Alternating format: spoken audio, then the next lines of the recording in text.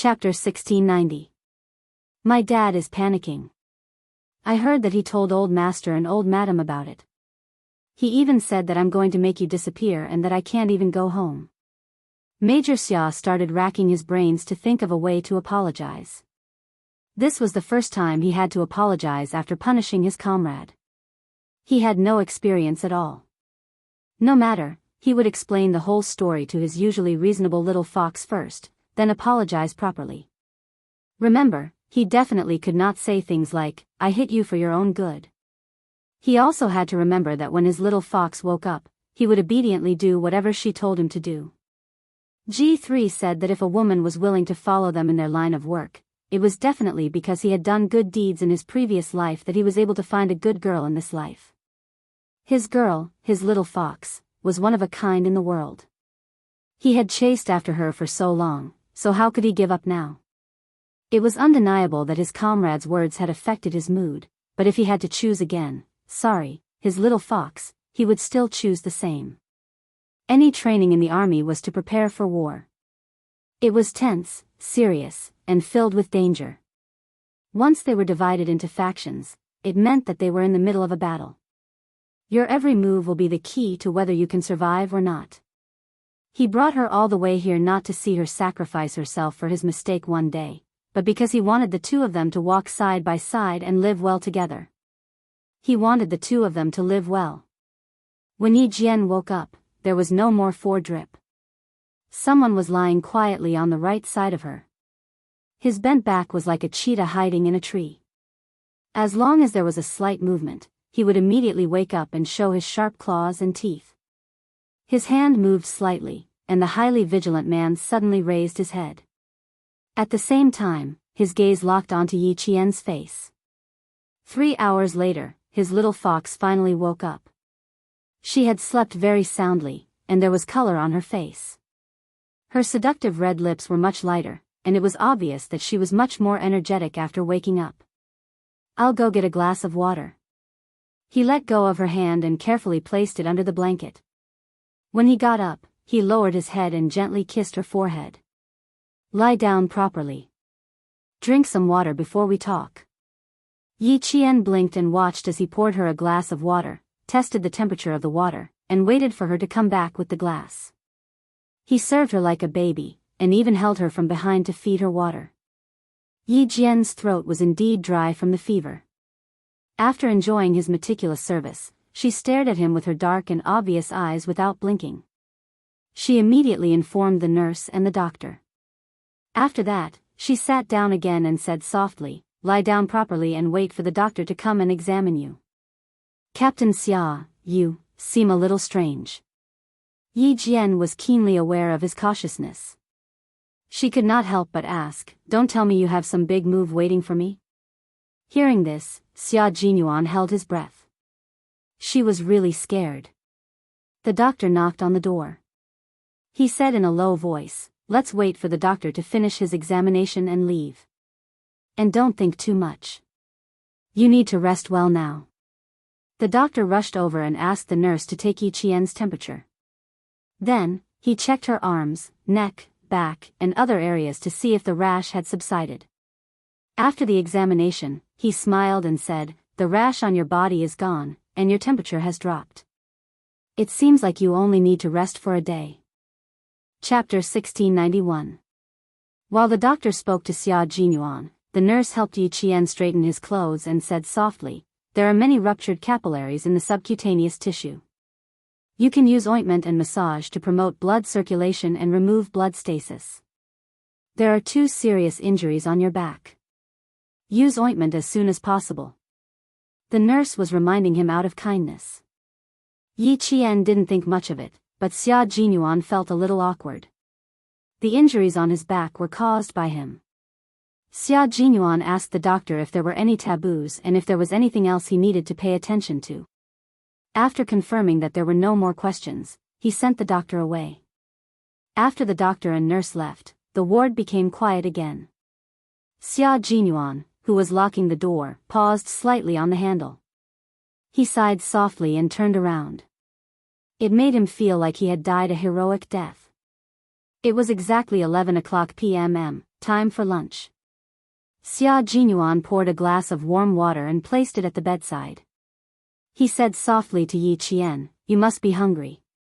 What do you want to eat?" "I'll go to the cafeteria to get some takeout." He was indeed hungry. Yi Qian smiled and said, "Something light, like porridge or something like that will do." "What else do you want to eat?" "Steamed buns and dumplings are all fine." Xia Jinyuan felt that his words lacked confidence. He had lived for more than 20 years, and this was the first time he had been so careful. He was afraid of angering the girlfriend he had spent so much effort to pursue. This kind of cautiousness mixed with an indescribable sweetness and faint anticipation made his emotions so complicated that he didn't know how to sort them out. But there was one thing he was sure of. At this moment, he had to be honest. If his girlfriend said she wanted the stars in the sky, he definitely couldn't take the moon and bring it back. Major Xia, who had zero experience in love, excelled in his EQ and IQ. Without anyone teaching him, he learned the correct way to behave as a boyfriend when he angered his girlfriend. Seeing him like this, Yi Qian felt even more uneasy. He had a feeling that he still had a big trick up his sleeve. He shook his head and said, "The corner of my mouth hurts a little. Let's just eat the porridge. I can swallow it without chewing." Upon hearing this, Xia Jinyuan felt his heart skip a beat. The corner of his girlfriend's mouth hurt, because of him. The major, who was starting to feel guilty, quickly said, "Okay, I'll go down now." Then, he took out his phone from his pocket. "If there's anything, feel free to contact me. Or, press this bell and ask the nurse to come over." Yi Qian watched him stride out of the ward with his phone in hand. His suspicions grew. He really felt like there was more to come. The match had already ended, and the Storm Commandos had lost due to the disadvantage of having 4 members. Could it be that the loser was going to be punished next? And as a captive, would he be punished even more severely?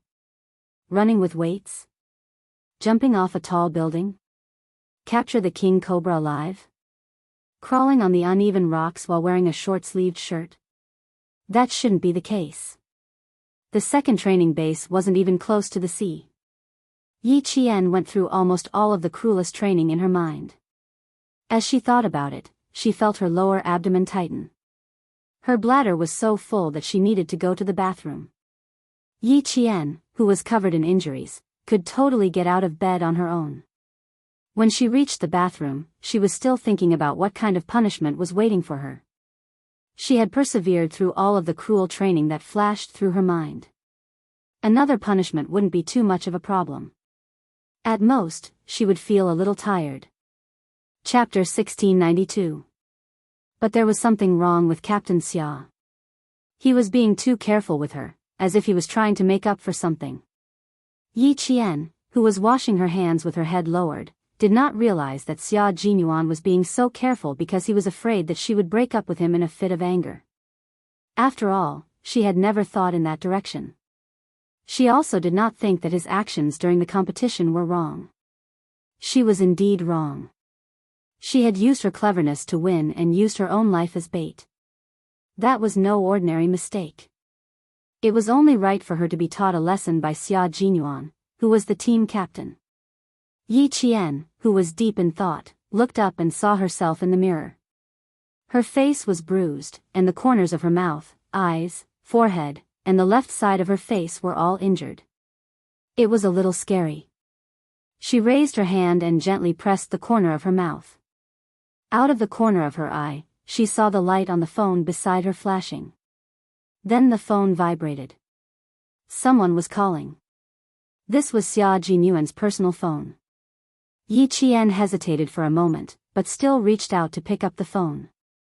When she opened the phone, Yi Qian's heart started to beat faster.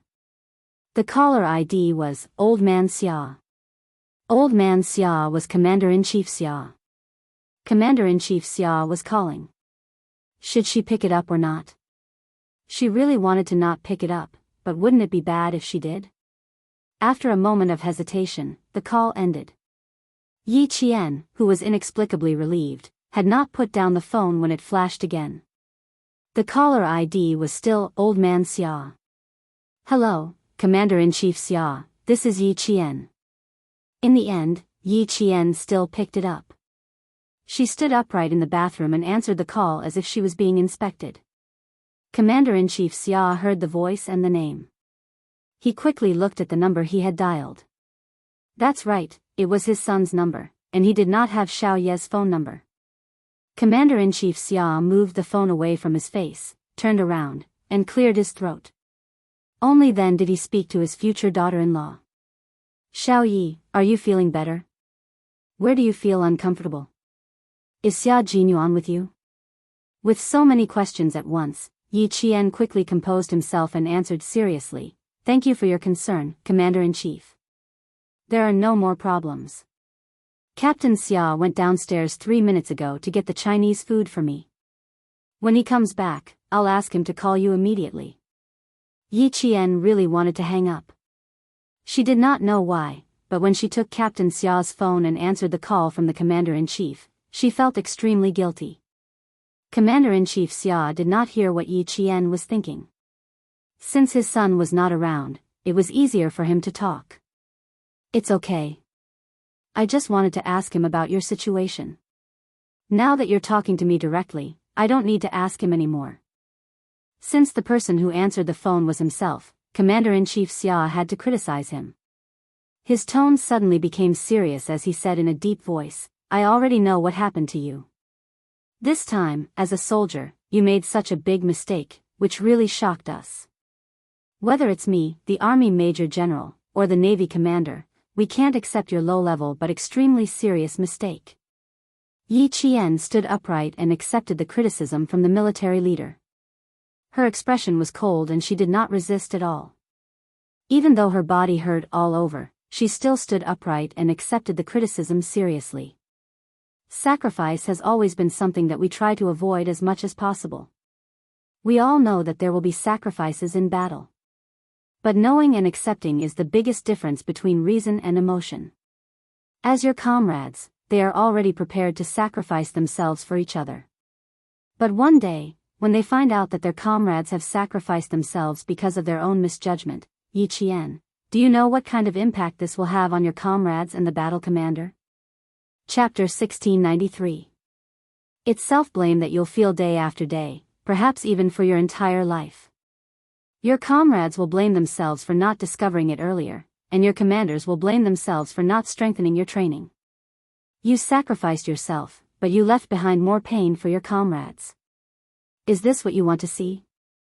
Yi Qian clenched her teeth and took a few deep breaths to suppress her emotions. She kept her voice steady as she replied, "No, this is what I don't want to see the most." Yi Qian was completely shaken, and the corners of her eyes were red. How could she be willing to do this? "Very well, remember what I said, and remember who you are. You're a soldier who will carry a gun and fight against death at all times." Commander-in-Chief Xia did not fly into a rage. He believed that with her intelligence, she would be able to understand. After he finished criticizing her, Commander-in-Chief Xia's voice suddenly softened.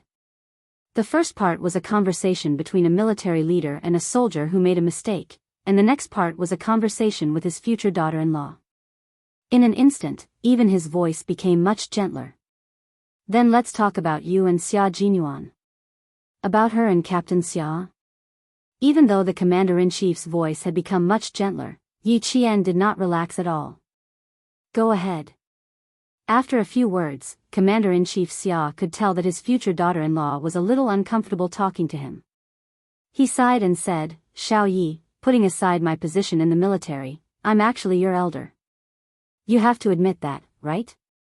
You have to admit that, right?" His change in status was too sudden. Yi Qian was so shocked that she almost dropped her phone into the sink. Admit it, admit it, admit it. Don't be too restrained. Just treat me as your father.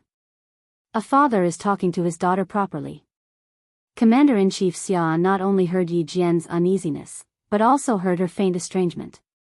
The Commander-in-Chief, who knew her background like the back of his hand, did not get angry because of this. Instead, he was very considerate and comforted her very carefully. In the future, if you have any grievances, just call me. This is my private phone number. Remember it in your heart. Yi Qian. She seemed to know why Captain Xia was sometimes a little unreasonable. It was probably hereditary. Commander-in-Chief Xia had become a father without her noticing. On the other end of the phone, Captain Xia continued kindly, I don't have a daughter, only that brat Xia Jinyuan. I'm very strict with him because he's a man, and as a man, he has to take responsibility and be responsible. And you're a girl. Which girl wouldn't dote on you? But you're also a soldier. I can't really treat you like a delicate daughter, but I'll definitely treat you like a daughter who needs my care, who needs me to stand up for you when you're wronged. Yi Jian, who was originally in a state of panic, heard this and her eyes turned red. Dad. She hadn't called him Dad in a long, long time. Hearing Commander-in-Chief Xia's kind voice, Yi Qian could only bite her lower lip to stop herself from crying. She didn't have any family love in her previous life, but in this life, God seemed to want to make it up to her. She was so lucky in this life. Xiao Yi, Xia Jinyuan was ruthless this time. I hope you don't blame him. Your identities are destined to be different. The path you walk, the hardships you suffer, and the sufferings you suffer are also destined to be different. As a Special Forces soldier, you need to be agile, resolute, brave, hardworking, and have self-discipline. Chapter 1694. The crime you committed this time can be said to be a big mistake, and it's a big taboo for a Special Forces soldier on the battlefield. Xia Jinyuan did not do anything wrong as a captain and a soldier. Xiao Yi, do you understand his painstaking efforts? After Commander-in-Chief Xia finished speaking, he quietly waited for Yi Qian's answer. He knew that no one would feel good if something like this happened to her. She was beaten to the point of being hospitalized by her boyfriend. Sigh, only his son could do something like that. The two young people were both soldiers and Special Forces soldiers.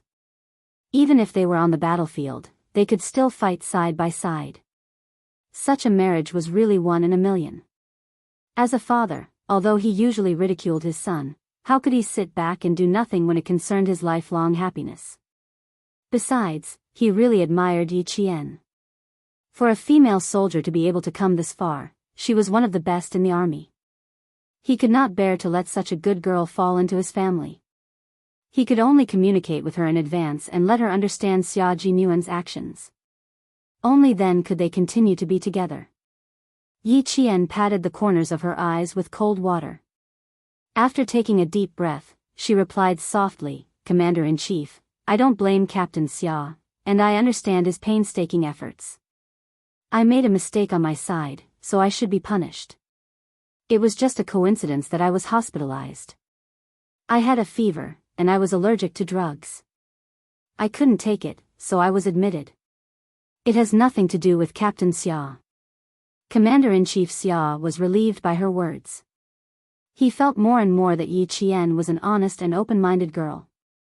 With a smile on his face, he sighed and said, You have too many restrictions and too many helplessness. You are both comrades and lovers. You can be more casual in life, but when you are in the army and on the battlefield, you have to be careful. The slightest carelessness will lead to big mistakes. So, I hope you can understand his actions. Yi Qian listened carefully and accepted the criticism. Even through the radio, she could feel Commander-in-Chief Xia's concern and a father's hope for his daughter's happiness. Therefore, she answered more sincerely and did not try to pander because of the Commander-in-Chief's identity. You're right. Captain Xia did make a move this time because I made a big mistake. If he didn't remind me, I might not have realized my mistake so deeply. Understanding each other, the two of you can live a good life.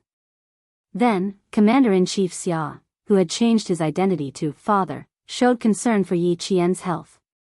He also asked how badly she was beaten. He also heard that she had injuries on her face. He said kindly to Yi Qian, Don't worry, remember this debt. Calm. Commander-in-Chief Xia added, Now that the two of you are in the hospital, you should order him around. Don't give in to him, and don't tell him that you don't blame him. This kid is taking advantage of the situation. Listen to me. Show some authority and put down his arrogance. Order him around as much as you can. Let him do all the laundry and feed. Let him learn his lesson. Yi Qian was no longer surprised by the commander-in-chief's behavior. She had seen it before. She listened to the commander-in-chief's advice very seriously. However, she first needed to know what kind of punishment she would have to receive. As for the commander-in-chief's words, she could indeed consider them. Chapter 1695.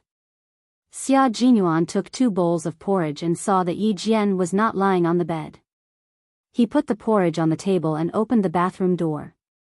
He saw his girlfriend looking at the wound on her face in the mirror. Her eyes were slightly red. This scene shocked him so much that he sucked in a breath of cold air.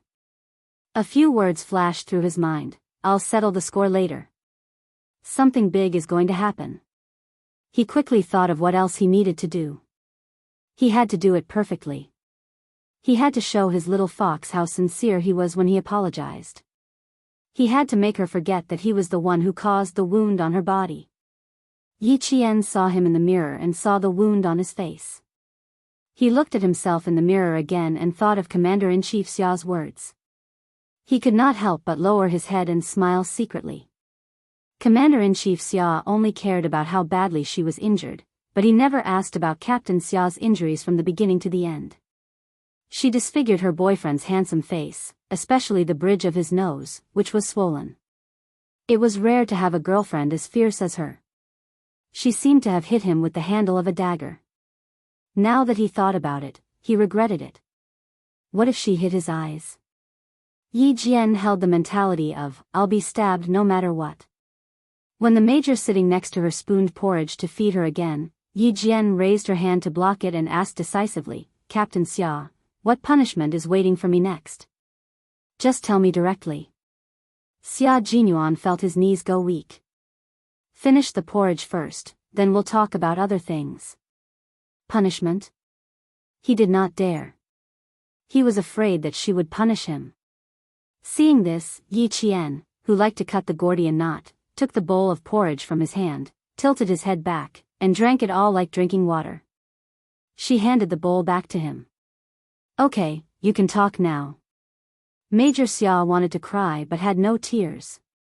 He wanted to feed her the porridge and take the opportunity to apologize, but his girlfriend did not give him the chance. She did not even need to feed him and directly finish the porridge. He lost another chance to perform well. Major Xia, who had always handled things calmly and gracefully, put down the empty bowl in his hand. Let's start. He had to finish it early so that he would not feel uneasy. There is no punishment, little fox. The competition is over and the plan to capture you has also come to an end. You have also paid the price for your actions and received punishment. I believe that after this lesson, you will remember that even if you meet an acquaintance on the battlefield, as long as they are enemies, you must not test them. His voice was low and very serious. Yi Qian listened carefully and did not miss a single word. He had done a lot for her, and she remembered it all. He was a man who was responsible for his personal life and had the tenderness of a soldier. I learned a lot this lesson. I won't forget it for the rest of my life. Yi Qian laughed. As she spoke, she raised her eyebrows slightly and joked, I don't want to be beaten up by my boyfriend again and have to lie in the hospital. It's enough for me to go through this once. The corners of Xia Jinyuan's eyes twitched as he secretly heaved a sigh of relief. His dark eyes were full of affection as he gently held Yi Jian's hand with both hands. He lowered his eyes and kissed the back of her hand with his thin lips. Then, he slowly raised his head and gazed at Yi Jian affectionately again. His voice was low and he spoke in an exceptionally gentle voice, I need to apologize to you. I only want to apologize to you because of my identity as your boyfriend. I didn't take good care of you and didn't protect you. This is my fault. I shouldn't have done that. Chapter 1696. The more he spoke, the smoother he became. Major Xia was a man who dared to take responsibility for his actions. Since he was going to apologize, he had to do it properly. He couldn't just brush it off. Whatever he wanted to say in his heart, his mouth said whatever he wanted to say. He didn't even need to draft his words as he continued to speak naturally. As a man, I should take good care of my girlfriend. I should support the sky for you, shelter you from the wind and rain, and not let you get hurt at all. I'm sorry, little fox. This time, I didn't fulfill my responsibilities as a boyfriend. It's my fault. If you're unhappy with anything, feel free to vent. I promise to accept it all. Yi Qian instantly understood why Xia Jinyuan was so careful. It turned out that he had hit him and was afraid that she would be unhappy with him. Looking at Xia Jinyuan, who was so careful and anxious, Yi Qian didn't feel proud. Instead, he felt a little heartache. For her, such a high and mighty man had lowered himself and apologized so carefully just to not make her angry. Yi Qian, oh Yi Qian, you're lucky to have met him. How could you bear to scold him? Yi Qian sighed softly, his heart aching. He had his own position and responsibilities. As the team leader, he was the commander of the entire team on the battlefield. He led his comrades on the battlefield, used the correct strategy and techniques to achieve victory and successfully completed the mission assigned by the country. At the same time, he had to ensure the safety of every comrade and minimize unnecessary sacrifices. How to ensure the safety of every comrade didn't mean that he had to keep an eye on them all the time on the battlefield. Instead, he had to be serious and strictly supervised during training. He also had to lead by example and train together with his comrades. As the team leader, Captain Xia had to work harder than his teammates. He had to work harder than his teammates. He had no choice. He was the brain and core of the Snowfield Brigade and played a decisive role in battle. During training, he had to restrain himself and manage his comrades. He had to know everything accurately, and know everything quickly. In this way, as long as he found out that someone had made a mistake, as the commander, he had no choice but to punish that person to ensure that he could bring his comrades back safely during battle. Captain Xia apologized to her so carefully. Yi Jian knew that she really felt sorry for him. She felt very sorry for him. Hearing her sigh, Xia Jinyuan mistakenly thought that she was considering whether to forgive him. Feeling a little nervous, he tightened his grip on Yi Qian's hand. There was still something he wanted to say, but he had to say it all. As your boyfriend, I didn't fulfill my responsibility to protect you. But little fox, as a soldier, I have to treat your mistake seriously and severely. This is punishment, and it's also the punishment you deserve. As your comrade and your captain, I must be strict with you. Once you find out that you've made a mistake, you must not show mercy to me just because I'm your boyfriend. Yesterday, they said that my biggest mistake was to teach you a lesson with my own hands. After thinking about it, I'd rather do it myself than let someone else do it. We're comrades in arms and lovers for life. How can I let someone else teach you a lesson? I want the two of us to be together for a long time. We can support each other for the rest of our lives. I don't want either of us to let go of the other person's hand halfway and let the other person continue on alone. Chapter 1697. And the same mistake has already happened once, and we were taught a lesson by the Grim Reaper. Yi Qian, you made the same mistake this time, and I have to punish you severely because I can't accept the fact that you died one day when I send you away. His grip on her hand slowly tightened, and she could feel his muscles gradually tightening as he spoke. Yi Qian looked deeply at the man who was shouldering the responsibility of his country. She looked at the iron-blooded soldier who was respected the most as long as he was on the battlefield. She looked into his dark eyes and asked softly, in the past, who else made the same mistake as me? R2, a Special Forces soldier in the Snowfield Brigade. He was only 28 years old when he died. He had a beautiful and kind wife at home who was about to give birth. If there were no accidents, he would have gone home on leave after completing his mission to accompany his wife until she gave birth. At the mention of his fallen comrade, Xia Jinyuan's voice even dropped a few pitches. It was low and heavy, and there was a sadness that could not be erased. No one could accept it. Even though 2 years have passed, we still can't accept it. Xia Jinyuan's lips were pressed tightly together, and there was a hint of viciousness in them. His expression instantly made Yi Qian's heartstrings tense, and his voice became colder and colder. In the end, it was filled with thick hostility. Later, the person who R2 thought was his brother sent an email from abroad to R2's private email. He knew that we would organize R2's email, and the email was full of provocation. He mocked R2 for his foolish probing behavior and told him to kill his enemy effortlessly. His former acquaintance turned into his current enemy. Even the criminals knew this, but R2 didn't recognize it. For this, he paid the price with his life. It also became a pain in the hearts of all our comrades in the Snowfield Brigade. They couldn't accept it, but they had no choice but to accept it. Yi Qian completely understood why he was so cruel to himself last night. He was so cruel that even the T6 and pigeons couldn't stand it, but he still insisted on teaching him a lesson. It turned out that there was such a sad story. I'll remember this, Captain Xia. From now on, I'll never do it again. She said slowly and solemnly, I will never make such a low-level mistake that could cost me my life at any time. She didn't blame him at all, nor did she fear him or reject him because of this. She was still as kind as before, showing him a gentle smile with her bright eyes. The corner of his mouth was also swollen. It must be very painful. Xia Jinyuan replied softly. He lowered his head and kissed her hand. Hiding the ruthlessness in his eyes, he gazed at her lovingly. As your boyfriend, I apologize.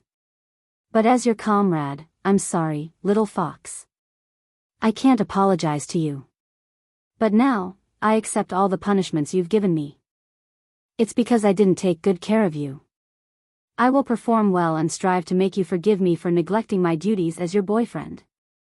It was only right for a man to be at his girlfriend's beck and call. She wasn't angry at all when she was surrounded and beaten up by him. Now that she understood so much, it was even more impossible for her to be angry. However, looking at Captain Xia now, she couldn't help but want to tease him. Who asked him to like teasing her in the past? Chapter 1698. Yi Qian's eyes flickered. He smiled calmly and said, Do you think I'm that easy to order around?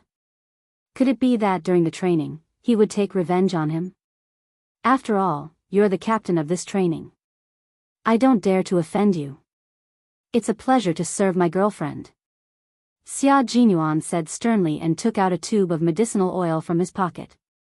When I came up, I went to the pharmacy to get a tube of medicinal oil for promoting blood circulation and dispelling blood stasis. Lie on your stomach and I'll use the medicinal oil to rub your wounds. I'll start with your body. When the doctor checked her back, he saw the 2 large bruises that were so deep that the tissue beneath her skin was covered with dark purple blood stains. He couldn't bear to take another look at it. Yi Qian grabbed the medicinal oil. He raised his eyebrows and said with a faint smile, As a soldier, I'll definitely forgive you for what you did back then. But as your girlfriend, Captain Xia, I'm not that easy to coax. It's here, it's here.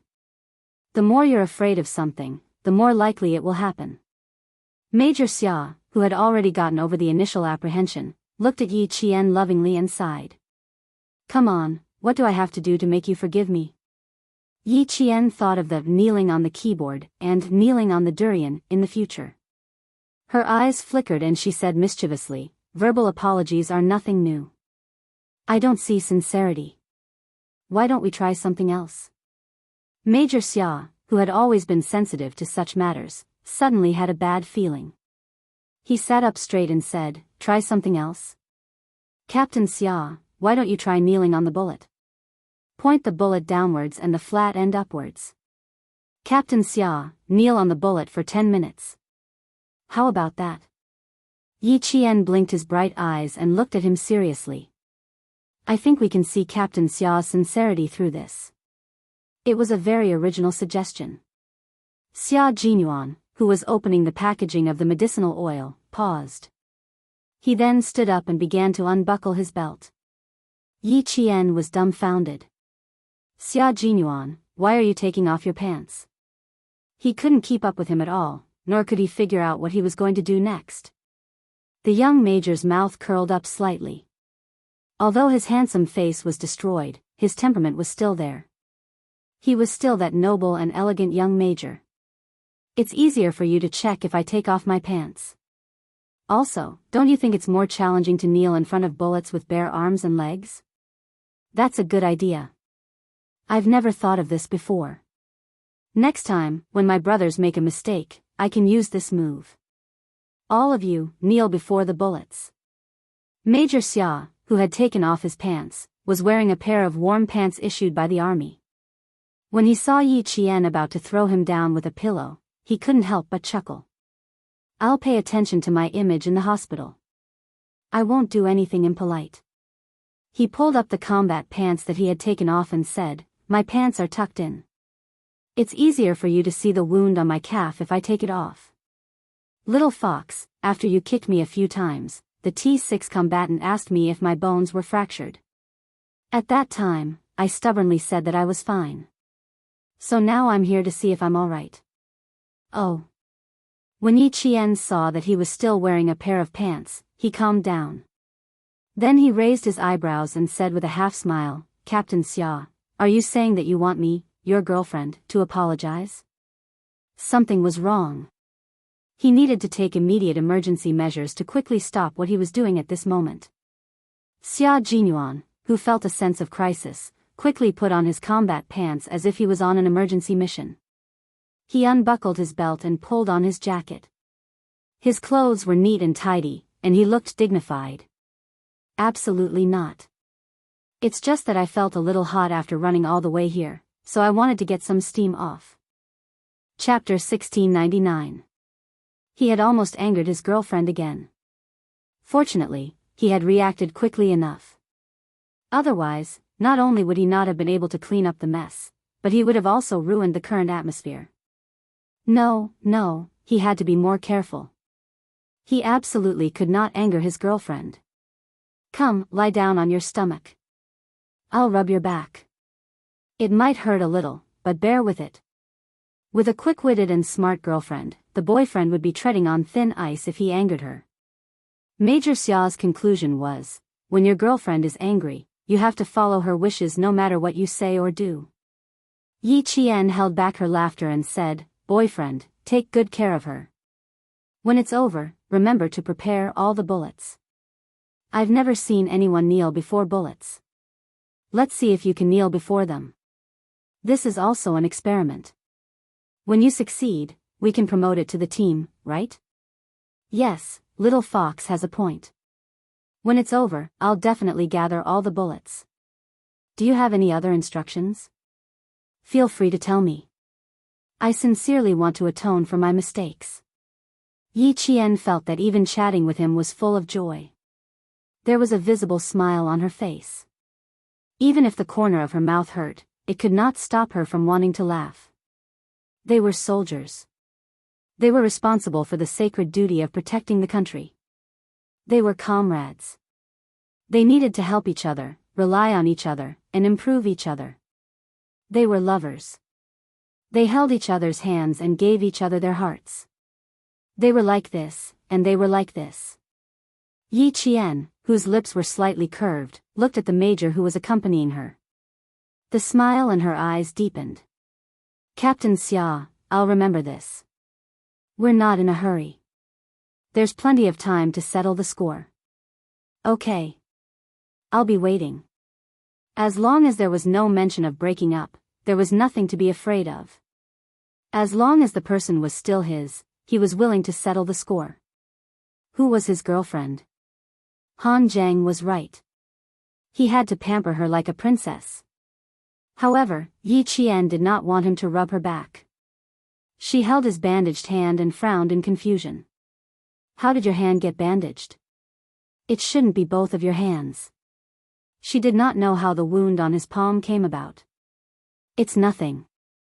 I accidentally scraped myself when I was hugging the tree and scraped my skin. I was afraid that you would get angry when you woke up, so I quickly wrapped it with a piece of gauze and pretended to be pitiful in front of you," he said shamelessly and even clapped his hands to show that his palm was fine. Yi Qian believed him when he saw this. She said, I almost believed you. I'll give you a massage later. I know I kicked you a few times. Then she lay on the bed and waited for him to massage her. She wasn't used to having others push her around. It was better to let her boyfriend do it. Xia Jinyuan lifted her shirt and saw 2 palm-sized bruises on her snow-white skin. He tightened his grip on the glass bottle and his eyes darkened. These 2 kicks were indeed ruthless. He removed the bandages from her hands and looked at her palms. Xia Jinyuan poured the cold medicine on the back of her hands and rubbed them with the back of his hands until they were hot. Then he placed the back of his hands on her and said gently, bear with it. The area is a little big. We need to push the bruises away. Okay, I can take it, Yi Qian said disapprovingly, but it made Xia Jinyuan's heart ache. He was the one who was ruthless, but in the end, he was the one who felt sorry for her. He had not fully adapted to the switch between being her comrade and boyfriend. Chapter 1700. Yi Qian, who was lying on her stomach, pursed her lips and smiled. He was indeed very, very good to her. Having lived 2 lives, she understood what it meant to be insincere and what it meant to be sincere. In her previous life, Yi Ying had played a game of cat and mouse with her. Instead of ending her life, Yi Ying had teased and oppressed her. Every time she found a job, Yi Ying would find ways to make her suffer. Sometimes, she wouldn't even get her salary and had to pack her luggage and leave. She had met many bad people and many good people. Because of this, she knew how to be grateful and grateful. She also knew the value of sincerity. She knew that Captain Xia blamed himself, but she wasn't angry. It wasn't because she was magnanimous or giving in, but because she understood. She had never loved anyone and didn't know how to love, but people needed to understand each other and put themselves in their shoes.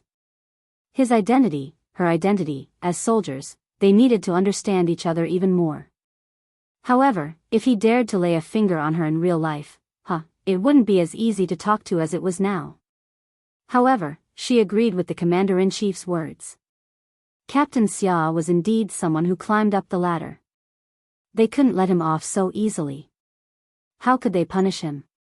Other than kneeling on a bullet, she couldn't think of any other good ideas. During training, Captain Xia had helped her wash her clothes.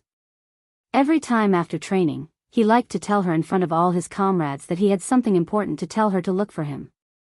When she found him, he would pull her to a more secluded place and immediately become extraordinarily gentle. He would be busy massaging her legs and shoulders. He put his sincerity in front of her. To her, it was so precious that she couldn't bear to trample on it and take it for granted. As he pushed the ointment away, the pain from the kick gradually turned into a burning sensation. Slowly, her entire back began to heat up. As he pushed with the back of his hand, the heat from her back began to flow to her limbs and slowly gathered in her brain. Yi Qian closed her eyes in satisfaction and muttered, I want to sleep for a while. Sleep. Have a good sleep. Major Xia, whose eyes were dark because of the injuries on her body, lowered his head and his thin lips landed an extremely gentle kiss on her slender and sexy waist. I'll always be here. I'll always be by your side. Sleep well, my baby. With Xia Jinyuan by her side, Yi Qian felt at ease. She even fell asleep peacefully. Even with her eyes closed, her expression was relaxed. She fell asleep in less than a minute and slept exceptionally soundly. Xia Jinyuan, on the other hand, could not calm down for a long time. He could not even forgive himself. His comrades in the Snowfield Brigade still did not know that their captain had overcome the great calamity. T6 was asking the experienced lover Han Zhang, will Qing Miao really break up with Q King? I'm not completely sure. After all, Qing Miao is different from other girls, but it's possible. Han Zhang analyzed based on his experience. Based on my experience, it's 50-50. She couldn't resist Q King's delightful mouth. With how naive Qing Miao was, she would probably be coaxed into changing her mind. When T6 heard that, he heaved a sigh of relief. Jessen was also a well-mannered girl. If she found out that he had hit Yi Qian, there would definitely be a 50% chance that she would forgive him. With that thought, T6 immediately relaxed. He even relaxed as he leaned against the back of his seat. That's good, that's good. Let's see how Q King performs. As long as Q King coaxed Yi Qian, his matter would not be a big deal anymore. Chapter 1701. Something doesn't seem right with you. You look like you had a lot on your mind ever since you came out of the hospital, but now you don't look like anything's wrong. Why? Are you that afraid that Qing Miao will dump Q King? Han Zhang was puzzled. Shouldn't he be like K7, G3, and himself, all waiting for the day when Q King would be dealt with by Qing Miao instead? T6 looked at this scourge, who had already ruined more than a dozen girls, and said coldly, "A well-fed man doesn't know the suffering of a starving man. You've already had more than a dozen girlfriends, and your taste is so wide that even a virgin like me can only look on in your dust." As soon as he finished speaking, a team member sitting in the aisle of the plane gasped and stared at Han Zhang. More than a dozen girlfriends. That's a little too capable. None of us have girlfriends. It's true that I've never had a girlfriend before. T6 was not afraid to expose his veteran status to show off how fickle his scourge comrade was. I'm not ashamed of it. In fact, I'm proud of it. Han Zhang chuckled. Damn, this was not a topic he should be talking about, not a topic he should be talking about. In the future, he would definitely not talk about such topics. It would only cause public anger. Keep up the good work. Spring is coming, and so is your spring. Across from Han Zhang, his comrade patted T6, who had never been in a relationship before, and comforted him very righteously. When you get a girlfriend, you can proudly tell her that she's your first love. T6 nodded. He was already prepared to fly over to find his future girlfriend after this training session. As for how Q King and Qing Miao were getting along, T6 did not want to think about it. He should focus on his marriage instead. G3, who was sitting 2 seats behind, said to K7, "I don't think it's likely that Qing Miao will bring up a breakup. She's very calm when dealing with matters and won't alienate Q King because of this. She'll understand Q King's intentions. Qing Miao is rational, while Q King is rational. If there's any misunderstanding, they'll sit down and talk it out. A breakup is not going to happen." K7 said expressionlessly. He glanced at G3, who was analyzing seriously. Also, what I said in the bathroom was just to scare Q King. Don't take it seriously. G3 was stunned. K7? Was the person sitting next to him still K7? Was he a K7 that didn't eat the food of mortals and lived a merciless life like a deity? Not only did he bluff Q King once, he even tried to bluff him a second time. And then, he actually believed him. Sleep. K7 put the cap on his face and ignored his stunned comrade. Under the cap, K7's lips curled up. After the Qing Miao days, life in the military was finally a lot more interesting. The matter of Major Xia dealing with Qing Miao seemed to have come to an end just like that. Only the people involved knew. The settling of accounts after autumn had yet to begin. Commander-in-Chief Xia, who was on the phone with his future daughter-in-law, was finally relieved. His future daughter-in-law was reasonable and didn't argue with his son. He wasn't worried that his future daughter-in-law would run away. There was still a month of training left. With his son's intelligence, he would probably make up for his mistakes and perform well. He wouldn't give up such a good girl. Commander-in-Chief Xia was relieved that his daughter-in-law didn't run away. Commander-in-Chief Xia couldn't be blamed for being worried. It was mainly because Major General Lu mentioned that the Navy commander wanted to be a matchmaker and introduce Yi Qian to Li Jinyan. He even said that the two were a match made in heaven. This old dong really knew how to poach people. He even tried to poach his own family Xia. Li Jinyan, the captain of the Storm Amphibious Frogman Assault Team. He was young, promising, talented, and capable. He was calm and strategic. He was a young major with the potential to be a general. If he really became Xia Jinyuan's love rival, he would be a formidable opponent. Chapter 1702. A girl like Xiao Yi was extremely rare. If he didn't seize the opportunity, she would be snatched away by someone else. He had no choice. For the sake of his family Xia and his son, he could only thicken his skin and become the father of his future daughter-in-law. Fortunately, Xiao Yi didn't reject him. Otherwise, he would have personally run over and tied Xia Jinyuan up with a rope and forced him to apologize to Xiao Yi. Commander-in-Chief Xia didn't even think about whether his son had been taught a lesson by Yi Qian. To him, Xia Jinyuan was thick-skinned. Even if Yi Qian hit him, he wouldn't be hurt too badly. It had to be said that the commander-in-chief had foresight and made preparations in advance. At this moment, the commander-in-chief was talking to Li Jinyan, who was sitting next to him. Xia Jinyuan beat Xiao Yi until she was hospitalized. Jinyan, your chance is here. You have to seize it, okay? Xiao Yi is such a good female soldier. She's so capable and likable. She has a good personality and is a good person. She's not worse than the male soldiers in all aspects. You're not young anymore. It's time for you to start a family. I won't introduce other female soldiers. They can't handle the messy matters in your family. Xiao Yi is good. She's from the special forces like you. If anyone in your family dares to be rude to her, we'll settle it with force. Let's see who dares to be impudent. And you don't have to worry. You're not afraid that your wife will be bullied. Don't tell me that you don't like Xiao Yi. I don't believe that you won't be tempted by such a beautiful female soldier standing in front of you. After saying a bunch of things, the Navy commander felt that he had reached the main point. He was just waiting for this soldier, who was excellent in all aspects, to answer him. He looked at Li Jinyan with a serious expression, as if he had to hear an accurate answer. The members of the Snowfield Brigade sat in front of him with stern expressions. Fortunately, they were separated by their own people. Otherwise, with the Snowfield Brigade's hearing, they would have heard the commander-in-chief's words clearly.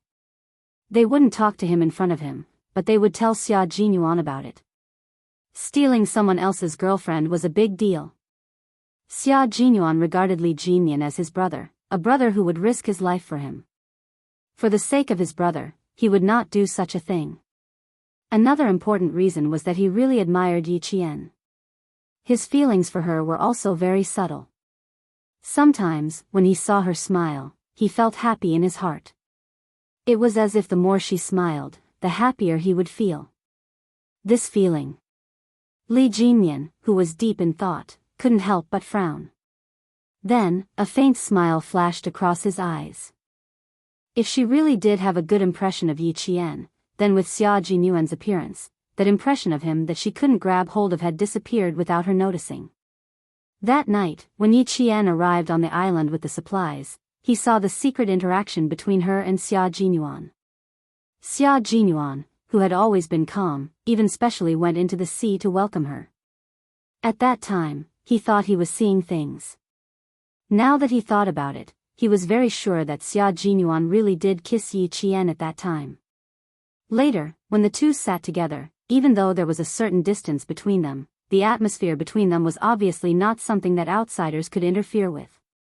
Later, Xia Jinyuan even came to find him at midnight that night and said, "I want to repay you for your efforts in training Yi Qian." Now that he thought about it, this sentence was actually a declaration of sovereignty, and at the same time, it also told him about their relationship. Yi Qian was sent by the military to train with the Storm Commandos. What did it have to do with Xia Jinyuan? As long as he thought about it carefully, he would know why he said that. Chapter 1703. Because Yi Qian was Xia Jinyuan's girlfriend, he was thankful that he had trained Yi Qian strictly and did not treat her carelessly just because she was a female soldier. Now that he had confirmed their relationship, even if he really had any thoughts about Yi Qian, he had to give up. He could not bully his friend's wife.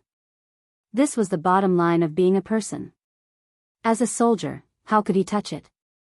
Moreover, when he found out that they were lovers, he was not sad at all. Instead, he felt that their relationship was normal. Now, he was very sure that he really only admired Yi Qian and did not have any other thoughts. Even the slight feeling of seeing her smile made him happy was definitely not because he had feelings for her. It was not that he had never been in a relationship before, and it was not that he had never had feelings for someone. How could he treat the admiration between comrades as feelings between a man and a woman? It was just that he did not understand why he liked to see Yi Qian's smile so much that it made him feel happy. This was his own private matter, and he did not want to talk about it. Now, he had to talk to the commander. How should he say it?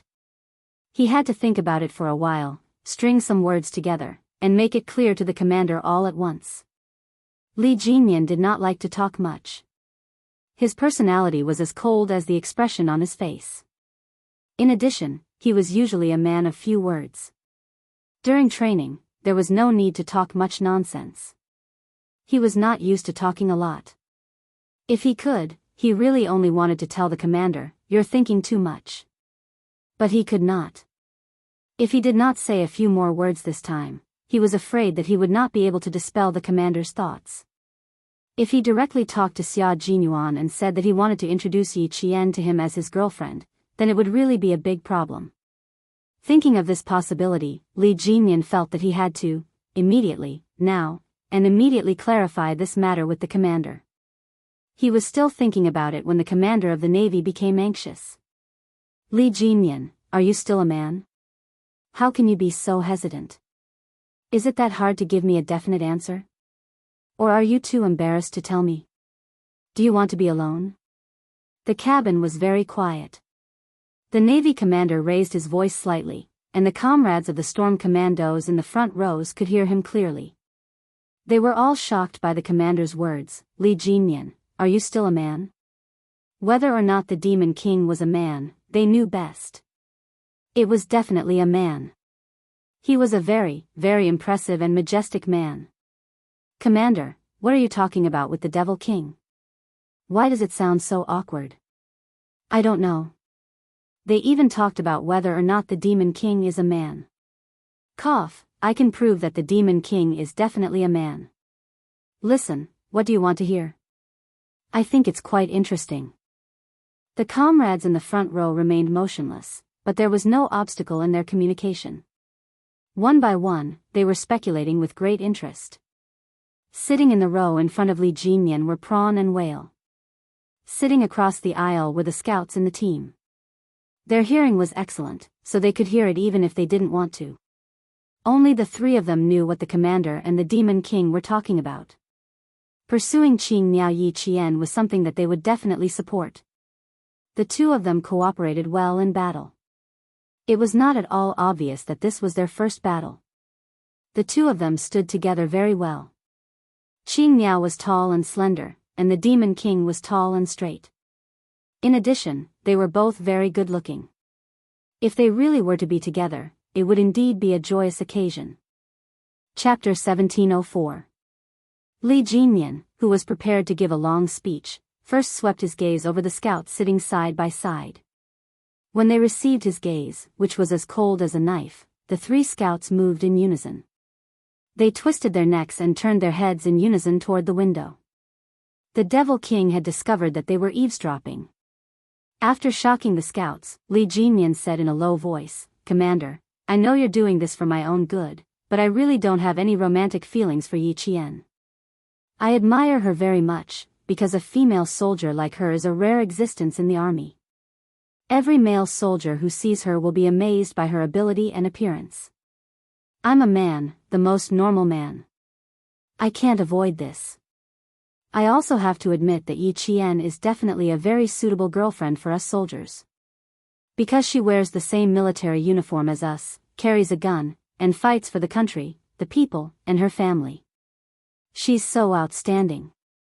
Once she enters the army, she's like a fairy descending to the mortal world. It's inevitable that the male soldiers will be tempted. Even the great mermaids tease that if Yi Qian had entered the army a few years earlier, he would also be tempted to write her a love letter. You know, even the great mermaid's children are a few years old." When the commander heard this, he still felt that there was hope. He pulled a long face and said, "Since you can't avoid this, then it's fine. As long as you get along well, you'll eventually develop feelings for each other." Just like my generation, what did we rely on to get married? It was all about matchmakers.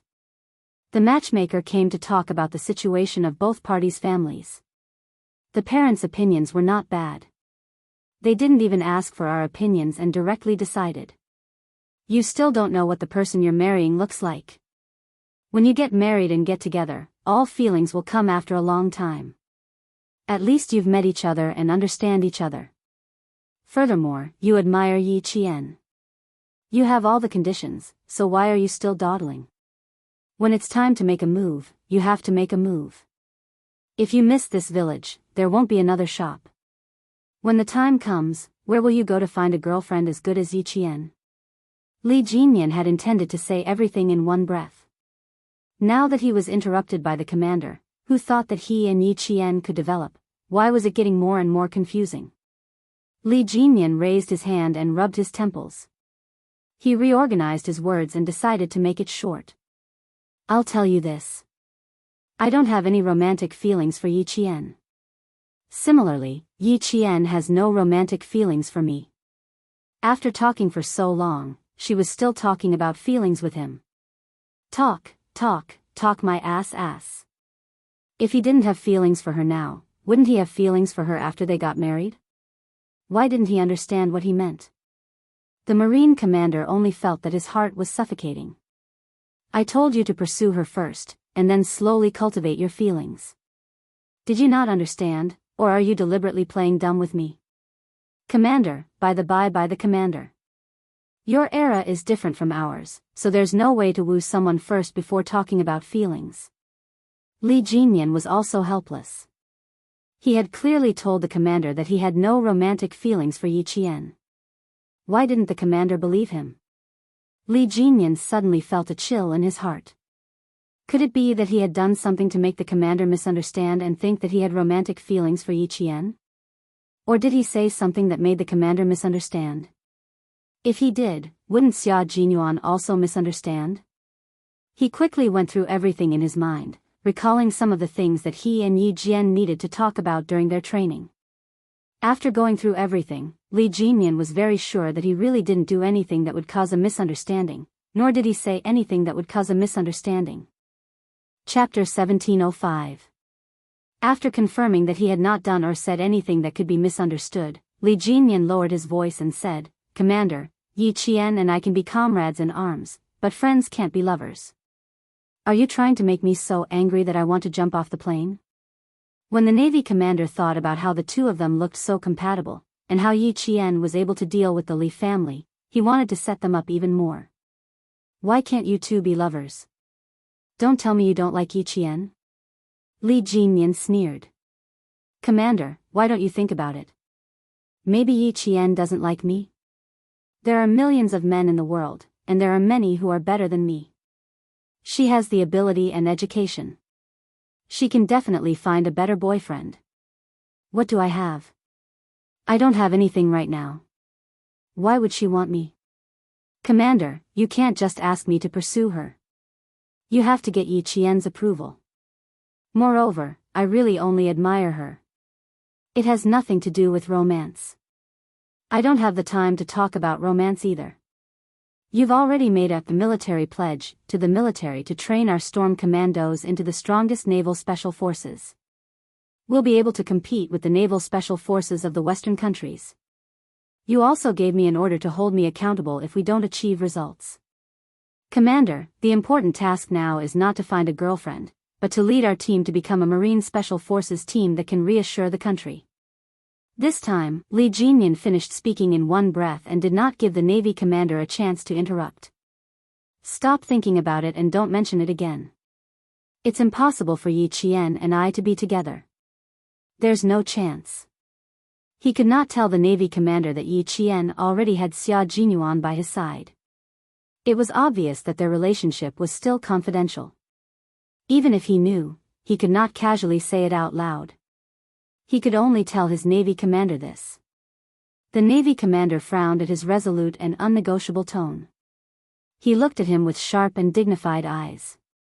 You really don't want to pursue Yi Qian? Really? If there's a girl I like one day, I'll definitely make a move and I'll definitely tell you. Please don't tell me. I only admire female soldiers like Yi Qian. The Navy commander waved his hand disheartenedly. He instantly lost interest in the personal feelings of his beloved general. After a slight pause, he said, I just wanted to keep Yi Qian in our Navy openly. In the end, you didn't want to do it, so there was one less possibility. By the way, did you ask her? Have you considered staying? She clearly told me that her goal was to enter the Snowfield Brigade. She only wanted to be a member of the Army Special Forces. She didn't consider the Navy. Li Jinmian didn't hide it anymore. Since the commander asked, he would answer truthfully. It was better than thinking about it. He didn't want to have any misunderstandings with Xia Jinyuan. Now that everyone was at peace, he wanted to make things clear in advance that might hurt each other's feelings. He wanted to get rid of any bad things that might happen between them. No misunderstandings, no indifference, and in the future, they would still be comrades who could put their lives in each other's hands. The Navy commander sighed repeatedly. This wouldn't work, and that wouldn't work. There really wasn't a single possibility. Old Yang, I really admire you. I really admire you. Seeing this, Li Jinmian changed the topic. Next up is the desert training and altitude training. Commander, I'm worried that the members will suffer from altitude sickness. I plan to prepare more altitude red medicine. We also need to carry oxygen tanks with us, just in case. Chapter 1706. When it came to training, the Navy commander no longer cared about the things that made him feel regretful. Instead, he discussed with Li Jinmian the detailed arrangements for the upcoming training. Xia Jinyuan, who was accompanying Yi Qian, was also making detailed arrangements. Training in the desert was actually more dangerous than training in the high altitude. The biggest problem was the scarcity of the source of life, water. As for the lack of a compass, Xia Jinyuan didn't think it was a big deal. There wasn't much water, and the only food that filled the stomach was a few packets of pickled vegetables, some compressed biscuits, and some red pepper. There was already a serious shortage of water, and the supplies that were given actually had to be swallowed by large gulps of water. Needless to say, this was a deliberate arrangement by the military.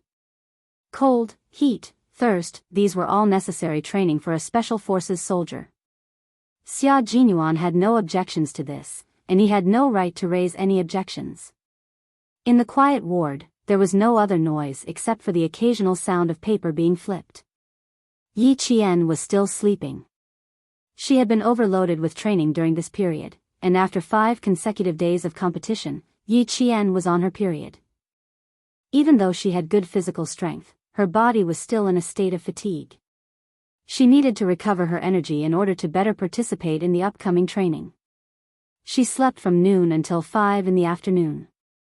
When she woke up, the sky was already dark and night had begun to fall. Yi Qian, who opened her eyes, didn't disturb Xia Jinyuan, who was working. He was so focused that he didn't notice that she had woken up. He kept his head down and held a pen to write and draw on a piece of paper.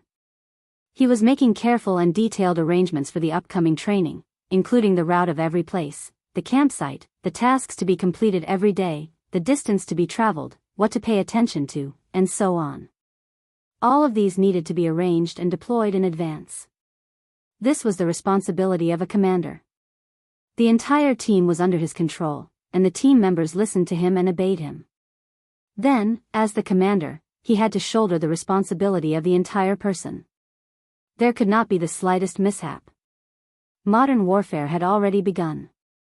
From the era of cold weapons to the era of information technology, war had also become a science. It required scientific operations, reasonable arrangements, and strict organizational procedures and operational mechanisms. As the core of the Snowfield Brigade, Xia Jinyuan had put in much more effort than any other member. Although Yi Qian hadn't officially joined the Snowfield Brigade, she knew how hard Xia Jinyuan worked. He was always at the most dangerous places, always at the forefront of the most difficult and tiring tasks, advancing and retreating with his comrades. He didn't have any special treatment because he was the captain. She was fascinated by this serious and responsible Xia Jinyuan. Perhaps he had encountered some difficulties, his originally handsome face suddenly, his side profile, which made him look even more like a soldier's dignified. The heater was turned on in the ward. He had taken off his combat uniform jacket and was only wearing a close-fitting long-sleeved shirt. The hem of his shirt was tucked into his waist pants, and the tight leather belt outlined his beautiful and sexy waist. From her side profile, she could see the beautiful texture of his strong chest muscles. Just by looking at them, she felt that it must be very safe to lean on such a chest. Yi Qian, whose face was a little hot, couldn't help but let his imagination run wild. He quickly looked away and sideways to look out the window.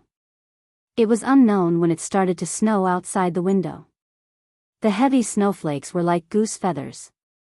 They were like fairies given by the heavens to the earth, which could drive away all the darkness and all the evil, and bury all the unfortunate and painful things in the pure white snow. Chapter 1707. It was such a quiet ward. It was so quiet that both her body and mind were completely relaxed. Her mind was empty of all distractions, and her mood was tranquil and distant, far away from all her worries. Yi Qian, who was smiling, did not see the man, who was working seriously, look up. His deep, dark eyes were filled with a gentleness that could make one sink into it. He gazed deeply at her, pressed his lips together, and then lowered his head to continue with his work. Snowflakes fluttered outside the window, but the ward was as warm as spring. One of them was sitting, and the other was lying down. Neither of them disturbed the other, but they were both thinking about each other. They enjoyed the tranquility of the winter and spent the rare time alone together. Time ticked by. Yi Jian, whose neck was a little sore from twisting, once again looked at the man who was still working seriously with his head lowered. She saw that the corners of his mouth, which had been pressed tightly, had lifted, revealing a naturally elegant smile.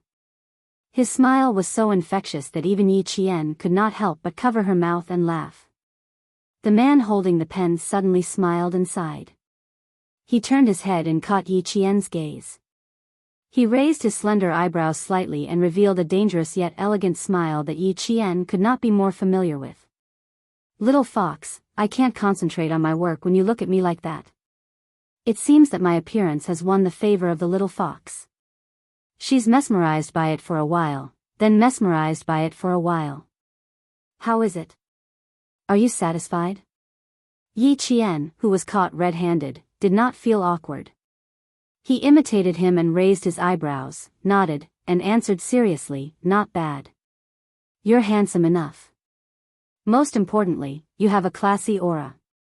You're a feast for the eyes. Being handsome on the outside is one of my strengths. I'm also very handsome on the inside, but you'll have to dig deeper to discover that." The thick-skinned major accepted the compliment without hesitation. He did not forget to add a few more layers of gold. "Handsome on the outside and handsome on the inside. Are you satisfied with a boyfriend like me?" His mouth was full of nonsense. He could go as far as the sky. But it was also very interesting. Yi Qian liked this kind of lively, and intimate conversation very much. Only in this way did he feel that his life was so fresh and full of inexhaustible vitality. After her fever subsided, Yi Qian's pink lips curled into a smile. Her bright eyes sparkled like spring water as she looked at the young major who was just as happy as she was. Yi Qian said, "I'm quite satisfied for now, but I've neglected my duties from time to time. It's okay, boyfriends all need to be trained slowly. I'll train Major to be the person I like. That would be my pleasure." Xia Jinyuan was a male chauvinist, but not the kind of feudal male chauvinist who had to respect her husband. Rather than saying that she had trained him, it was more appropriate to say that he had willingly changed himself for her. It was a joyous thing to change oneself for the people one loved. Seeing this, Yi Qian hugged his quilt and laughed even more happily. Her sparkling eyes sparkled like a sly fox, which made Xia Jinyuan feel that even her hair was so cute. She didn't have the guts to train a major. She was so happy that her eyes curved into crescents. Xia Jinyuan felt as sweet as honey in his heart. He raised his hand to look at his watch and couldn't help but frown. It's already so late.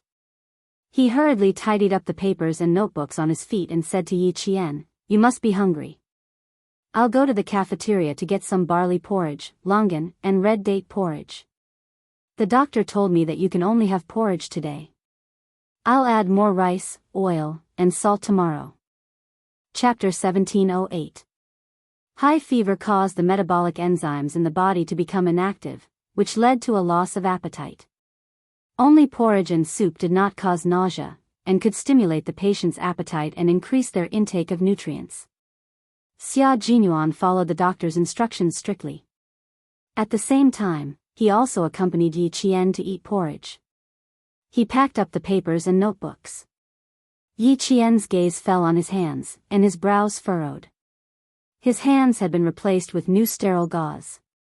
If it was really as he said before, that it was just a few small cuts, they did not need to be bandaged at all. Also, Yi Qian seemed to have thought of something, and his originally relaxed expression suddenly tensed up. Also, when he used the ointment to massage her back, he used the back of his hand, not his palm. Thinking of this, Yi Qian pulled the blanket away and got out of bed. Xia Jinyuan was faster than her. She had just grabbed the corner of the blanket when he walked over with his notebooks. "Don't get out of bed.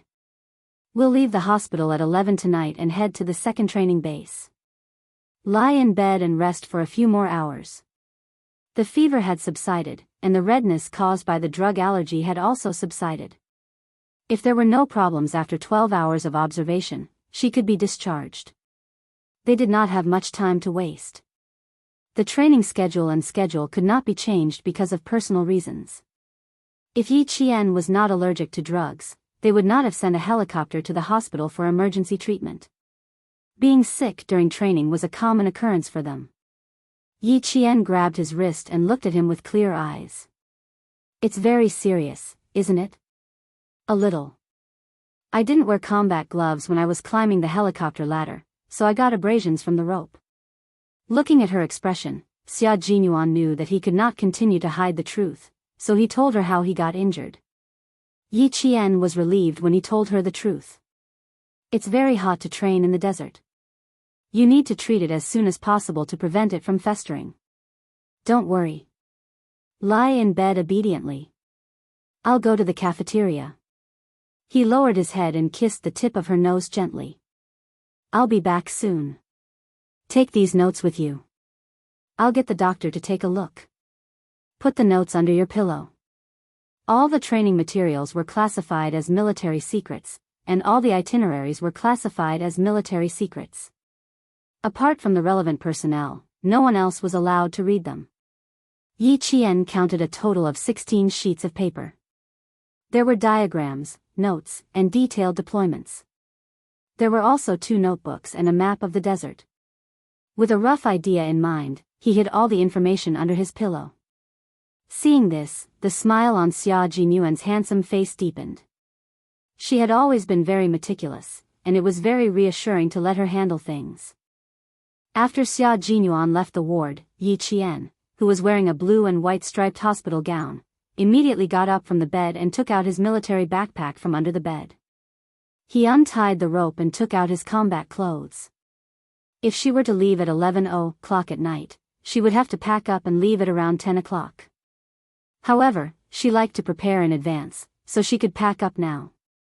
The doctor who came in with 2 nurses saw that the patient who was supposed to be lying on the bed was wearing the same uniform as the male soldiers. She stood by the bed as straight as a pine tree, looking valiant and spirited. It was impossible to tell that she was still sick. When the 2 nurses saw Yi Qian in her military uniform, they felt that it was very rare. In 1999, female soldiers were still rare, and it was the first time that the 2 nurses had seen a female soldier like Yi Qian, who was as beautiful as Hong Kong and Taiwan celebrities. "He's so handsome. He's so cool. He's so spirited and good-looking. His facial features look like they've been painted. He's so beautiful." Chapter 1709. The 2 nurses covered their noses as they whispered to each other. They looked at Yi Qian with starry eyes. The more they looked at him, the more excited they became. Their faces were flushed. The doctor turned his head and signaled the nurses to be more reserved with his eyes. He then said to Yi Qian, "Are you ready to be discharged?" "No, you still have 4 hours of observation. You can only be discharged after 4 hours." "Thank you, doctor. I'm just tidying up. I feel much better after a day of sleep. I don't feel as heavy as before. My body feels very light." Yi Qian sat by the bedside and said to the doctor who was listening to his heartbeat, "I want to ask if I'll be allergic to fever medicine in the future." In her previous life, she had been in medical school for a long time. She was on par with medical students in her specialization courses, so she more or less knew about drug allergies. Usually, if a person was allergic to drugs, the body's reaction to the allergic substance would not change. Once the body was allergic to the substance, it would stay with the body for life. But she found it unbelievable that he was allergic to fever medicine. After a simple examination and seeing that the rash on his body had subsided, the doctor couldn't help but smile. "You're recovering well. Your physique is better than normal people's. Your fever is more than 39 degrees. A normal person would need at least 2 days to gradually recover. You've recovered in less than 12 hours. Your physique is very good. As for your allergy to fever medicine, your comrades said that you've all taken strong fever medicine. You haven't taken it before, have you?" Yi Jian was about to answer when one of the nurses put the medical tray with cotton swabs, alcohol box, and thermometer on the bedside table. Then she reached out to pick up the pillow. Yi Jian, who had her back to the nurse, turned around and pressed the pillow with her hand naturally, as if she had eyes on the back of her head. She smiled and said, "You can just stand and take the temperature. You don't have to lie down." Oh, okay." The nurse didn't think much of it. She was a little embarrassed that Yi Qian suddenly spoke to her. Yi Qian smiled at the nurse again before answering the doctor, "No, it's my first time taking it." "Is it because the medicine is too strong?" She frowned as she tidied up her clothes. If she was allergic to fever medicine in the future, it would be a little troublesome. It wasn't the first time she had a high fever during a battle. It might happen again in the future. Xia Jinyuan pushed the door open and entered. He heard the doctor speaking to Yi Qian with a gentle smile. "Don't use it too much in the future. You don't have to use strong drugs. Traditional Chinese medicine will do." "Excuse me, is my comrade having a fever again?" He didn't even put down the bowl of porridge in his hand. He walked directly to Yi Qian's side and stood there like a guardian angel. His brows were furrowed, and there was a hint of worry in his expression. Even as a doctor, he could not handle talking to 2 soldiers with strong auras all of a sudden. He quickly said, "I'm still taking his temperature." Yi Qian said, "I'm asking if I can still take fever medicine in the future." The doctor suggested that I could drink Chinese medicine to reduce my fever. "Think of something good. You don't have to take medicine randomly." Xia Jinyuan gently knocked on her head and said politely to the doctor, "Thank you for your hard work today." "You're welcome. It's what we should do." The doctor also said politely. He took the thermometer from the nurse and glanced at it. His temperature is normal. He can be discharged in 4 hours. Yi Qian didn't like hospitals, and neither did Xia Jinyuan. After receiving the doctor's confirmation, they looked at each other and smiled. Even if they couldn't be discharged tonight, they would still be discharged. Chapter 17:10. After eating porridge for dinner, Xia Jinyuan took out the documents he had hidden under his pillow and said to Yi Qian, "Come, little fox, take a look at the upcoming desert training. You went to the desert with Uncle Chen for sniper training. This time, it's going to be a little more difficult. Understand the entire training plan first. As for the difficult parts, you have to persevere even if it's difficult. There's no way to change it." Yi Qian had already skimmed through it. He took out a document and asked, "Anti-war, anti-annihilation, anti-ambush, and breakout.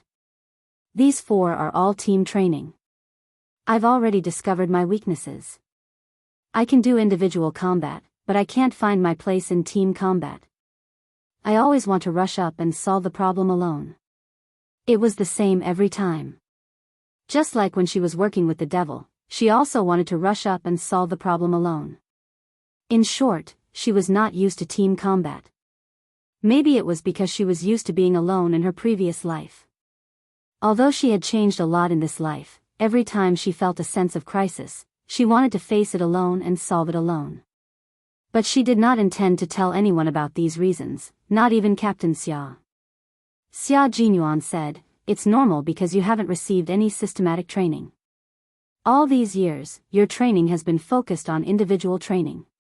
You're not used to being in a team, so your subjective thinking is more serious. As an individual, all of us are like that.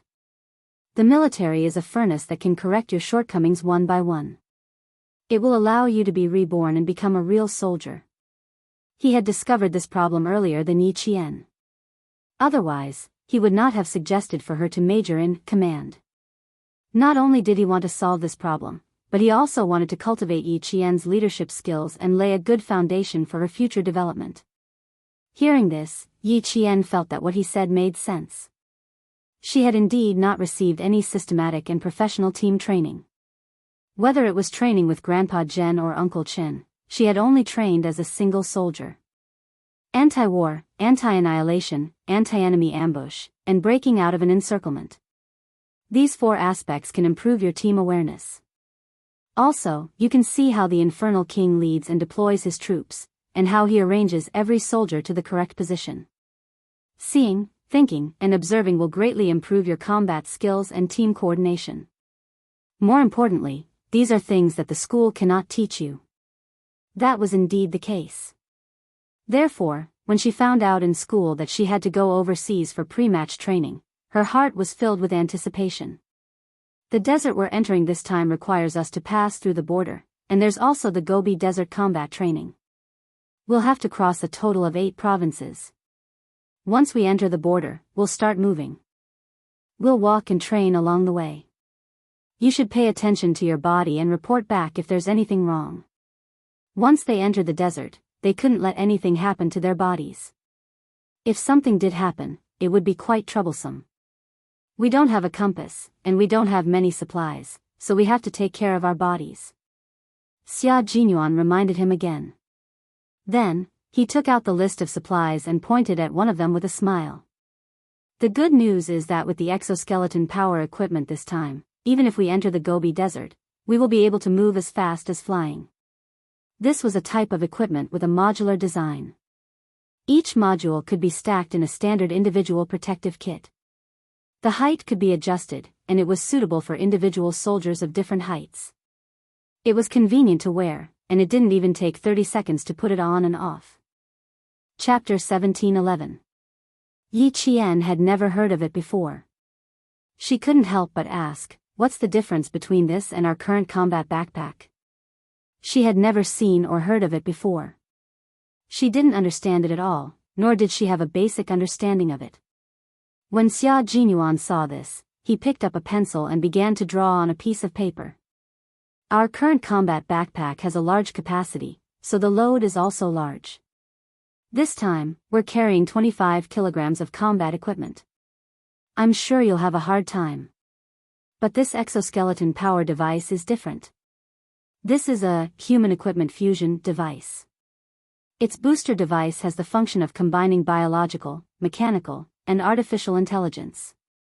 It can withstand a load of more than 100 kilograms. The average speed of marching is no less than 300 meters per minute, with a maximum speed of 400 meters per minute. Its self-contained energy can last for no less than 24 hours. At the same time, it detects the individual soldier's muscle activity through sensors distributed at the shoulder, waist, knee, calf, and other parts of the body. It generates force, movement, and other parameters and outputs them to the control system. When she heard this, Yi Qian was dumbfounded. This kind of equipment was like alien equipment to her. It had sensors and could detect. Just listening to it made her feel like there was a high level of science and technology involved. Seeing her shocked expression, Xia Jinyuan couldn't help but raise his hand and affectionately scratch the tip of her nose. He smiled and said, "I haven't explained everything yet and you're already so shocked. When I'm done, won't you be so shocked that you'll think that this kind of equipment doesn't exist? I wouldn't think that this kind of equipment doesn't exist, I just think it's very rare. Yi Qian looked at the simple drawing he made. She looked left and right, but couldn't see anything special about it. Xia Jinyuan sneered. I'm also surprised every time I see it. But this kind of equipment isn't only secretly researched by our country. It's the same for Western countries as well. This batch of equipment is the first batch we'll use. After we're done, we still need to write a report to list the areas that need to be improved. It'll take at least that many years for the technology to mature. He waved his bandaged hand in front of Yi Qian. His slender fingers made a number, which made Yi Qian hold her breath. It'll take at least another 10 years. That's too long. Hasn't it already been developed? A missile or a man-made satellite doesn't take that long. Yi Qian couldn't believe it. How was it possible that a device would take 10 years to mature? In her previous life, when she entered the 21st century, the US revealed many secret weapons in their wars against Iraq and Afghanistan. It would take at least 10 years for a piece of equipment to mature. Xia Jinyuan, who was tapping the paper with the tip of his pen, smiled and sighed. For a long time, the development of infantry has been based on improving the individual combat ability through mobility, defense, and attack. But now, it's no longer possible. We need to add information power. With the increasing number of combat equipment, there are countless weapons that can be carried by individual soldiers. Each of them has its own specific function and adaptable combat environment. Take grenades for example.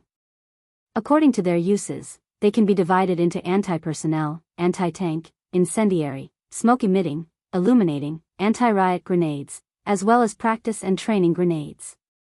Anti-personnel grenades can also be divided into two types: defensive, fragmentation, and offensive, explosive.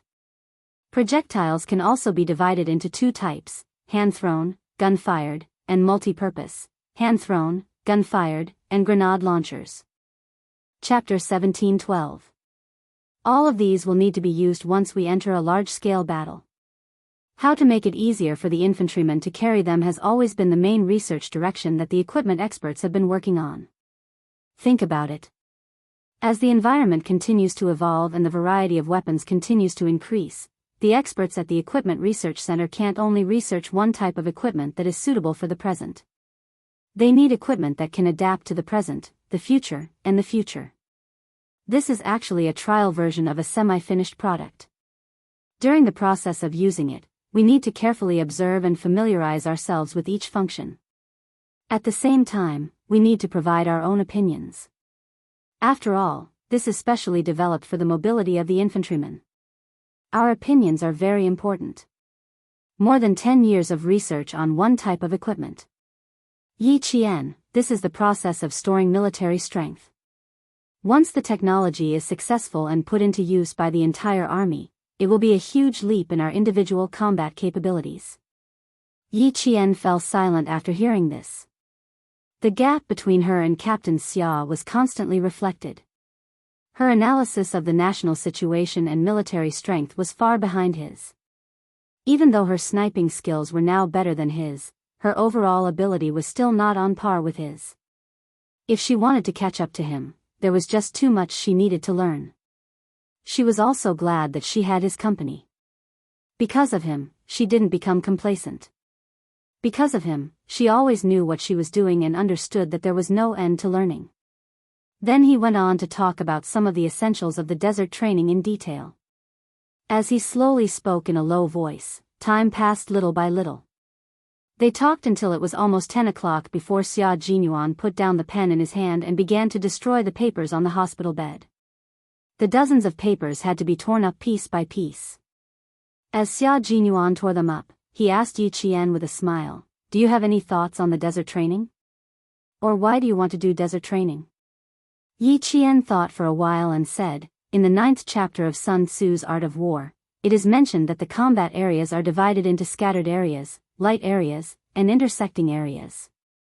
It is believed that the army can only effectively carry out combat operations if they master the combat methods in different environments. As a tri-amphibious special forces unit, the Snowfield Brigade must be familiar with different combat areas and environments. When we were rescuing K7, I noticed that everyone was very familiar with the terrain of the highlands. Although there were people leading the way, you were the one who suggested the direction to go a few times. The right time, the right place, and the right people are indispensable. Without any of them, we will lose without a doubt. The battle environment can be summed up in the right place. The environment has a great impact on the combat ability of the entire army. In the West, take Napoleon as an example. His army was stopped in the cold winter of Russia. In the Battle of Red Cliff, the army led by Cao Cao suffered a huge defeat because they were not familiar with naval warfare. These heroes could have ruled the world, but they were defeated because they were not familiar with the environment. On the other hand, the British Army went straight to the Atlantic Ocean without any pre-battle training and actually won the Falklands War. This was because they had been undergoing difficult and high-intensity training in the complicated sea conditions all year round. In the end, they won when no one was optimistic about their chances. Grandpa Jen once told me, training in the desert is easy, training in the desert is hard, but training in the desert is hard. Training in the desert is tough, but the better we adapt to the extreme environment, the better we can deal with all kinds of complicated environments. I think this is the ultimate goal of the military's arrangement. It's to tell us that there are no shortcuts to combat experience, combat standards, and combat techniques. Only through hard work can we not be defeated. Chapter 17:13. Uncle Jen taught Yi Qian how to deal with people, and Principal Chen taught Yi Qian all sorts of skills. In that case, Xia Jinyuan taught Yi Qian how to reach the top. As long as the two of them were together, Xia Jinyuan would guide Yi Qian very seriously, meticulously, and tirelessly. He broadened her horizons, made her look further, and refined her mental state over and over again. Xia Jinyuan loved Yi Qian, there was no doubt about that. But his love was not just to take Yi Qian under his wing, but to hold her hand and tell her how dangerous the outside world was. He would teach her how to face and deal with danger. What he hoped for was actually very humble. He only hoped that every time his lover left, she would return to his side safely. Yi Qian had a clear mind. The more time she spent with him, the more she could understand Xia Jinyuan's thoughts. Therefore, she would listen to everything he said very carefully and remember every word he said. Because she knew that what he said was what he taught her, and what she needed. It was exactly 11:00 p.m. when they left the hospital. With their sense of time, they would rather leave earlier than later. When Xia Jinyuan contacted his team, the members of the Snowfield Brigade and the Storm Commandos happened to be collecting supplies. He contacted Li Jinyan and did not ask about anything else. He directly asked where the two teams were. Li Jinyan was standing next to the Navy commander. He suddenly turned sideways and moved the phone from his left ear to his right ear. This was because the Navy commander was standing on his left. "We're at the transit station. We're waiting for the two of you to gather and head to the border." A call from Xia Jinyuan? Ask him how Yi Qian is doing. The Navy commander, who did not notice the little trick, was still concerned about Yi Qian's health. Although this was just a selection, he really hoped that Yi Qian would be able to participate in the competition. Tell Xia Jinyuan to take good care of Yi Qian. Don't send him to the hospital again. Well, this incident had almost become Major Xia's dark history. Everyone knew that he had beaten up Yi Qian and sent him to the hospital. Xia Jinyuan couldn't help but touch his forehead when he heard the Navy commander's words from the other end of the phone. There was really nothing he could say. Yi Qian's condition is very good. His fever has subsided and his symptoms of allergy to medicine have disappeared. Just in case, the hospital prescribed 2 boxes of traditional Chinese medicine for fever reduction and 2 boxes of cold medicine. Li Jinyan was just about to relay Xia Jinyuan's answer to the commander when he saw the commander wave his hand to signal for him to pass the phone to him. For some reason, Li Jinyan tightened his grip on the phone, and even his thin lips tightened a little. "Commander, you already know what I mean. Don't disturb the morale of the soldiers," he said in a low voice before passing the phone to the commander. The commander took the phone and smiled at him, then waved his hand to signal for Li Jinyan to go away and not disturb him. Li Jinyan took a deep breath of the cold air and suppressed the urge to snatch the phone back. He turned around and left.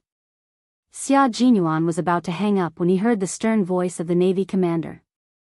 Pass the phone to Yi Qian. I want to talk to him and ask him about the situation. Commander, you want to talk to me?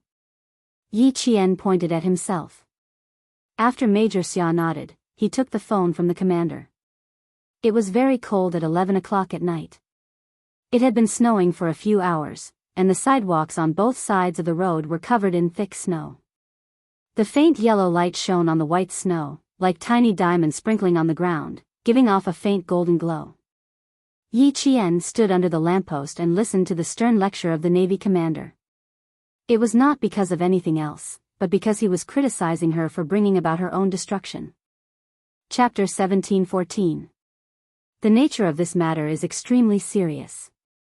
If you are officially enlisted, the punishment that awaits you is not just a day in the hospital. You will definitely be trained for 10 days to half a month. Let's see if you still dare to act so recklessly. Yi Qian did not say anything unnecessary.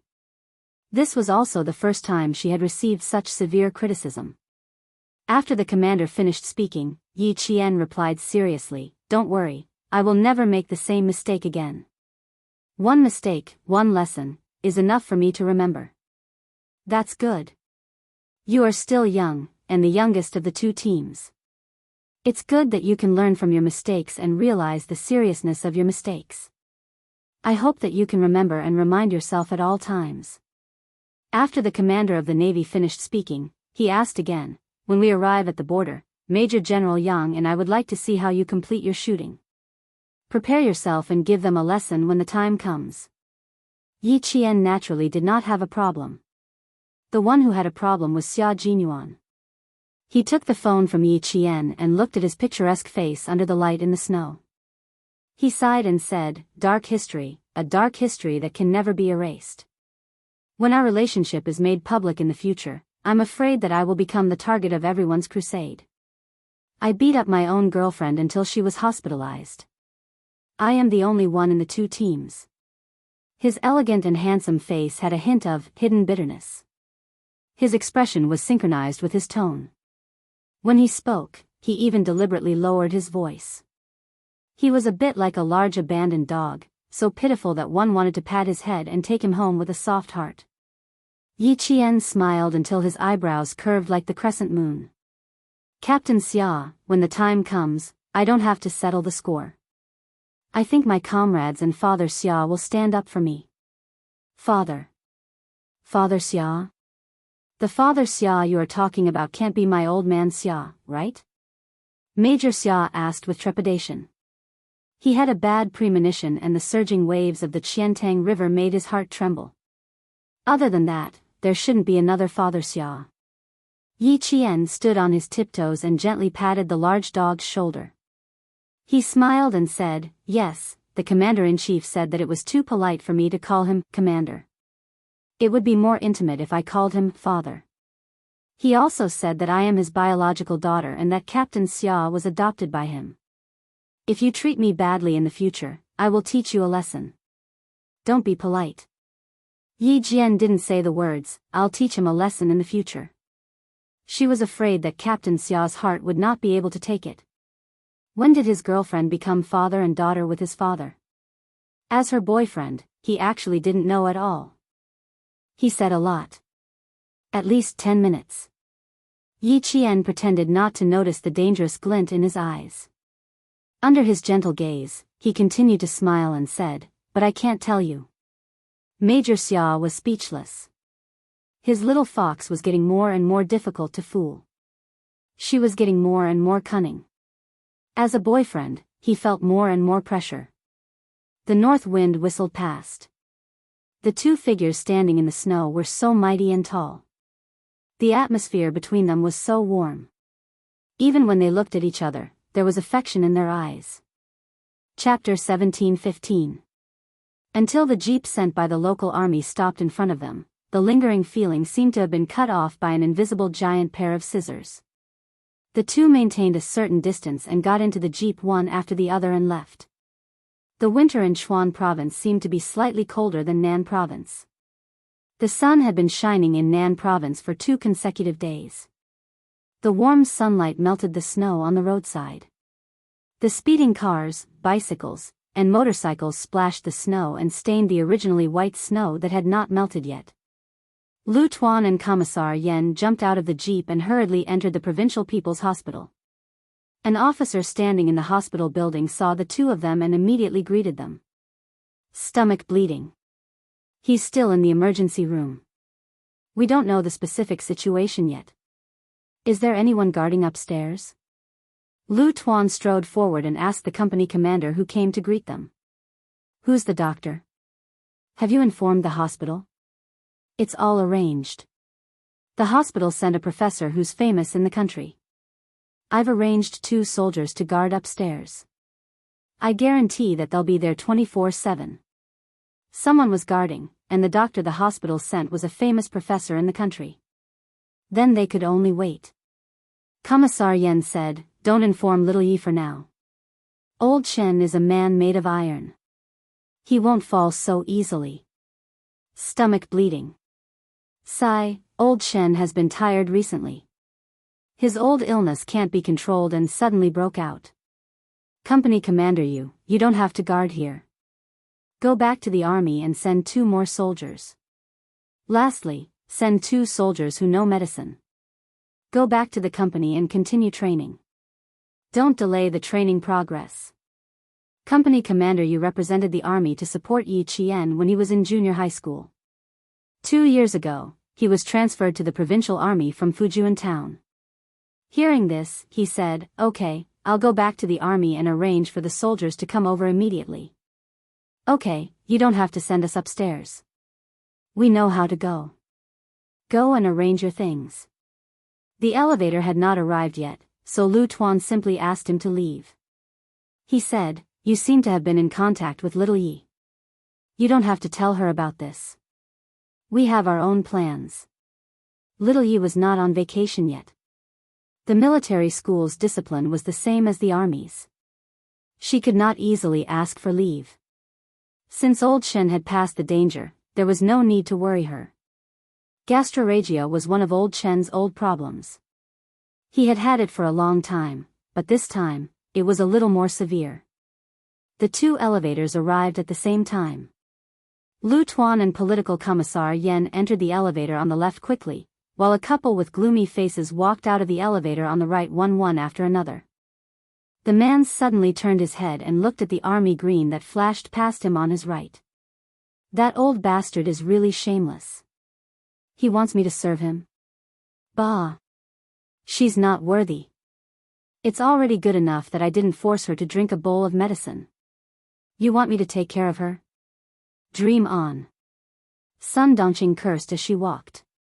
After taking 2 steps, she realized that her husband, Yi Jifan, was not following her. She turned around and saw that her husband was still standing there. She said unhappily, what are you looking at? It's already past 11 o'clock. It'll be past 12 o'clock when we get back.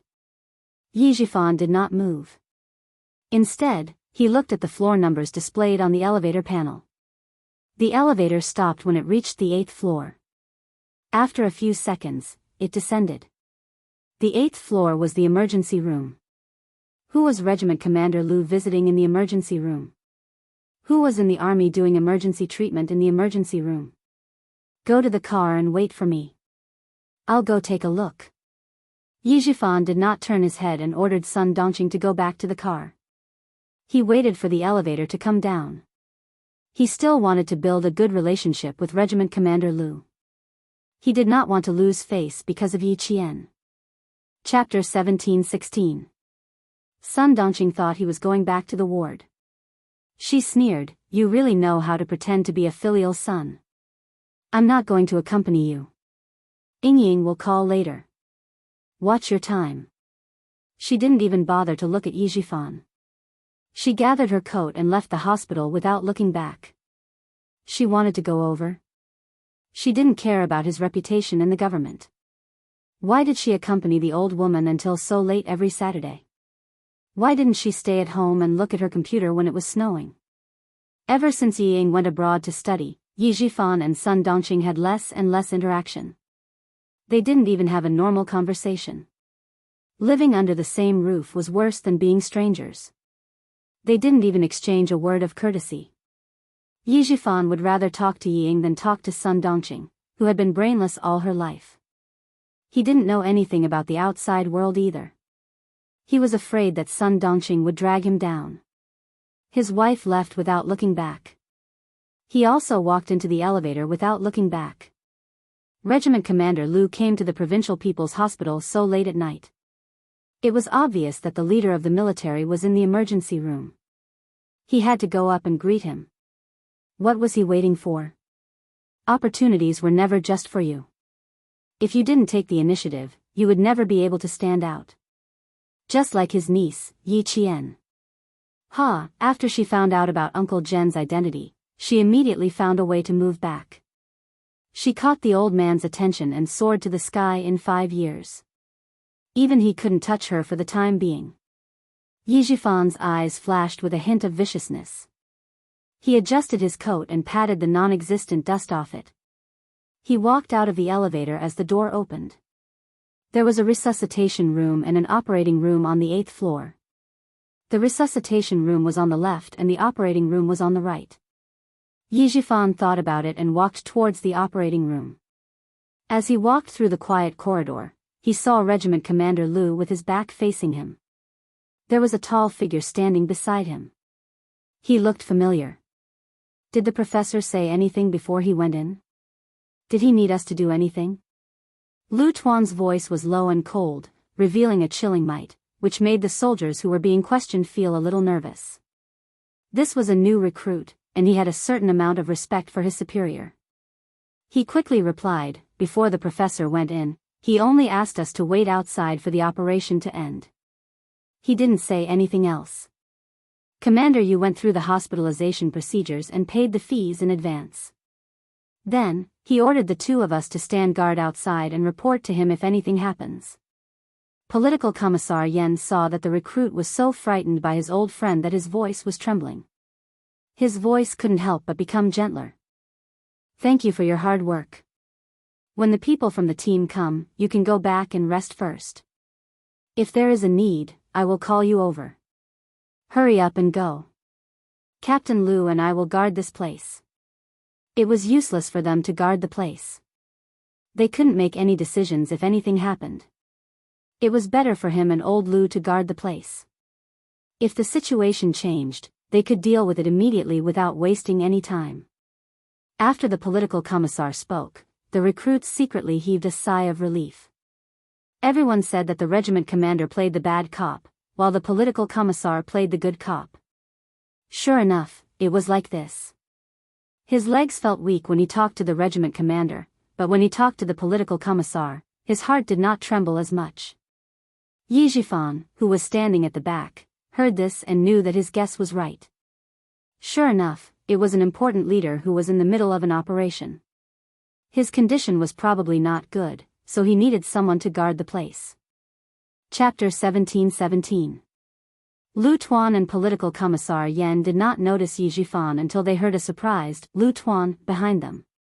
They turned around and saw Yi Zhifan striding towards them with a surprised expression on his face. Why is he here? And why did he come to the operating room? Does he know that old Shen is not feeling well? Lu Tuan and political commissar Yen looked at each other secretly. Their expressions were slightly restrained, and they showed some coldness. They did not have a good impression of Yi Zhifan. He probably knew it himself. How could he be so thick-skinned to greet them? This director Yi was really a talent.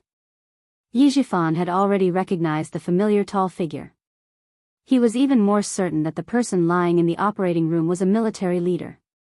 Lu Tuan, political commissar Yen, why are the two of you standing outside the operating room? Is there a leader who is not feeling well?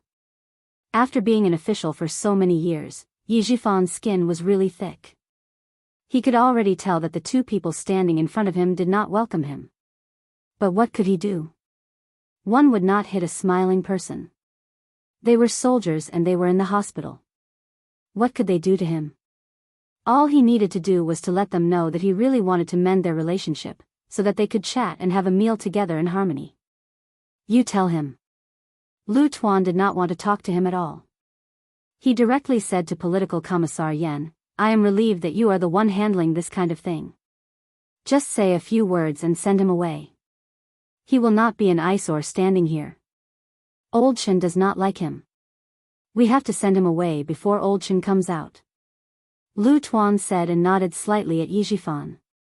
He then turned around and said to the two recruits who were preparing to leave, go back to the camp. When you see Company Commander Yu, ask him to bring him here as soon as possible. Yes, Regiment Commander.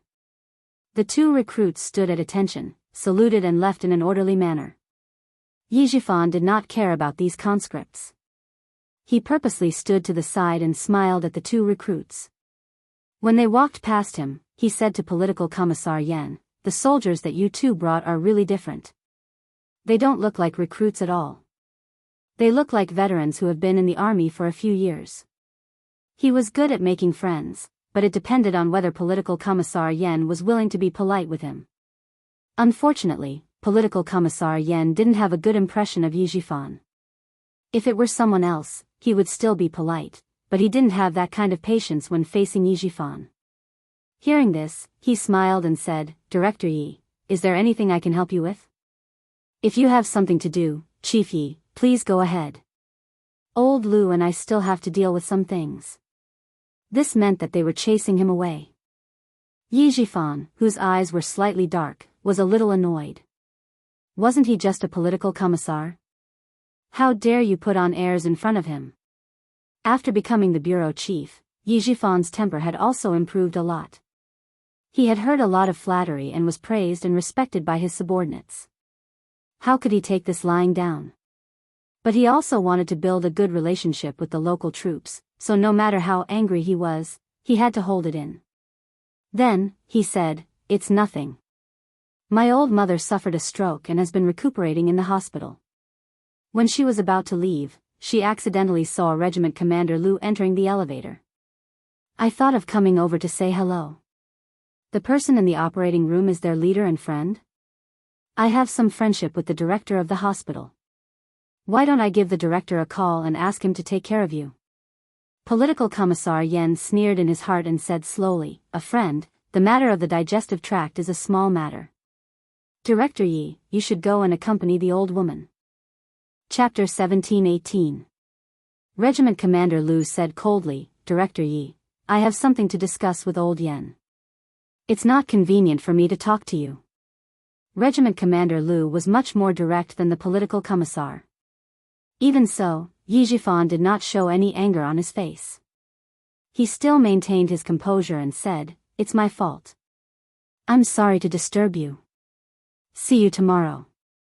After he finished speaking, he walked away. Regiment Commander Lu stared at his back and sneered, I really don't know where he got his confidence from. He really thinks he's someone important.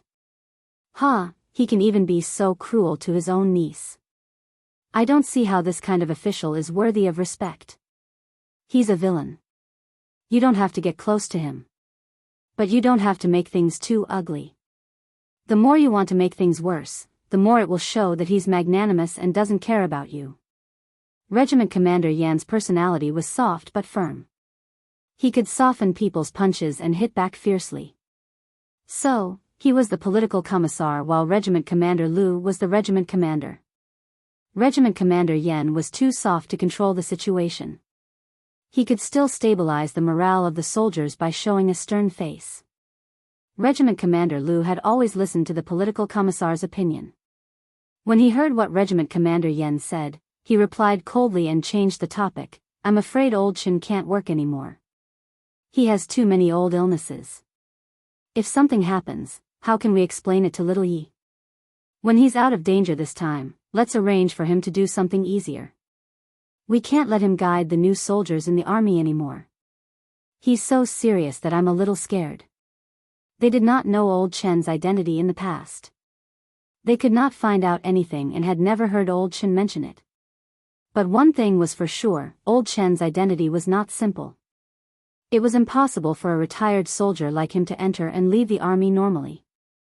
For example, old Uncle Jen, who retired from the army as a first-class sergeant major, was a national treasure. Even if he retired from the army, he was still valued by the army. Regiment Commander Yen agreed and sighed, "I don't have any objections. But it depends on whether old Chen is willing to do it or not." Regiment Commander Yen raised his head and looked at the operating theater with the red light on. His expression was slightly serious. "I'm afraid it's difficult. When the time comes, let little Yi persuade him.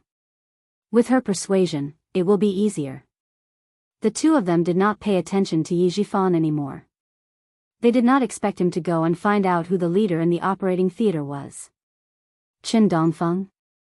When they found out who it was, Yi Jifan was quite surprised. Qin Dongfeng was a high school principal, yet he was still remembered by the military. Even when he was sick, he could still get a regiment commander and political commissar to help him.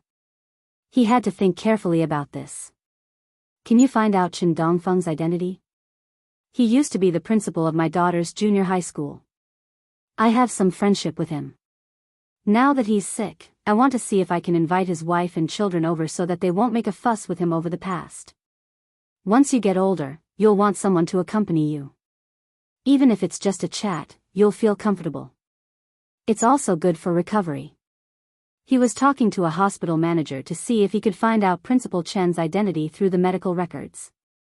When the manager on the other end of the phone heard this, he smiled and said, "That's easy. I'll ask for you. It's rare for you to call me personally to investigate something. I have to take care of it for you." When Yi Jifan heard this, he smiled and apologized. He was indeed refined and courteous. He had the dignified bearing of an official and had a somewhat amiable attitude. Chapter 17-19. However, what he did not expect was that the hospital did not register much of Principal Chen's personal information. The person who signed off on the surgery was a soldier with the surname Yu. The surgery registration only had his name and age. Other than that, there was no other information. The more this was the case, the more Yi Jifan suspected that Principal Chen's background was not simple. However, as the chief of a bureau, he did not have the authority to investigate military matters. However, since he guessed that he had a background, then this relationship. Yi Jifan could not help but narrow his eyes. He had to think carefully about how to repair it. How to repair it? He had to put in some effort. When he returned to the car, Yi Jifan was deep in thought. He did not start the car immediately. Instead, he took out a cigarette and lit it. He took a puff slowly, completely ignoring Sun Dongqing, who was sitting in the front passenger seat. Sun Dongqing, who had just finished talking to her daughter, could not take it anymore.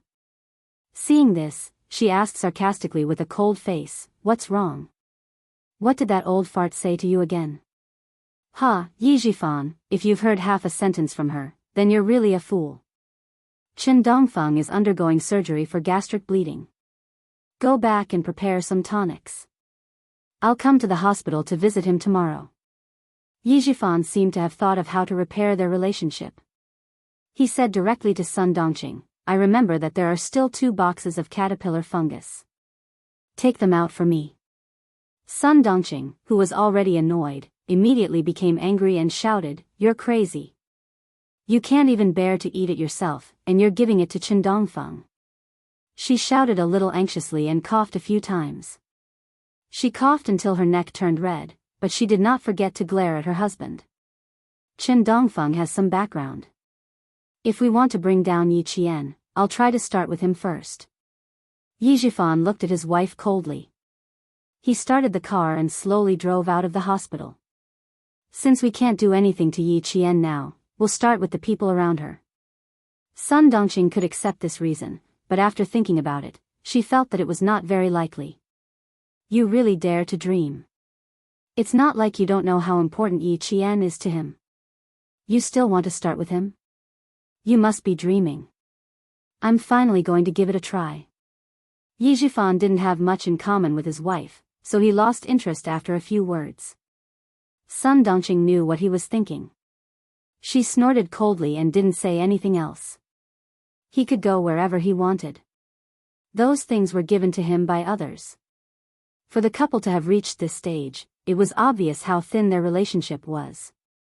If Yi Ying hadn't been there to adjust things from time to time so that Yi Zhifan could still remember the hardships Sun Dongqing had suffered when she was young, with his current situation, he could have divorced her. It was now night time in southern province, and there was a cold moon hanging high in the sky. It was snowing heavily at a military airport in Sichuan province. Xia Jinyuan pulled Yi Qian onto the helicopter and immediately patted the snow off her shoulders. We'll meet up with them in 4 hours. Cover yourself with your coat and have a good night's rest. It would only take them about 4 hours to reach the border from here. However, the speed of the floating snow helicopter would be slightly slower, so it would take them at most 4.5 hours. After the helicopter met up with all the team members, the two of them did not rest. They had to immediately move and set off for the Gobi early in the morning. Yi Qian had slept all day, so she was not sleepy at the moment. She was quite energetic, but she knew that if she didn't sleep, Xia Jinyuan would accompany her, so she decided to take a nap so that he could get some rest too. Chapter 17:20. Xia Jinyuan was indeed a little tired. With his head resting on the cold cockpit of the helicopter, he fell asleep not long after. They had been competing for 5 days without rest. Along the way, they had to make arrangements for battle deployments. After entering the hospital, they had to accompany Yi Qian the entire night. During the day, they had to immediately make arrangements and plans for the military training. In particular, the 4 major training subjects of the desert training, anti-war, anti-annihilation, anti-enemy attack, and breakout, were all under the control of the combat commander. The schedule was so tight that there was no extra time for Xia Jinyuan to rest. When Yi Qian opened his eyes, Xia Jinyuan, who had not even taken off his helmet, immediately fell into a deep sleep with the rumbling sound of the helicopter propellers.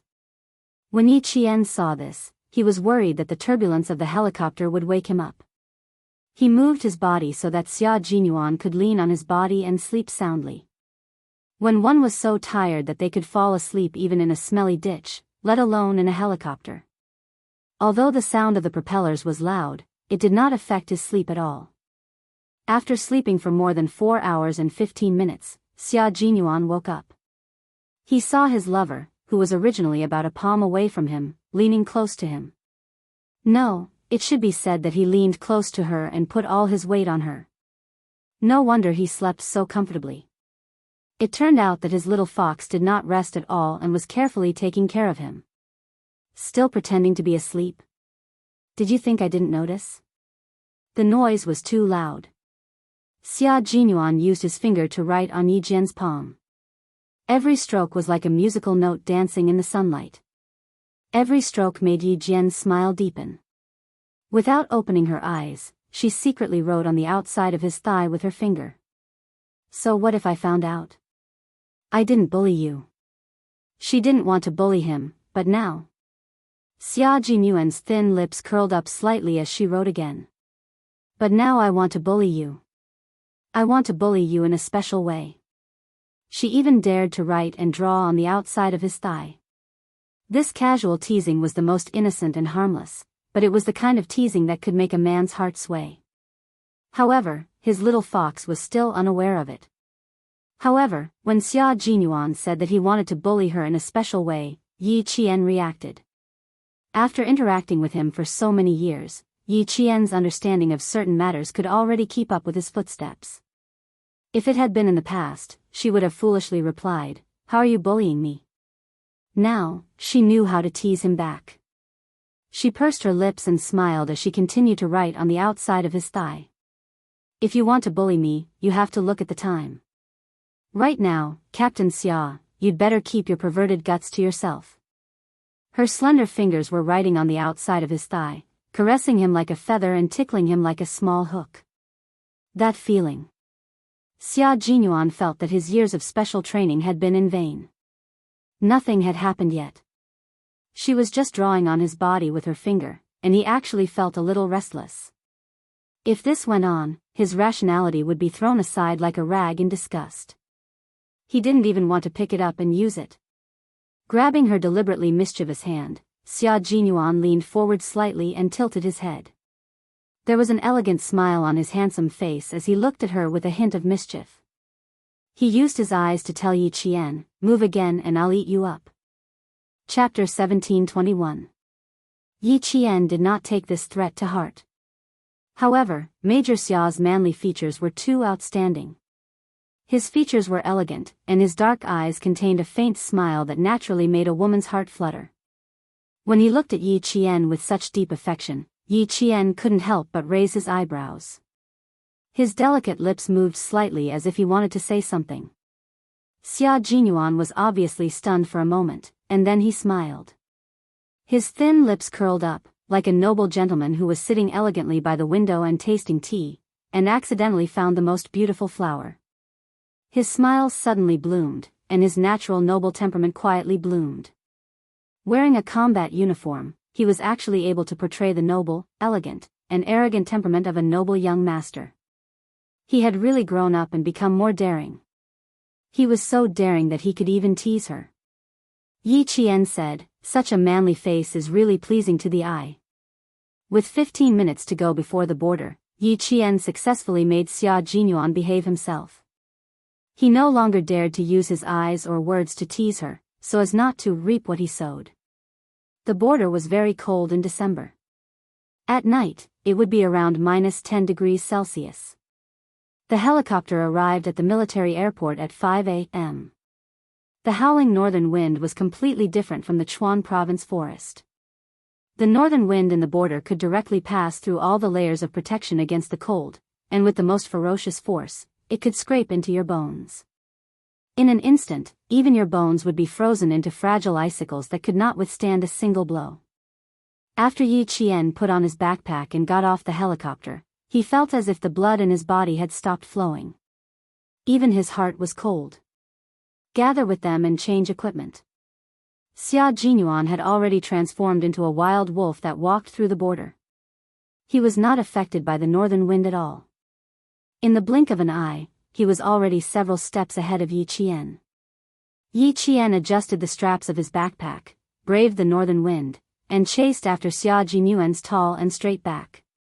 The members of the Storm Commandos and the Snowfield Brigade were already preparing their equipment. Half an hour later, everyone was ready to set off for the Gobi Desert to begin their 15-day training.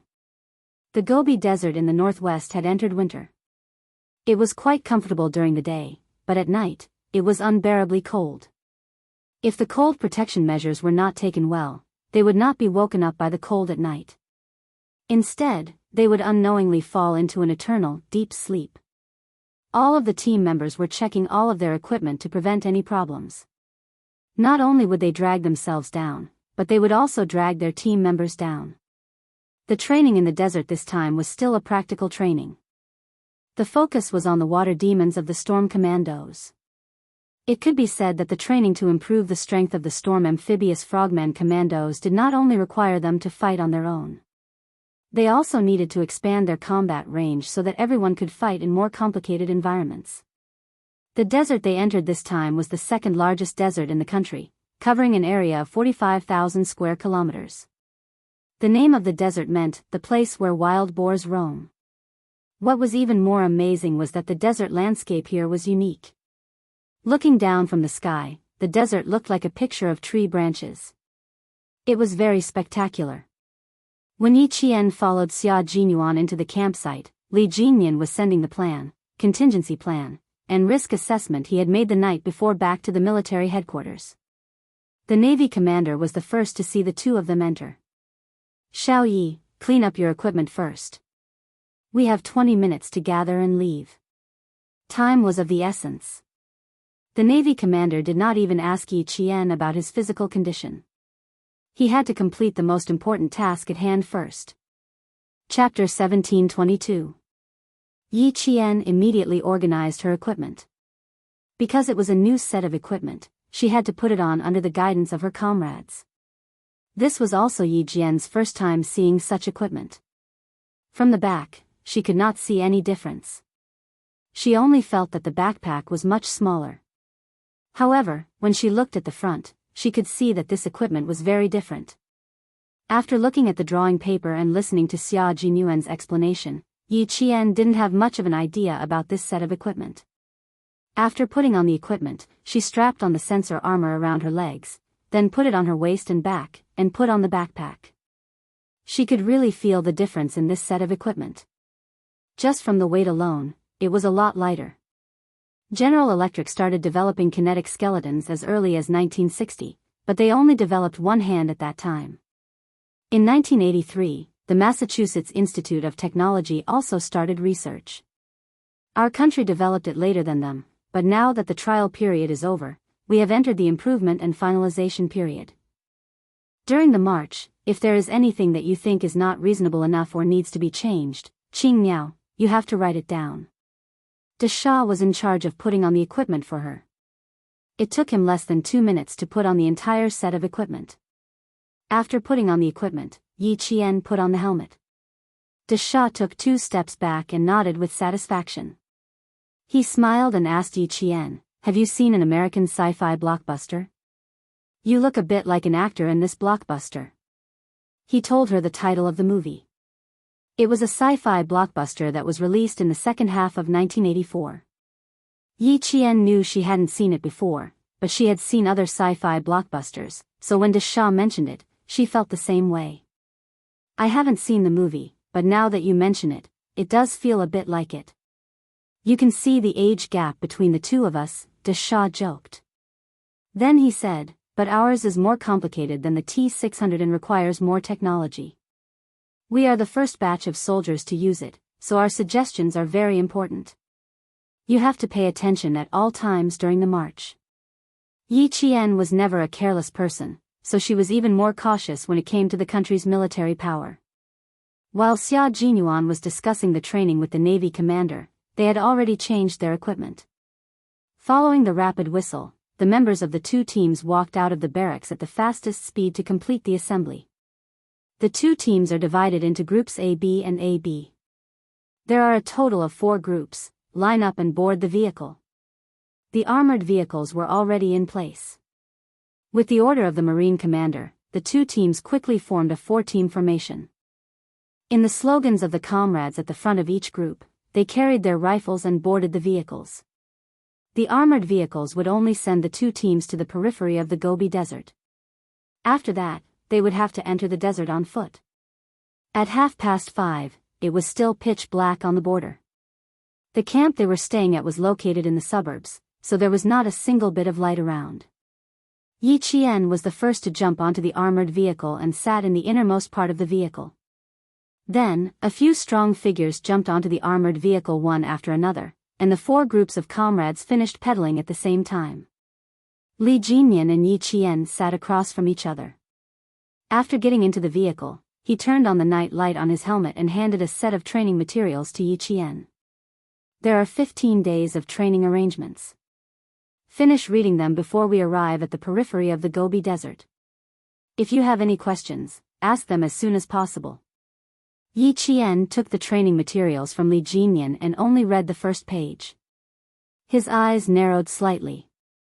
The more he read, the more serious his expression became. At this moment, she was really thankful for the brand new equipment she was wearing. How could she outrun well-trained military dogs with a few dozen kilograms of weight? That's right, on the first day they entered the Gobi Desert, they would have to go through 2 days of being tracked and searched by military dogs. Chapter 1723. Military dogs were all highly intelligent and had undergone special training. Yi Qian happened to be afraid of dogs.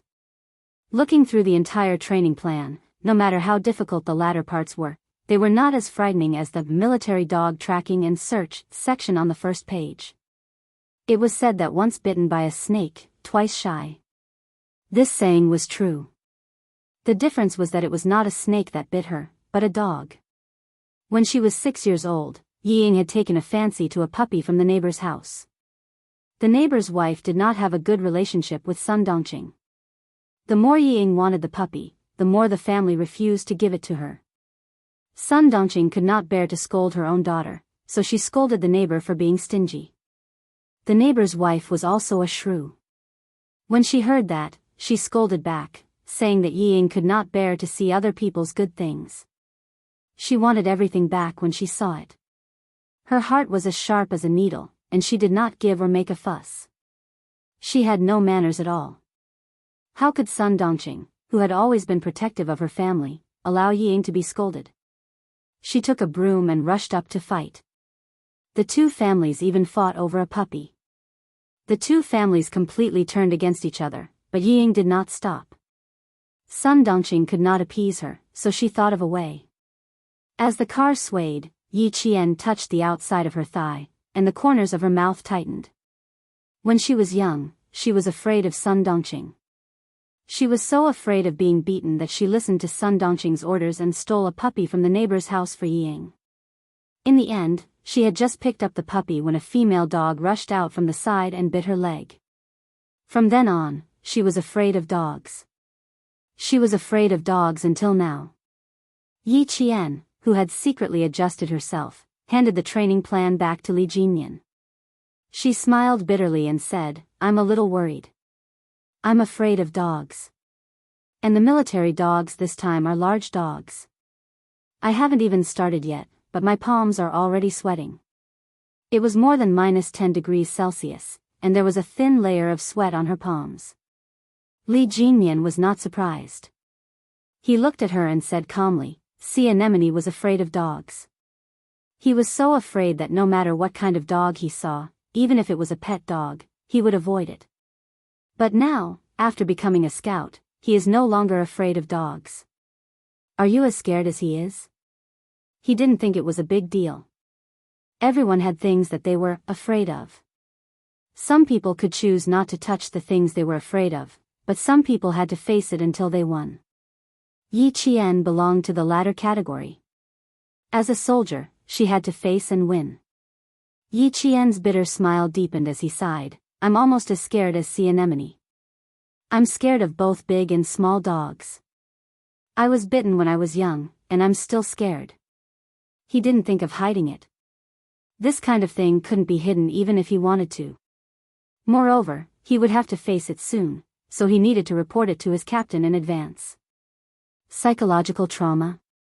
Li Jinyan, whose gaze had been calm all this while, said indifferently, "Just as well. Let's see if we can overcome it this time. Just follow me, there's nothing to be afraid of.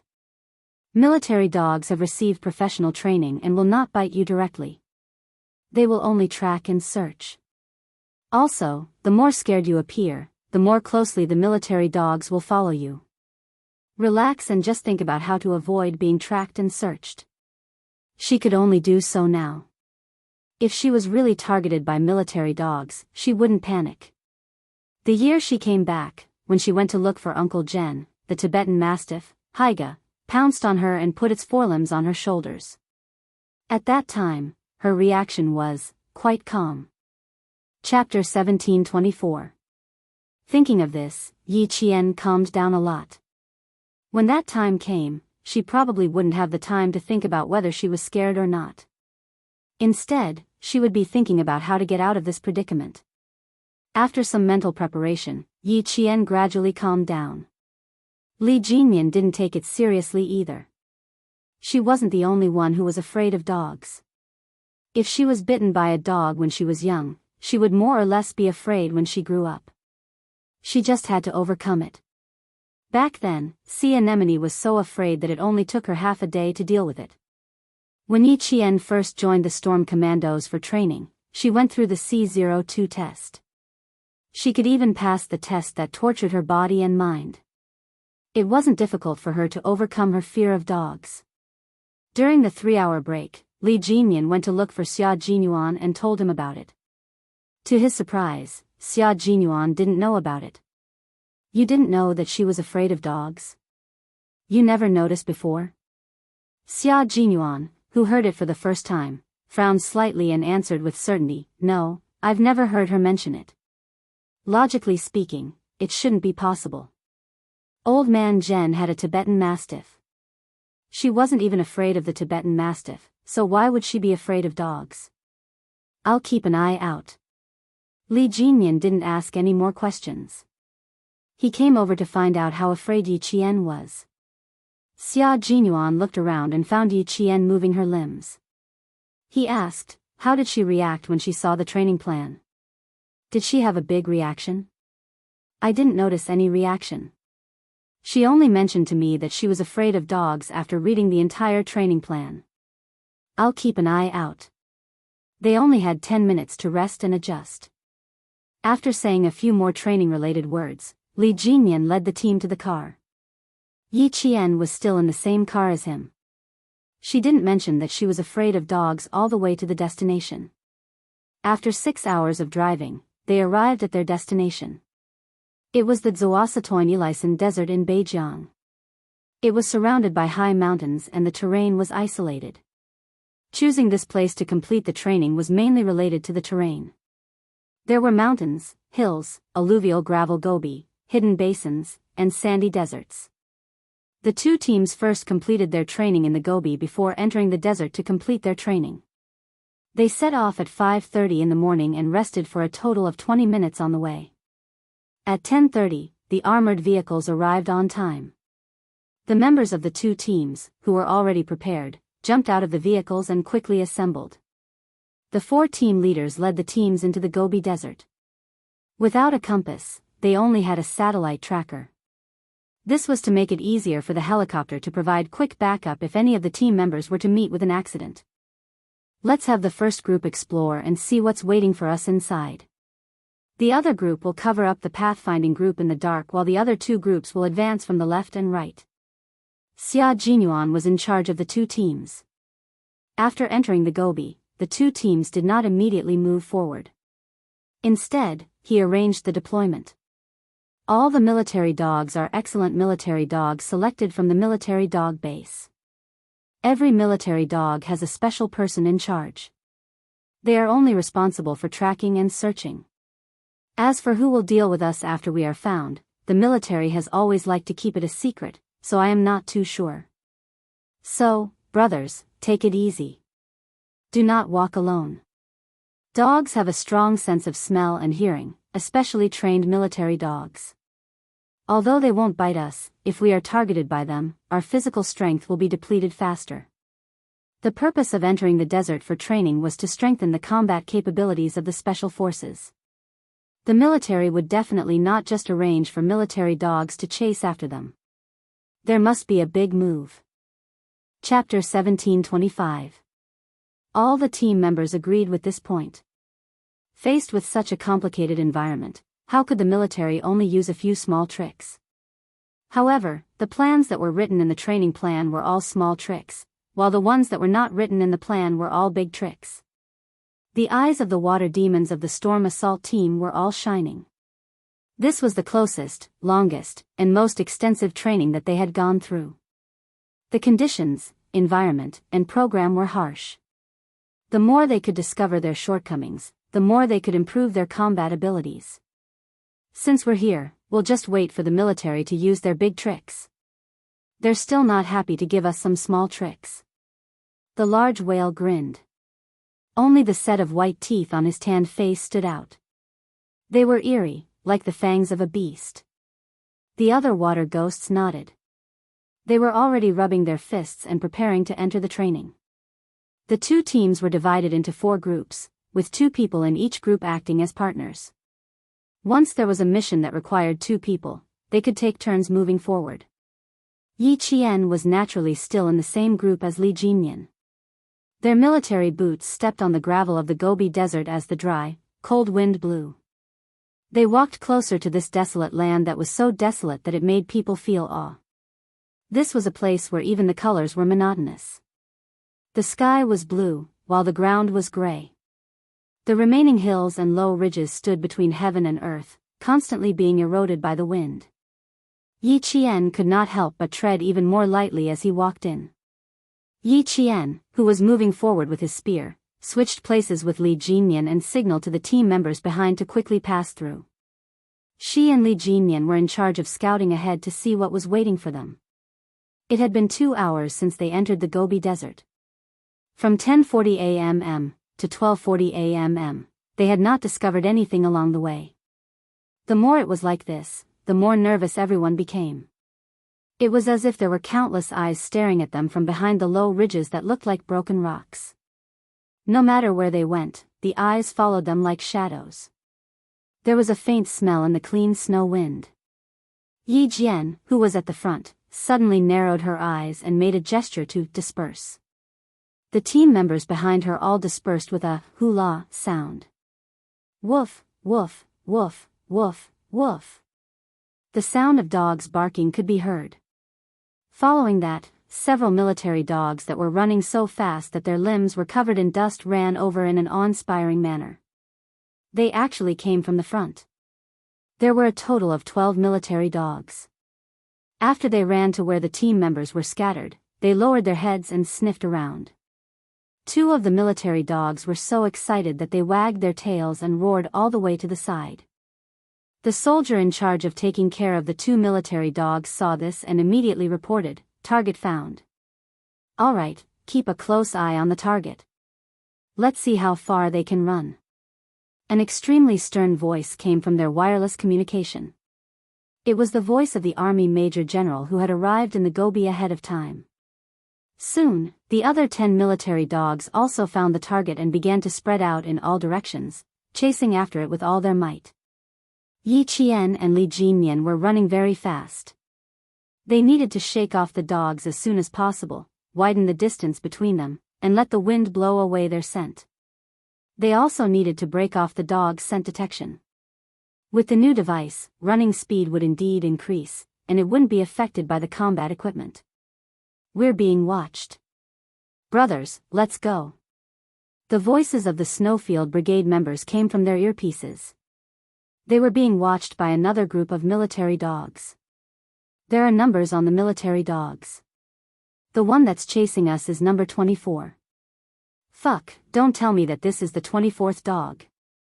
If that was really the case, the military was really ruthless to send out so many military dogs at once.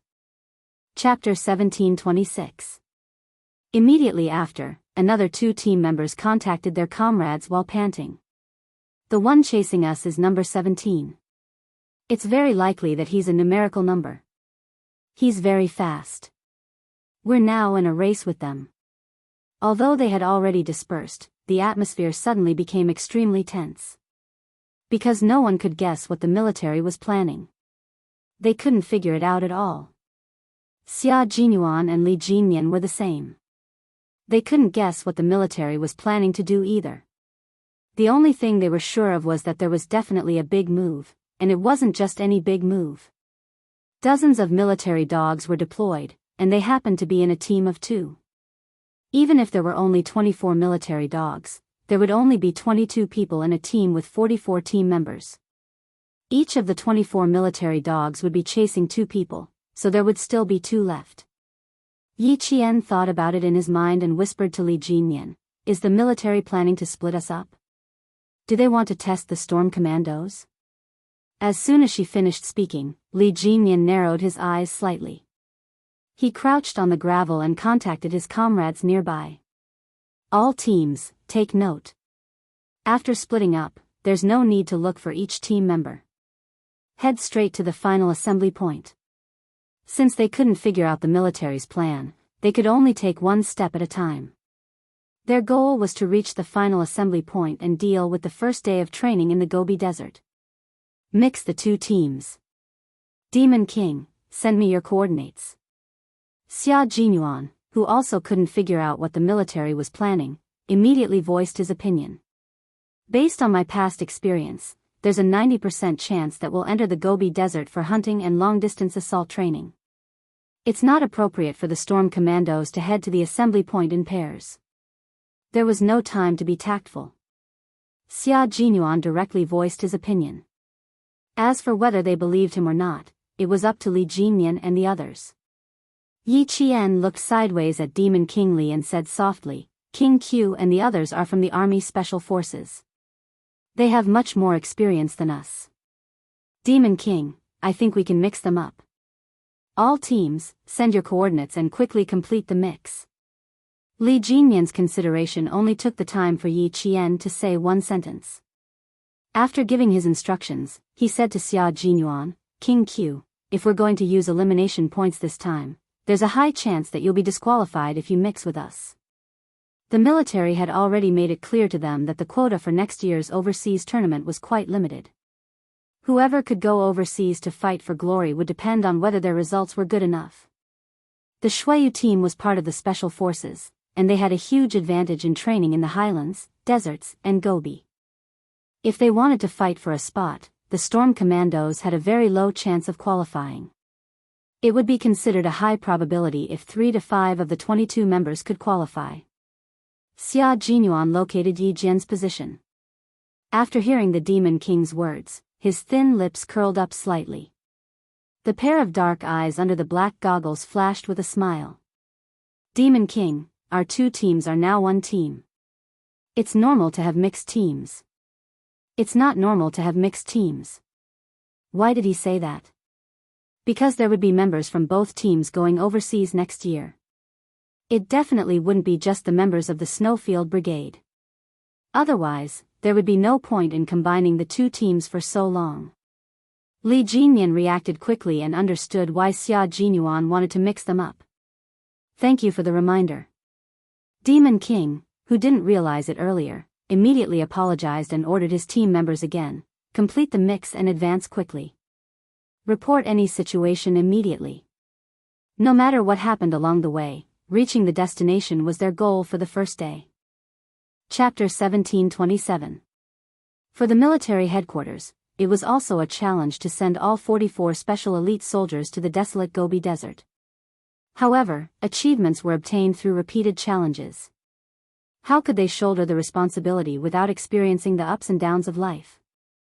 The command center of the 2 teams soon received the news. The tense expression on the Major General's face finally eased a lot. If the 2 teams were to continue operating separately, he would temporarily put the training aside and give them a good, political lesson. The Navy commander, who arrived later, had a gloomy expression on his face. However, he was still slightly colder than the Major General.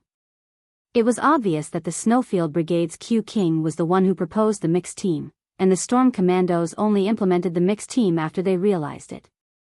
Q King's ability to fight on the spot is very outstanding. He has very sharp judgment and is able to complete combat adjustments quickly. After so many days of observation, the Navy commander had a very good impression of Xia Jinyuan. He should have already realized that this training has been integrated into the mountain competition and has added a mixed mode of completing the training while fighting at the same time. The mixed team is undoubtedly the best choice for the 2 teams. For the Storm Commandos, it's an even better choice. When the 2 teams completed the training together, they naturally had to learn from each other's strengths and overcome their own weaknesses.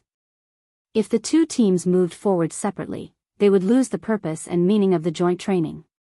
The reason why the 2 senior generals had a bad expression was because the 2 teams actually moved forward separately after entering the Gobi, instead of moving forward as a mixed team.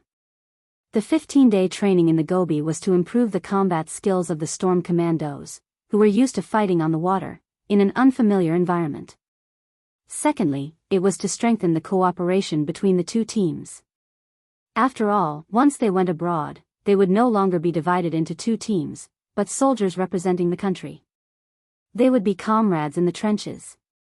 The training range was large, so the command center could only determine the specific location based on the positioning signal device on each team member. Seeing that the red and green teams were being mixed, the Major General gave the first order. The mixed team is in progress. All military dogs are to be deployed. Once there's any movement, immediately send people to capture them. This order was obviously not given to the 2 teams that were completing the mixed team, but to a special forces team that had completed their training here. Roger. A figure wearing a desert camouflage suit moved slightly. Then, he quickly lowered his head and pointed the black gun in his hand to the front. His eyes were cold and sharp as he stared straight ahead. Yi Qian, who had finished mixing, suddenly stopped running. Even though there were faint barks behind her, she did not stop running. Something doesn't feel right. There are military dogs behind me, and there are ambushes in front. She stopped talking and looked at Li Jinyan. Then, she looked at Xia Jinyuan, who had finished mixing with them 10 minutes ago. She wanted to see how they would react. Both of them had cold expressions on their faces. Yi Qian's intuition had always been accurate. Now that she had said that, they had to be more careful. Fighting in the Gobi Desert is your weakness. It's not impossible for the military to join the combat program. Xia Jinyuan was the first to speak. His voice was so cold that every word seemed to be wrapped in the dry wind of the Gobi Desert, as cold as ice. Military dogs tracking, searching, and then hunting. This is the style of the military. Chapter 1728. Li Jinyan had already spread out the topographic map of the entire Gobi Desert. After finding their current location, he fixed his gaze on a certain spot on the map. 5 kilometers ahead is the remaining hilly terrain, which is suitable for an ambush. Xia Jinyuan took a look and his eyes darkened. Attention, everyone. Attention. Move forward with a carpet search. 5 kilometers ahead is the remaining hilly terrain, which is suitable for an ambush and capture. We have to take care of these military dogs first. Otherwise, if we search from here and the military dogs follow us from behind, we won't be able to do anything. The members of the storm commandos were panting after being chased by the military dogs. They could only continue moving forward after taking care of the military dogs. They had run at least 10 kilometers by now. If they ran another 5 kilometers and encountered an ambush, as long as the military dogs were still behind them, they would be sitting ducks waiting to be captured. Guys, I agree that we should take care of the military dogs first. Running consumes too much energy and we don't have enough food and water. Once we run out of food, we'll end up in a worse state. The members of the Snowfield Brigade voiced their opinions. Xia Jinyuan looked at Yi Qian. You're afraid of dogs. Are you ready? He wanted to take care of the military dogs first. Just enough time, Yi Qian answered. We're 5 kilometers away from the hills. Before we enter, take care of the military dogs behind you. Xia Jinyuan ordered. He wanted every team to take care of the military dogs behind them before moving forward. All the team members immediately took action upon receiving the order. Yi Qian was asked to take care of the military dogs alone while the rest of the team secretly protected her. Yi Qian did not have any objections to this arrangement. She really needed to get rid of her fear of dogs. It was just a shadow left over from her childhood. Now that she had lived 2 lives, how difficult would it be to get rid of it? The important thing was whether she was willing to face it and solve it. The military dog was right in front and behind it was a soldier in desert camouflage. When the soldier saw a figure suddenly jump out from behind the boulder, he immediately ordered the military dog to stop and confront it. Then, Yi Qian's footsteps moved slightly and the soldier ordered the military dog to approach. It was a German shepherd. It was tall and strong and had a strong attacking ability. However, it was still inferior to the Tibetan Mastiff. Haga facing the dog, Yi Qian clenched his fists and asked the soldier, how can this be considered a military dog? Take off the serial number on its body. I'll leave with the soldiers. It's very aggressive, but its mouth is covered, so you don't have to worry about being bitten. The soldier explained. After that, he shouted to the military dog named Big Soldier, go, Big Soldier. The muscular military dog barked all the way and directly pounced on Yi Qian. Its speed was extraordinarily fast. It was like a bolt of lightning. In the blink of an eye, it was in front of Yi Qian's eyes. Yi Qian used the rifle in his hand to block the dog's attack. Because he couldn't bear to hurt the dog, he used the rifle horizontally to block the dog's attack. Yi Qian didn't use his leg to kick the dog. Instead, he pushed the rifle forward and pushed the dog away. The military dog let out a low whimper and jumped lightly onto the boulder. Then, it pounced on Yi Qian again. This time, its target was Yi Qian's calf. A dog's attack was much more flexible than a human's. Yi Qian didn't have much time to hesitate. When the dog was about to bite her calf, she held the dog's head with both hands, and then kicked up with both feet. She actually did a saddle jump, and her body was as light as a swallow as she jumped from the top of the dog.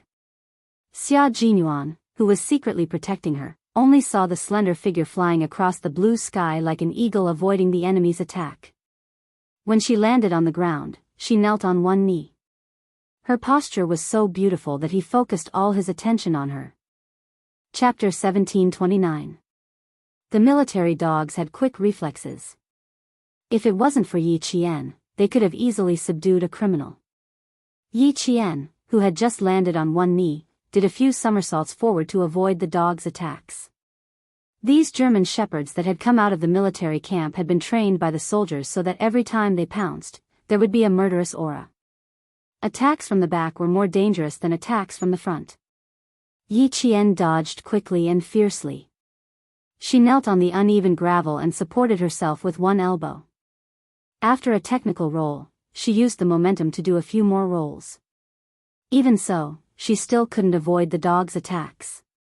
A violent barking sound came from behind her, and the unique smell of the beast rushed directly to the back of her head.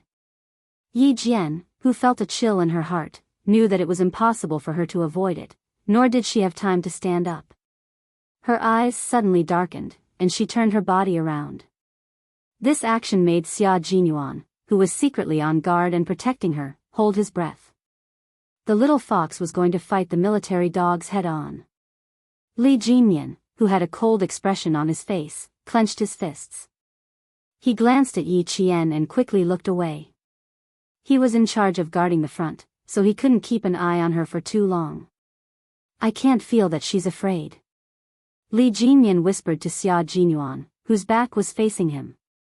"If she hadn't said it in advance, you and I wouldn't have noticed." Yi Qian was very thoughtful. At the age of 20, she had already reached the realm of not showing her emotions. As she grew older and more experienced, she would become even more unfathomable. Xia Jinyuan, who was looking forward, nodded gently. "She's been like this since she was young. It's hard to tell if she's afraid or not. She's very calm and won't let others easily discover her flaws. The environment she grew up in didn't allow her to be afraid." He thought that there was no fear in her dictionary, only facing it. No matter how tough, tiring, or difficult it was, she had to face it.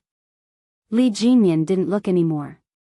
With Xia Jinyuan watching closely, he wouldn't let anything happen to Yi Qian under his watch. They didn't show up, not because they couldn't, but because they wanted her to overcome her psychological trauma.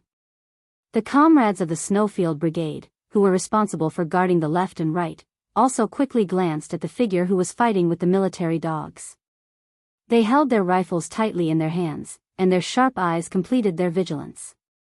Their comrades were fighting for their lives at the front, so they couldn't drag her down. Yi Qian, whose back was in pain from being hit by the uneven gravel, looked at the huge dog that seemed to have descended from the sky. Her pupils contracted rapidly, and she clenched her teeth. As the military dog pounced on her, Yi Qian fiercely and accurately hugged the forelimbs of the military dog. The soldier standing at the side saw this and immediately shouted, "Be careful." Appropriate reminders were necessary. Although military dogs were trained, they would still retain their bestial nature during the training process. The most primitive bestial nature of beasts was to pounce on the most vulnerable and fatal part of the neck. Yi Qian realized that she had made a mistake. Her original plan was to grab the dog's front leg, then shake it off and get up on her own. Now, that was completely impossible. Military dogs pounced with great strength, and trained military dogs had undergone long-term, targeted training for this kind of pouncing action. At the same time, the soldiers would also train with them. At this moment, she was grabbing the dog's front leg with both hands. The training base definitely had similar training. Wrong judgment. Instead of grabbing its front legs, he should be grabbing its neck.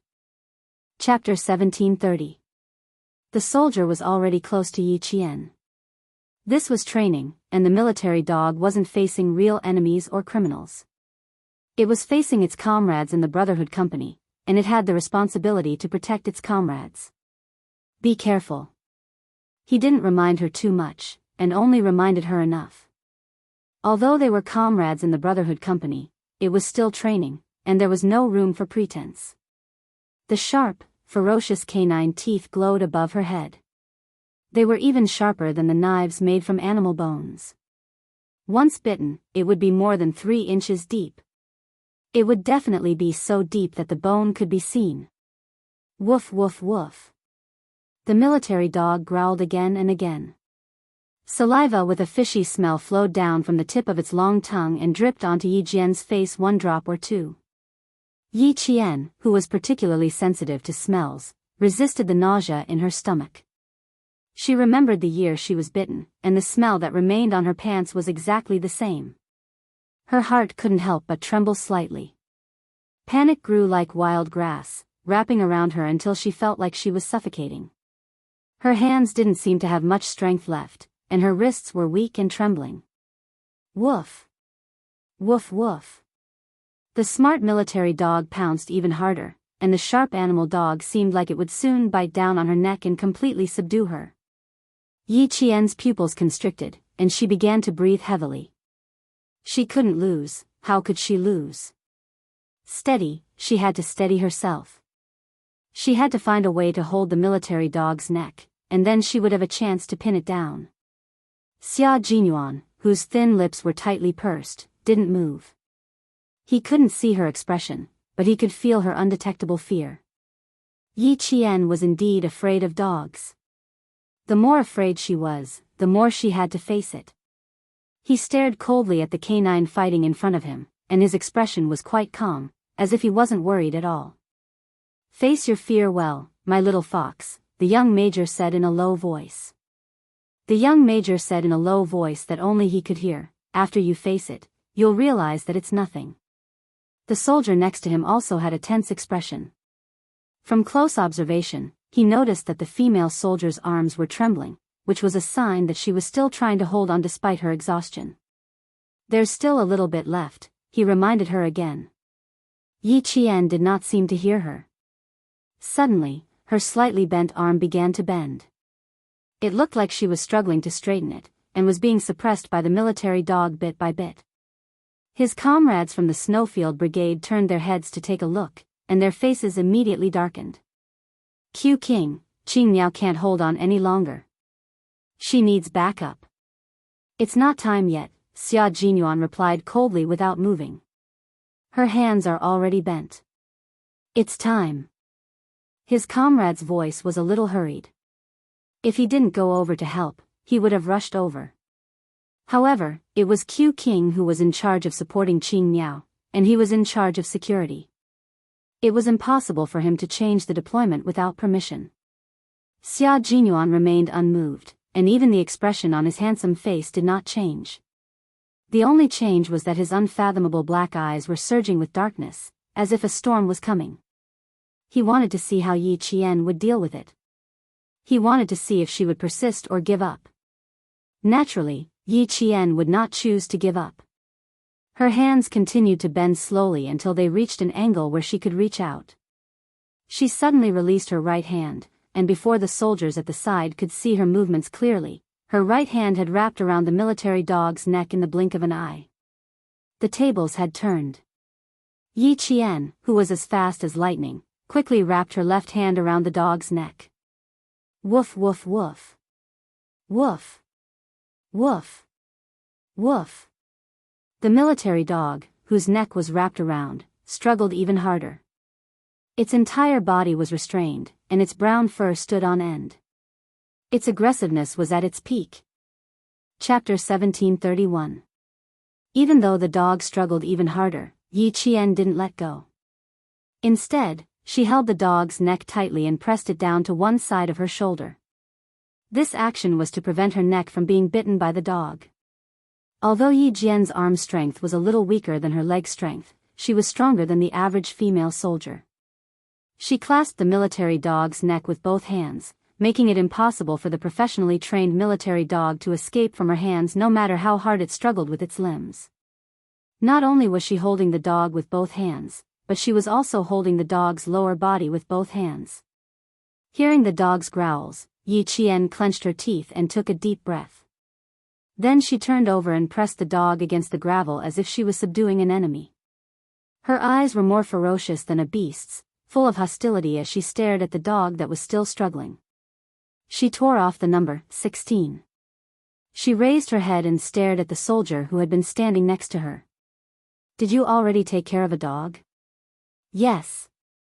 The soldier with a gloomy face rushed over.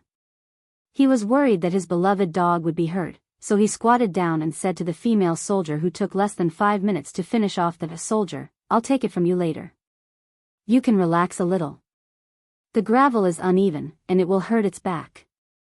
The soldiers at the military dog training base had a deep relationship with the dogs they trained. After a long time, they treated the dogs as their comrades. Therefore, when the soldiers saw Big Soldier being restrained by Yi Qian until it was whimpering in pain, his heart ached. It was just following orders. If it wasn't for my command, it wouldn't have attacked you. Yi Qian, whose ferocious eyes were gradually calming down, heard this and loosened her grip a little.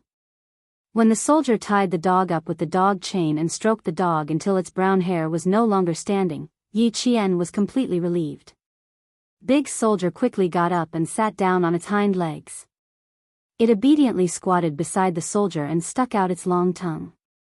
Although it was still fierce, it was no longer aggressive. This is a military dog that has done meritorious service. It once killed 2 armed insurgents when it was patrolling the border with us. It is quite aggressive. Once it pounces on you, most people have almost no chance of winning.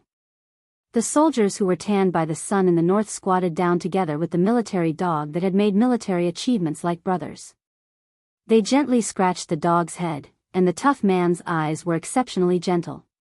You did well, brother.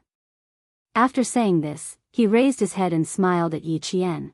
Pull down the numbers, then I can lead the troops back to the army. When the military dog licked the soldier's palm, the squatting soldier stood up and saluted Yi Qian. The military dog at his feet, Soldier, sat obediently. Soldier treated it as a brother, so why wouldn't it treat Soldier as a brother and protect him? After watching the loyal border guards leave, Yi Qian, who had been standing upright, suddenly sat down on the cold gravel and shook his arms. Too nervous, the muscles in your arms are twitching. Xia Jinyuan, who had walked out, squatted down on one knee and massaged Yi Qian's arms as he asked calmly, Are you still afraid? He used a lot of strength, and the twitching muscles in his arms relaxed. Yi Qian smiled bitterly and replied, Of course I'm afraid, but it's useless to be afraid. I have to face it. After you face it, you'll realize that what you're afraid of is nothing. Xia Jinyuan, who was staring at her deeply, slowly smiled. There was a smile and affection in his eyes. Everything is nothing, only pride. Chapter 1732. As long as they faced it calmly, everything was indeed nothing. Yi Qian stood up and smiled at the young major who was walking towards her. Then, the major walked over and gently hugged the brave female soldier. He smiled and said, Good job, Qing Miao. Good job, his little fox. In the gray Gobi Desert that stretched for an unknown number of miles, the young female soldier smiled gently.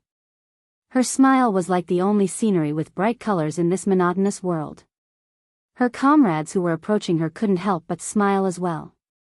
Good job, Qing Miao. Good job, my comrade. As the sound of "take care of the military dogs" kept coming from their earpieces, the two teams advanced deeper into the Gobi Desert faster and faster. 5 kilometers wasn't a short distance, but it was an extremely short distance for the two teams of special forces. They hid 2 kilometers away from the remaining hills that were suitable for ambushes and hunts and waited quietly for the scouts they sent out to report back. It was already 3 o'clock in the afternoon. The cold wind blowing in the Gobi Desert was like a knife cutting through flesh.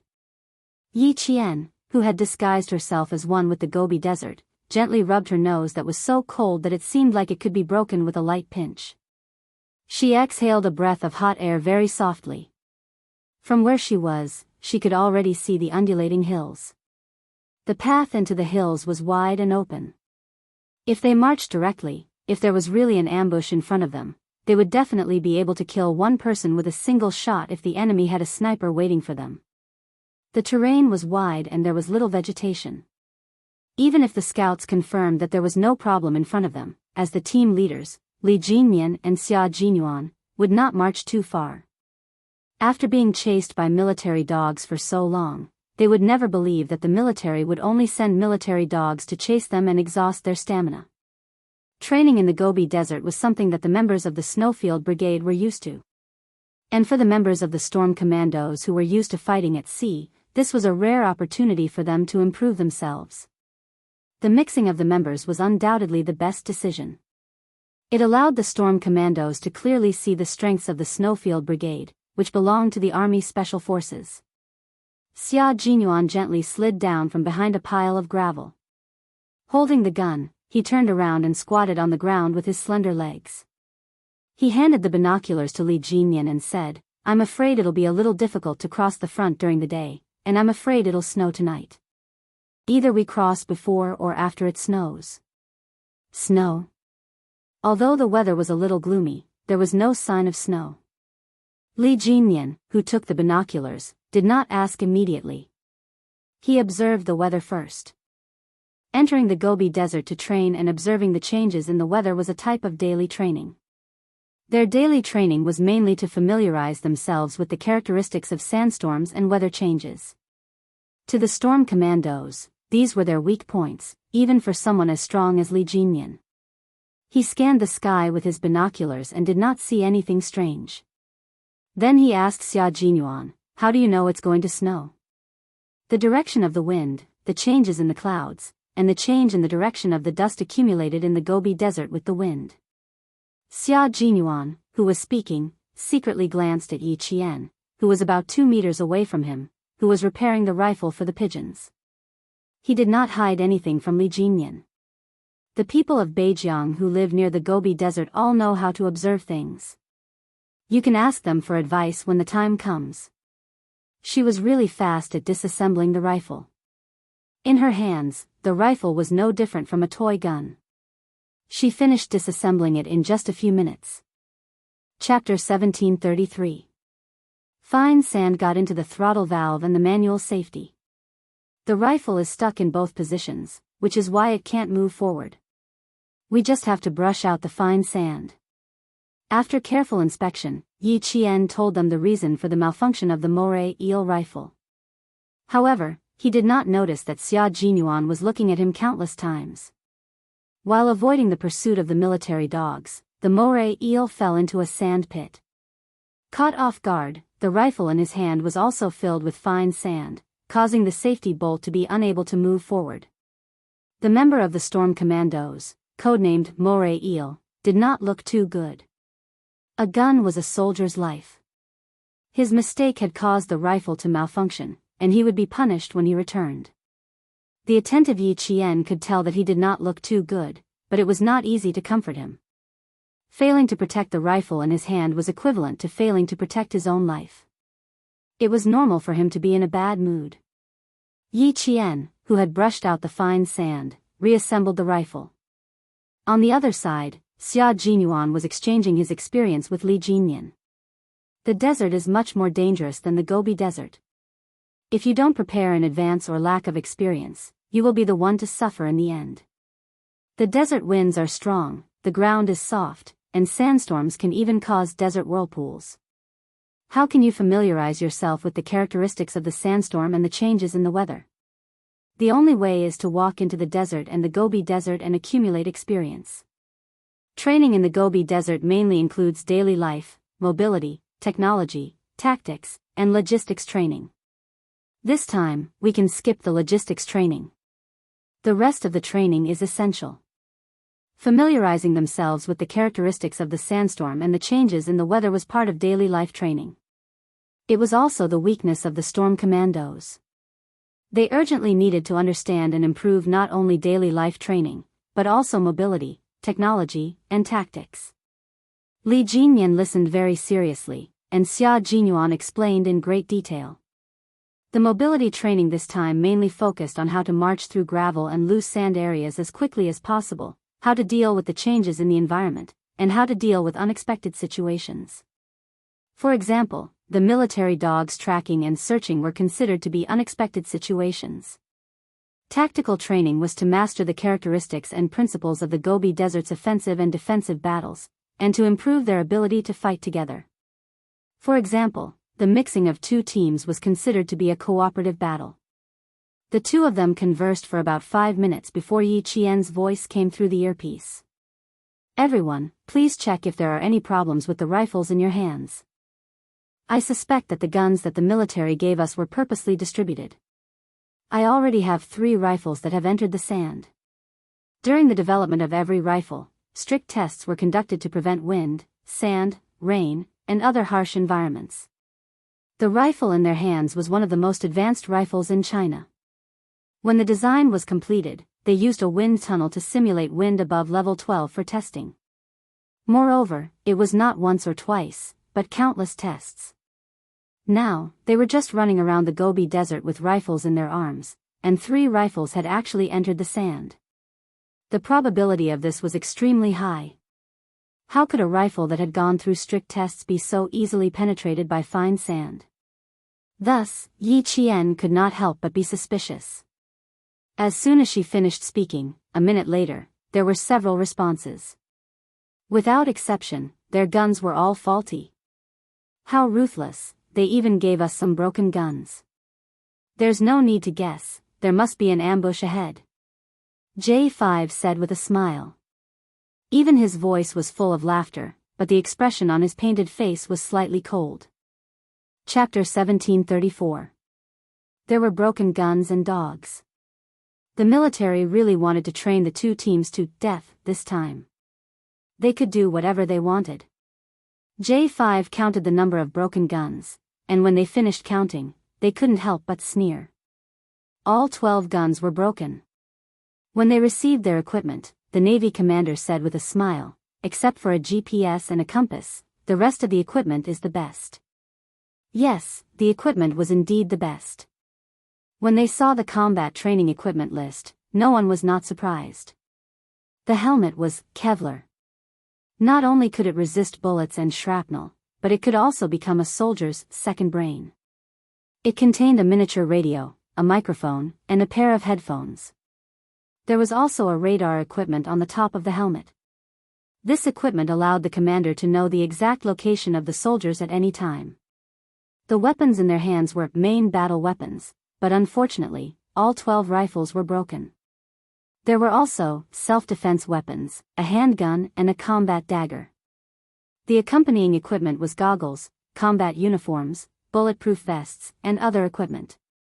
All of them were the latest equipment. It was even more advanced than the equipment they carried with them when they secretly carried out missions in Hong Kong. There were also a lot of auxiliary combat equipment, from survival signal lights to anti-reflective equipment, thermal imagers, special glasses, everything. Looking at the expensive equipment, the members of the 2 teams looked at each other. There was only one expression on their faces: the equipment was too good, so good that it made them panic. It was a bit tricky. One who was unaccountably solicitous was hiding evil intentions. Although it was not very kind to say that to the military, but the military was already doing something unkind. Xia Jinyuan weighed the broken rifle in his hand, his thin lips slightly curved up, and said leisurely, "It seems that the ambush in front of us is not simple. Devil King, we are going to have a big fight." Devil King, who was right next to him, maintained his only cold expression all year round and replied faintly, "Let's wait and see." The channel was boiling, especially the wild wolves of the Snowfield Brigade. They were all rubbing their hands, and their eyes were shining with a fierce light. "Just in time, we are waiting for a big fight. I like it. You too, arrange it. They want to annihilate us, let's annihilate them." According to the training arrangements, there were anti-war and anti-annihilation. As the commander, Xia Jinyuan was not anxious at all. When he heard the discussion in the channel, he tapped the microphone with his finger, and the channel returned to silence in a second. "Calm down, all of you. The scout has already left for an hour and 7 minutes, and there's still no news. Even if I want to go all out, I won't fight a battle that I don't have confidence in. A brother Special Forces team has been active in Beijing all year round. Now is the time for winter training where they can withstand the cold and fatigue. I'm guessing that if there's an ambush ahead, it's very likely to be this Special Forces team. Li Jinyan slightly restrained the light in his eyes and said in a deep voice, "The Blue Wolf Special Forces were the first special forces that we sent to deal with Beijing. From the 1970s to the early 1980s, the world-class ace sniper codename, Ku-A, came from this unit." A world-class ace sniper. For some reason, when Yi Qian heard this, his eyelids couldn't help but twitch a few times. For some reason, an inexplicable sense of panic rose in his heart. Soon, this unexplainable panic was suppressed by an even bigger question. Chapter 1735. Ku-A was a one-legged monster in ancient Chinese myths and legends.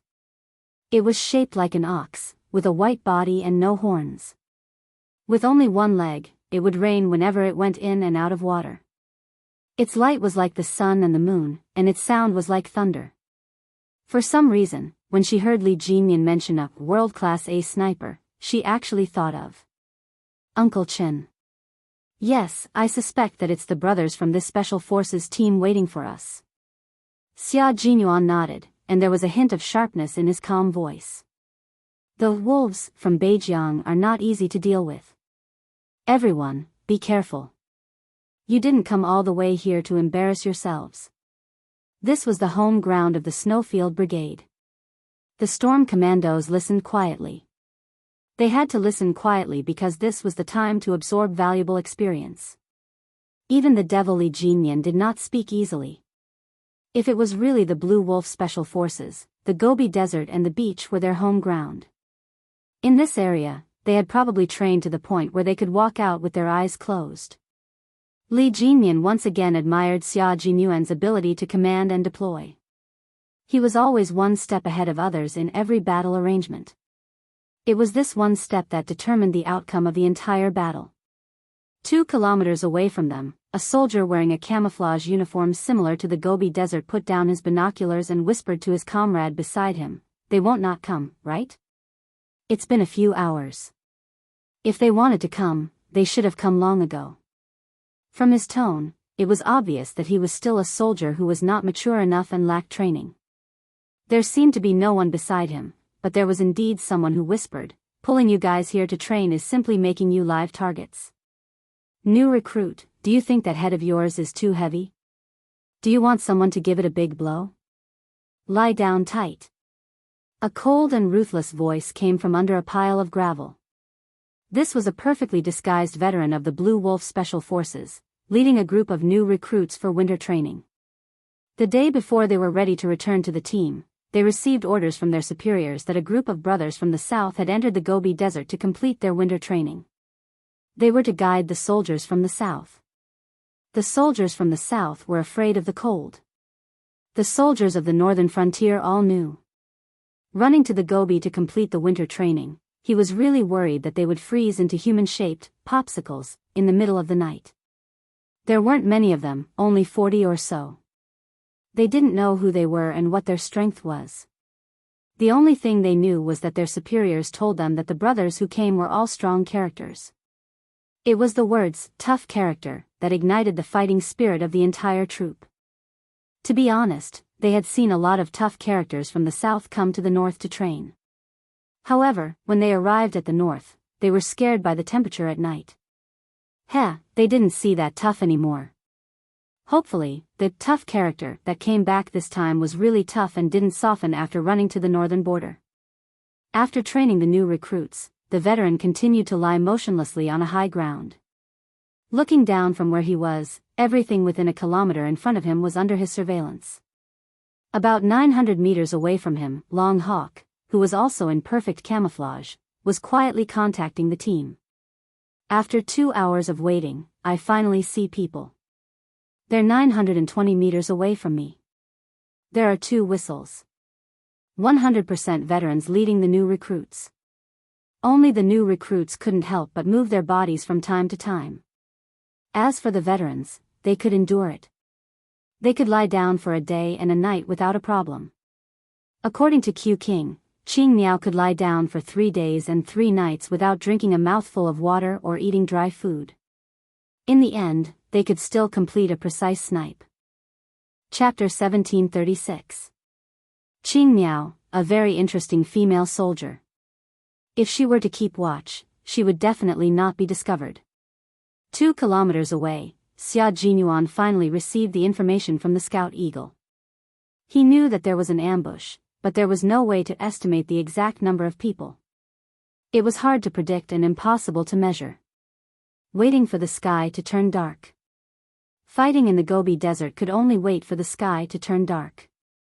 When the sky was not dark, they would directly go over. Xiao, a series of blank rounds would kill the entire group.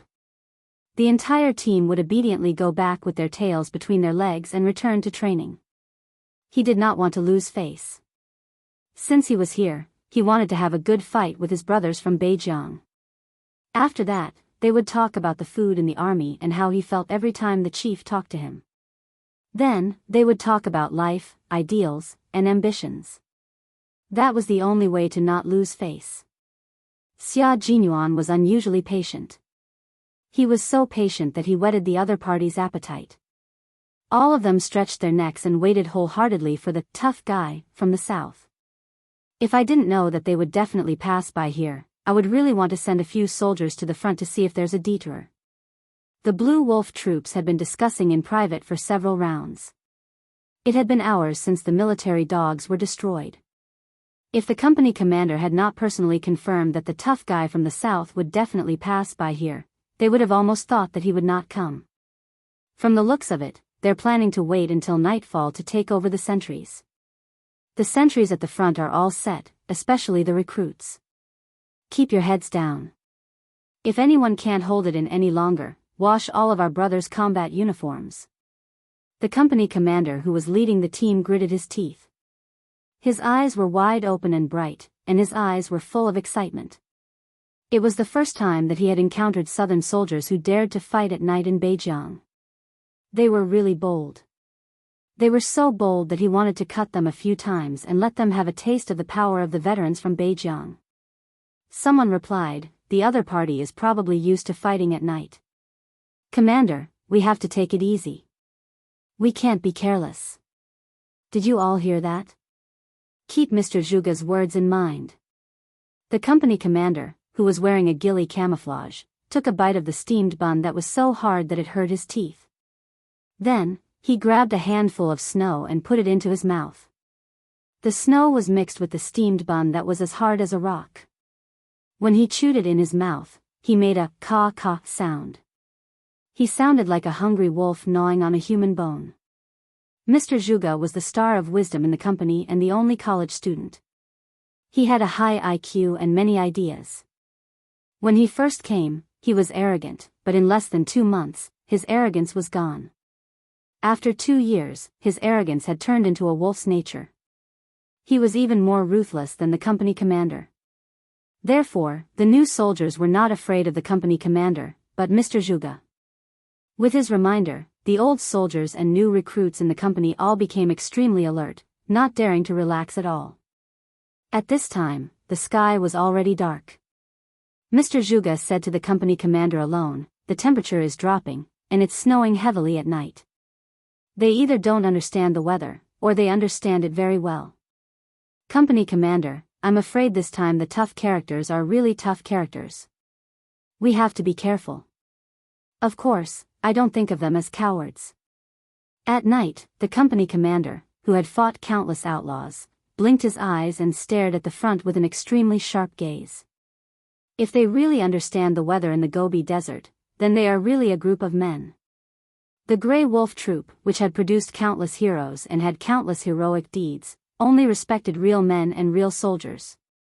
The knife-like wind blew on their bodies, but it didn't have a trace of warmth.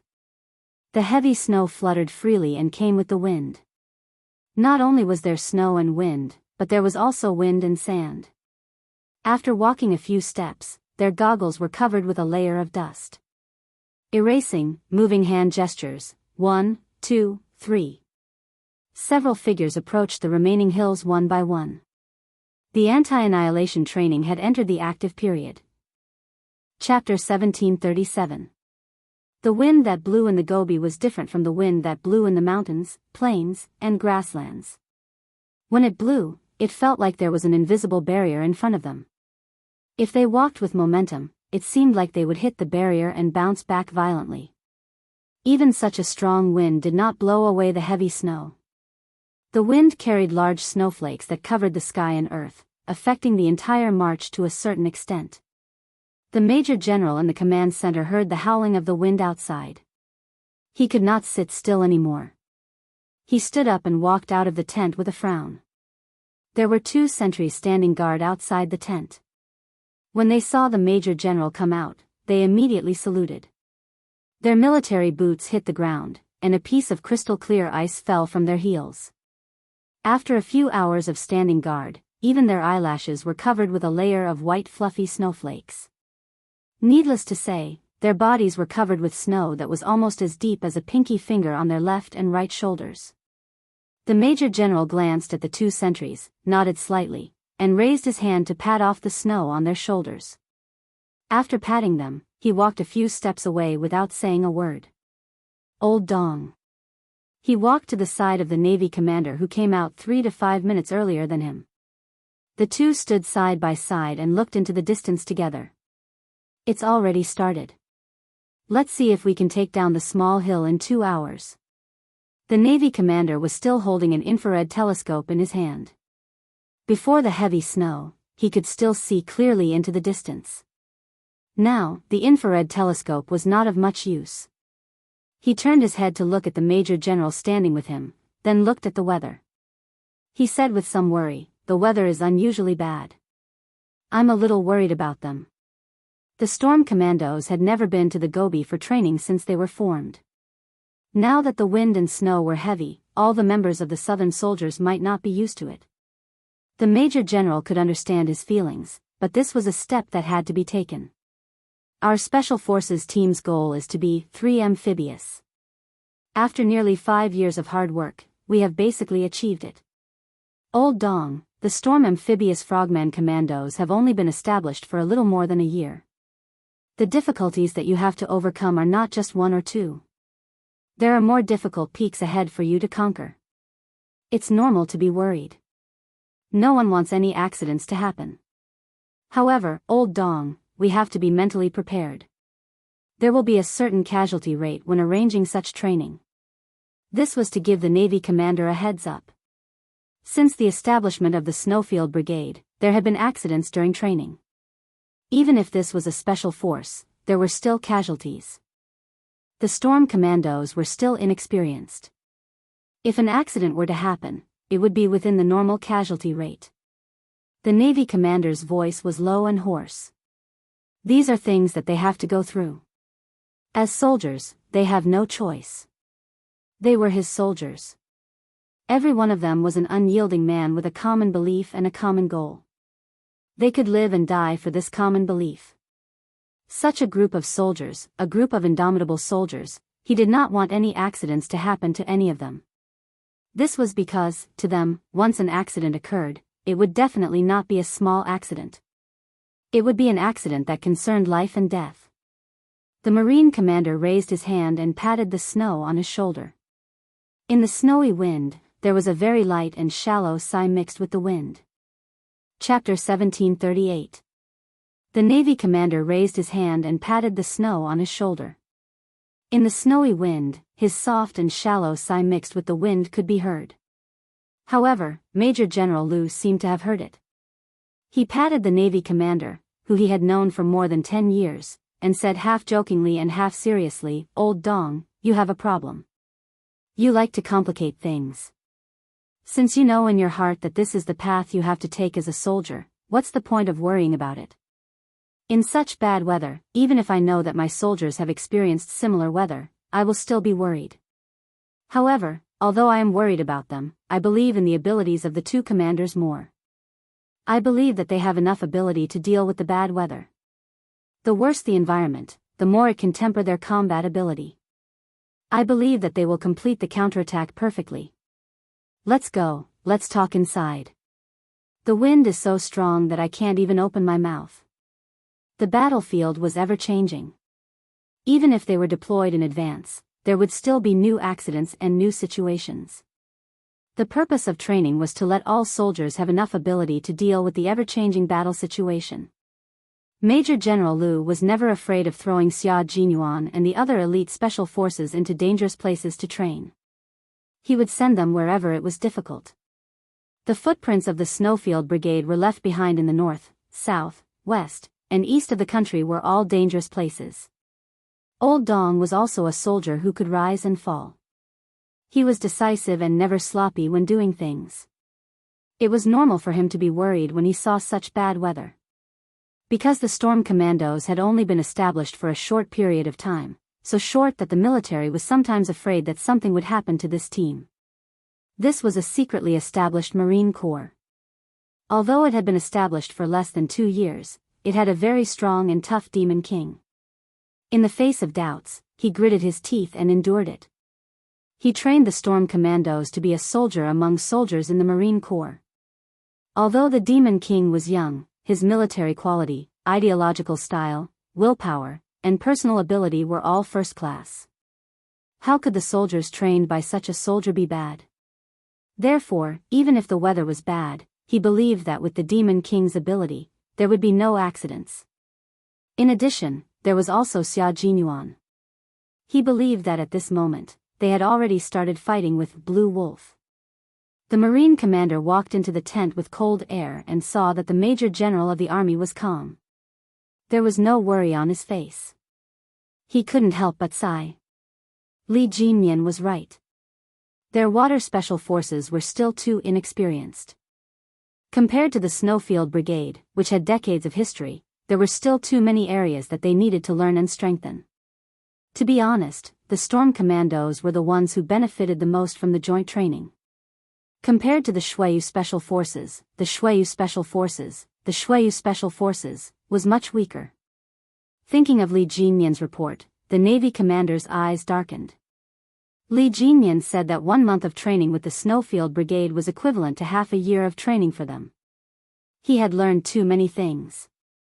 This time's anti-terrorist training would definitely benefit them greatly. Thinking of this, the worry in the Navy commander's heart lessened a little. The Storm Commandos, known as the Fierce Tiger on land and the Dragon of the Sea, definitely lived up to their reputation. Chapter 1739. The counterattack had already begun. The first sentry post was destroyed by the 4 assault teams of the Storm Commandos. They were all barehanded and did not use any high-end weapons. Satisfying. This is so satisfying. The one who was lying motionless in the snow was a veteran of the Grey Wolf troop. In the end, he was captured by the counterattack and had his neck slit. The recruit beside him got up and wanted to help the defeated veteran up. He said, "Company commander, you have waited for a long time. It will definitely be a satisfying fight later." His neck was slit from behind. It was silent like a rattlesnake hiding in the desert. It killed him with 1 strike and would not attack again. The veteran did not let him help him up. He stood up and laughed. Of course, they are really tough characters. Every single one of them definitely had unique skills and were proficient in all 18 types of martial arts. Compared to our Beijiang troop, they are definitely not inferior. Naturally, they would not be inferior. The Grey Wolf troop was a company of the Beijiang military region. They were famous in the Beijiang military region and were also famous among the special forces of the few military regions. However, compared to the 2 special forces of the country, there was still a gap in strength. One had to know that the members of the Snowfield Brigade were all selected from the special forces of the various military regions. They were also selected from the elite soldiers of the various military regions. It was the same for the Storm Commandos. The elites of the elites naturally had no problem fighting against the elites of the military region. As the famous combat force of the Beijiang military region, the Grey Wolf troop had always been the one to fight against others. They had never been beaten by others. When the company commander lost contact with the 1st and 2nd sentry posts, he knew that they had really encountered a tough character this time. They were a field unit and field units were the least afraid of tough characters. Since you are here, just use your fists. Don't dawdle like a girl. The brothers in the south have already shown their sharp knives. We can polish them even brighter and sharpen them. Don't embarrass the Beijiang military region. Do you hear me? The company commander was from Black River and was a native of the north. He had a retroflex accent when he spoke and could usually scold people. After the entire company was trained, there was no repetition. When he opened his mouth, the entire company's soldiers tensed up. Mr. Zhuge opened his mouth. We are familiar with fighting in the desert. Our brothers in the south are not familiar with them. We have the advantage in terms of territory. Also, we have about 100 people lying on the ground while they only have about 40 people. In terms of numbers, we have the advantage. There is still a possibility of winning. But the first part of the speech boosted the confidence of the Grey Wolf troops recruits. However, when they heard the "but" at the end, their hearts instantly. So, brothers, this is going to be a tough battle. The company commander was speechless. Was there a need for this guy to explain everything? After Yi Jian finished listening, she quietly returned the earpiece to Whistle, who was in the fourth position, and said softly, "The person talking inside is your military counselor, right?" The veteran soldier who was knocked down kept his mouth shut. He swiped his hand across his neck, indicating that he was dead and had no comment. However, he was anxious in his heart, and it wasn't just ordinary anxiety. Did a group of female soldiers come? Did a group of female soldiers come to fight? Chapter 1740. The fallen veteran watched as the figure that was obviously slimmer than the male soldier gradually disappeared into the wind and snow. He was so anxious that he grabbed a handful of snow and stuffed it into his mouth. A female soldier came to the Gobi for training? Which military region was this female soldier from? Why did they arrange for a female soldier to come over? They had never met a female soldier who was sent to the Gobi for training. What he couldn't accept was that he was defeated by a female soldier. She defeated him quite easily. What he couldn't accept was that he didn't know that she was a female soldier until she opened her mouth. He didn't know that she was a female soldier when he was fighting her. He didn't expect that the person he was fighting with would be a female soldier. A female soldier coming to the Gobi for training. It was the first time that a female soldier was involved. We are the 4th sentry post. Are the sentry posts in front all taken care of? The recruit who was defeated first crawled over. He didn't realize that the one who defeated him was a female soldier. The wind was too strong and the snow was too heavy. He couldn't even hear clearly when he was close. What's more, when Yi Qian defeated the recruit, he didn't even make a sound. The old tradition of the Grey Wolf troop was that the veteran led the new in every training session. The veteran led the new recruits in training, on duty, and through the wind and rain. When carrying out normal tasks, such as patrolling, the veteran led the new recruits. It was the same for sentry posts. They were all veterans leading the new recruits. The new recruits who didn't realize that something was wrong with the veteran were a little nervous.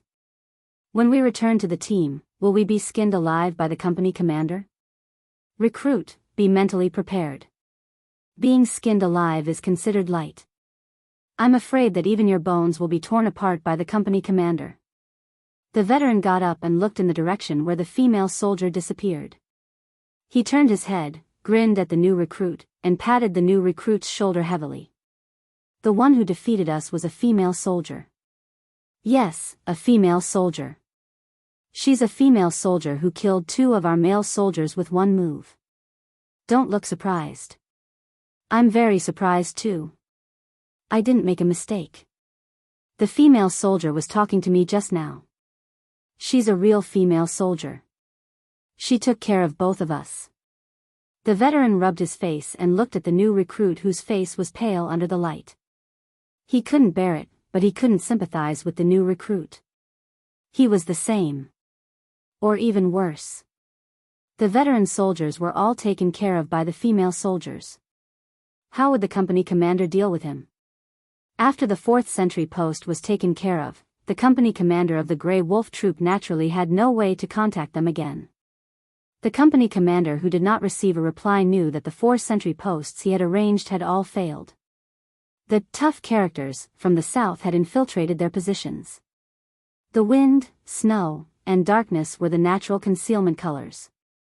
The members of the two teams braved the wind and snow and began to enter the middle section of the hill. This section was also the most dangerous section. The slopes on both sides were excellent cover. If someone were to hide on top of them, they would not be discovered for a while. However, on both sides of the slope, someone had already carried out a carpet search and cleared the area. Fourth sentry post cleared. Yi Qian's cool voice came through everyone's earphones. It was very low and soft, but it carried a calm and firm tone as it entered everyone's ears. Xia Jinyuan, who was waiting for her, smiled and said to her, "Enter the next search area and complete the mission. I'll wait for you in front. I'll be there in 10 minutes." He had already completed his search and found nothing, so he could have Yi Qian assemble according to the original route. Chapter 1741. They completed the search in a triangular formation. Every time they cleared an area, they would gather at a certain point and conduct a large-scale search. This was a type of search that did not disperse. Once a comrade was in trouble, any comrade at the triangular point could immediately provide support. Yi Qian and another member of the Storm Commandos completed the clearing together. The two of them received orders from Xia Jinyuan. One of them was responsible for guarding the surroundings while the other was responsible for the assault. They quickly rushed to the rendezvous point. The two teams would not give the Grey Wolves a chance to fire bullets. Since it was a counterattack, it was better to let them decide how to attack. Besides, it would be a waste of bullets in the heavy snow. They could not even aim accurately. It was better to use cold weapons or bare hands to complete the counterattack. From the conclusion that the remaining forces in the hills could be the Grey Wolves, Xia Jinyuan did not plan to engage in a direct confrontation. Among the special forces of the major military regions, only the Grey Wolves were the strongest. Their marksmanship was even better. Each of them had the eyes of an owl. Their marksmanship was impeccable. Completing a sniper in such a heavy snowstorm was not a problem for them. Xia Jinyuan would not do such a stupid thing unless he was out of his mind to let them fight against the famous Grey Wolf troop, with rifles that could malfunction at any time. "Devil, how's the situation on your side?" While waiting for Yi Qian to arrive, Xia Jinyuan contacted the devil. The devil was in charge of outflanking them. They needed to take a detour to the front to attack. As a true southerner, Li Jinmian had only encountered such a heavy snowstorm since he was a child. After he was assigned to the Navy, he had never encountered such a heavy snowstorm again. Now that he had bumped into her, it had more or less affected him. For example, the tips of his ears had been frozen to the point of frostbite, and the flexibility of his hands and feet had decreased. However, as a Special Forces soldier, these effects were nothing. No matter how heavy the snowstorm was, it could not stop him from leading his team forward. "Fortunately, we are about 400 meters away from our destination," he replied calmly. At the same time, he raised his hand and gestured for his team members to lie down. There was a situation ahead. It was already 6 o'clock in the evening. The operation had started 2 hours ago. The success of their counterattack depended on whether all of their members could successfully pass through the hills. Not a single person could be missing. If they lost even one person, it would be considered a failure. This was the military's request. Li Jinmian led a total of 8 members, including himself, to provide support at the front. Their main purpose was to save time for the members coming from behind. It was also equivalent to clearing a path for the members coming from behind. After discovering the situation, he instructed his team members to hide and then spread out to approach the enemy, giving them a heavy blow. The snow was heavy, but it only fell for a short period of time. The snow on the ground was not very thick, and when people fell from their shoulders, they would feel a lot of pain. When fists collided with fists, in the temperature of who knew how many degrees below zero, it seemed that the collision could cause the bones to shatter into pieces. "Quick, contact the company commander. He's already here." Someone held back Li Jinmian and the others so that their comrades could quickly contact their company commander. These were all soldiers from the Blue Wolf unit. Each of them was skilled in martial arts. The strength of a punch was enough to knock someone down a few steps. Li Jinyan aimed at the soldier with the communication device. His slender and tall body suddenly leaped into the air. Like a snow leopard pouncing from the snow, he instantly hugged the soldier and completed a continuous roll on the ground. His movements were smooth and fierce. He did not give the soldier a chance to contact their company commander. Chapter 1742. When the company commander of the Blue Wolf Troop could not contact the fourth team, he immediately carried out the annihilation plan. Nearly 100 soldiers were divided into groups to search for the enemy and engage them in battle. Yi Qian and Xia Jinyuan were already engaged in battle with them. The entire anti-annihilation training had entered a white-hot stage. The Blue Wolf Troop was all too familiar with the Gobi Desert. Every year during summer and winter, they would come here to complete their training. They knew exactly where was suitable for ambushes, where was suitable for exchanging fire, and where was most likely to be exposed. However, even so, the company commander of the Blue Wolf Troop knew that their chances of winning tonight were not very high. As the recruits and veterans were eliminated one by one, it was as if they were pulling out radishes. After a while, one would be pulled out and another would be pulled out. By the time 27 soldiers were all killed without anyone noticing, the company commander of the Blue Wolf Troop was sweating profusely on such a cold night. It's not easy to deal with them. I don't know which military district they are from. Company commander, I'm afraid they will go over tonight. The veteran contacted his company commander. His voice was low and cold in the wind and snow. The other party is quite strong. They are not easy to deal with. They could not figure out the other party's background. They did not even know which military district they were from. Just like that, they lost contact with 27 soldiers and were swiftly eliminated by the other party. Defend the position well. Send 2 squads to the entrance of the calabash mouth as reinforcements. The company commander quickly adjusted the battle deployment and focused on the last checkpoint that the southern team had to pass through. The mission that the Blue Wolf Troop received was to defend the remaining hills and complete the annihilation plan. Now that the soldiers were being eliminated one by one, the other party was already doing their best to annihilate them. Then, as long as the last checkpoint was defended, the annihilation would mean failure. The Gobi Desert was their home base. Now that their home base was destroyed, it was really embarrassing. They had to fight for their revenge. Following the company commander's order, the 2 squads of soldiers immediately supported their comrades at the last checkpoint.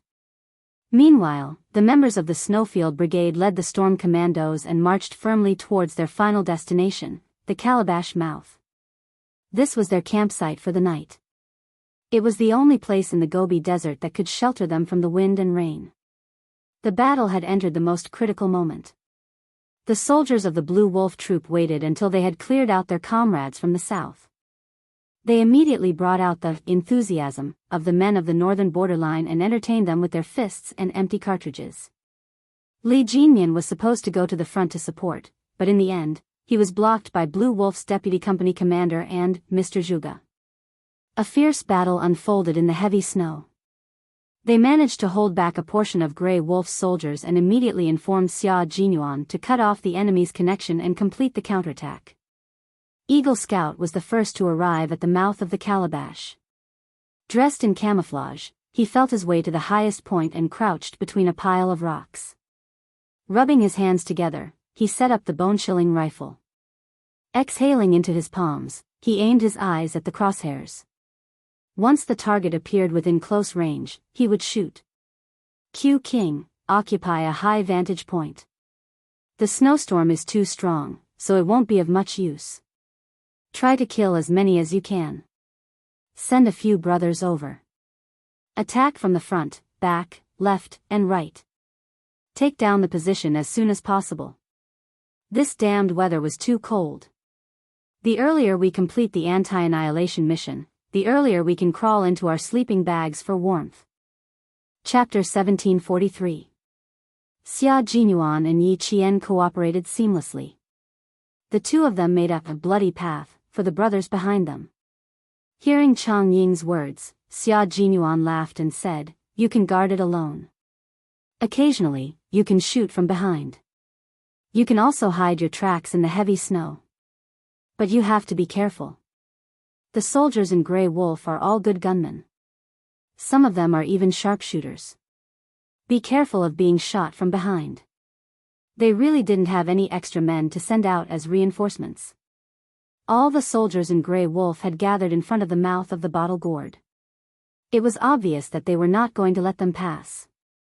If the defense was too tight, the difficulty of breaking through would increase. Chang Ying's mouth twitched slightly. Their young captain had always been a sly old fox. Why would he send reinforcements when he knew that they were safe? One had to know that his favorite phrase was self-reliance. There wasn't much sound coming from the earpiece. Only when they were completely hidden would someone flick their earpiece 3 times to indicate that they had entered the original deployment position. Finally, the sound of someone entering the deployment position was heard. The Snow Region Brigade and the Storm Commando surrounded the entire Grey Wolf troop in a circular formation. Fire! As Xia Jinyuan's cold, metallic voice sounded, gunshots were heard all around the Gobi Desert. After 3 hours of deployment, Xia Jinyuan successfully completed the final counterattack and didn't get caught by Grey Wolf. The company commander of Grey Wolf heard the gunshots around him and his heart tightened. This group of soldiers from the south actually climbed up the heavily weathered hills to complete the encirclement. He concentrated his forces while they spread their forces out like a net to complete the encirclement. How dare they? Weren't they afraid that they would roll down the hills and break their bones? I'm not afraid of being surrounded. Let's take a few more bites of meat. Even though they were surrounded, the company commander of Grey Wolf didn't panic at all. Unyielding soldiers wouldn't easily admit defeat until the very end. Yi Qian didn't expect to face the company commander of Grey Wolf. The company commander of Grey Wolf also didn't expect to see a female soldier. The appearance of the female soldier stunned him for a second. A thought flashed through his mind. Don't tell me it's a group of female soldiers surrounding us. There were very few female soldiers in Beijiang. Other than the signalers, there were only 7 female soldiers in their unit. It was pitifully few. Therefore, it was impossible for female soldiers to enter the Gobi Desert for training in the heavy snow.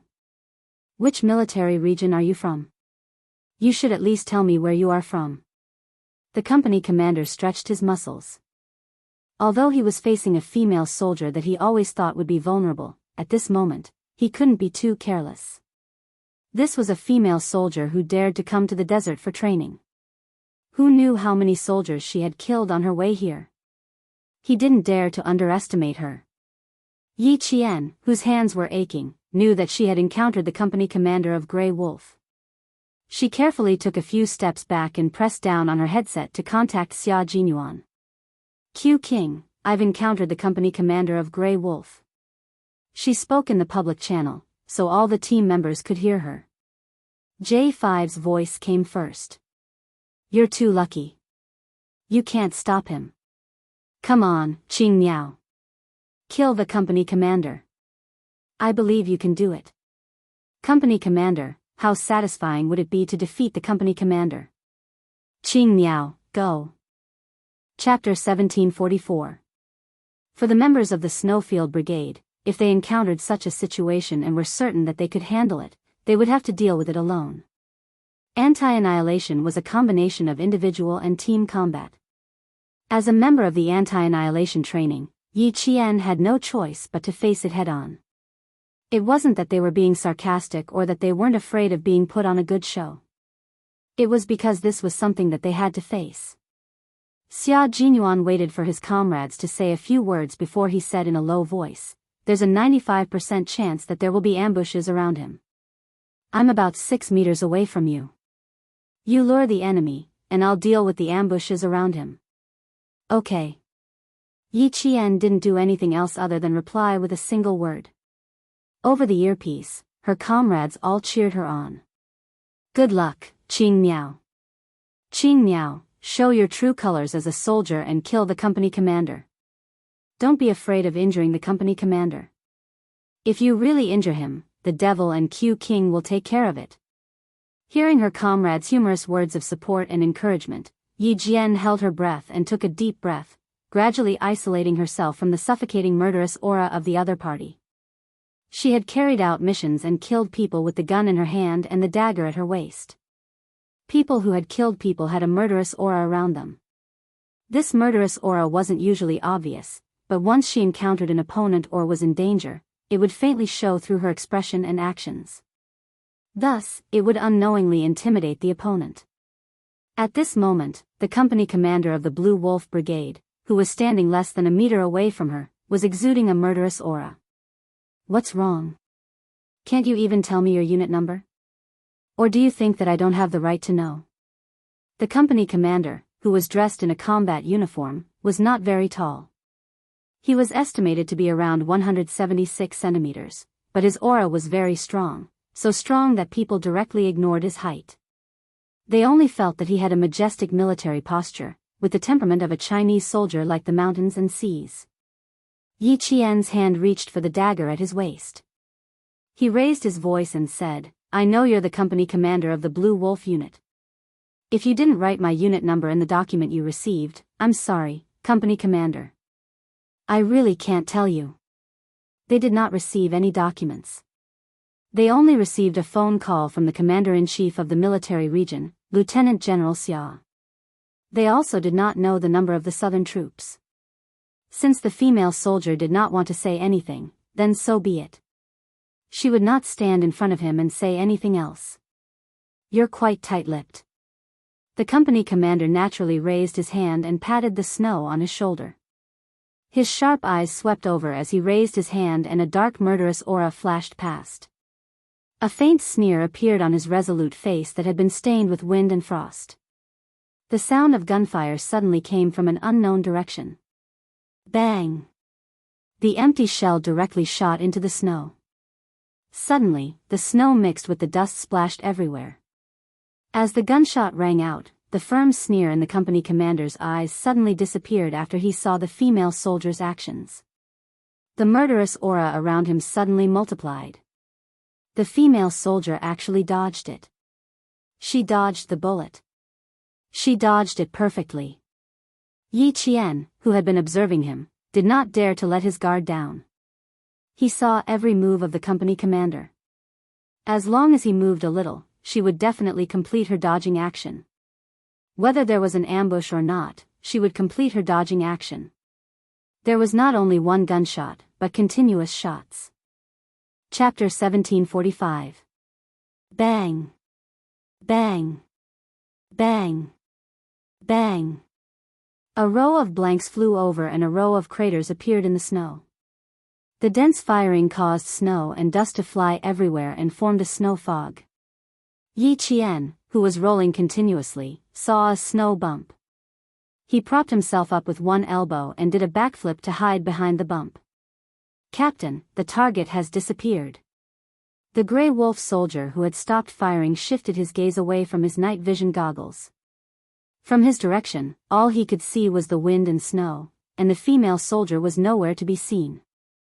Xia Jinyuan, who had snuck over, was like a snow leopard stalking its prey. When he was 5 steps away from the soldier, he leaped into the air with his long limbs. The soldier who was communicating with his captain and searching for the target felt a gust of wind even fiercer than the north wind. He held on to his gun, but before he could complete his roll, he was killed by the owner of the gust of wind. Grey Wolf is famous for its marksmanship. "Brother, I'm sorry, but I can't give you another chance to shoot." The elegant yet dangerous Major Xia took the soldier's gun and removed his earpiece. He spoke very politely, "Captain Jiang, your bodyguard has been taken care of." With the bodyguard taken care of, the anti-assault training was almost over. Since he had failed to shoot, Captain Jiang faced the female soldier who had unbelievably fast reflexes. His fist was held by the female soldier's hands, which were obviously smaller than the male soldier's. An unfamiliar male voice came through the earpiece. He said that his bodyguard had been taken care of, which meant that the veteran soldier who had shot the female soldier had been taken care of. The calabash mouth position had been lost, and the troops from the south had successfully counterattacked. However, he hadn't taken care of the female soldier yet. In close combat, if one wasn't careful, one would be hit by the opponent's fists or boots. The former would be weaker, while the latter would feel like one's bones would be crushed if the boots kicked. As the captain of the Grey Wolf unit, he was exceptionally skilled. Every punch was filled with strength, and he didn't hold back at all.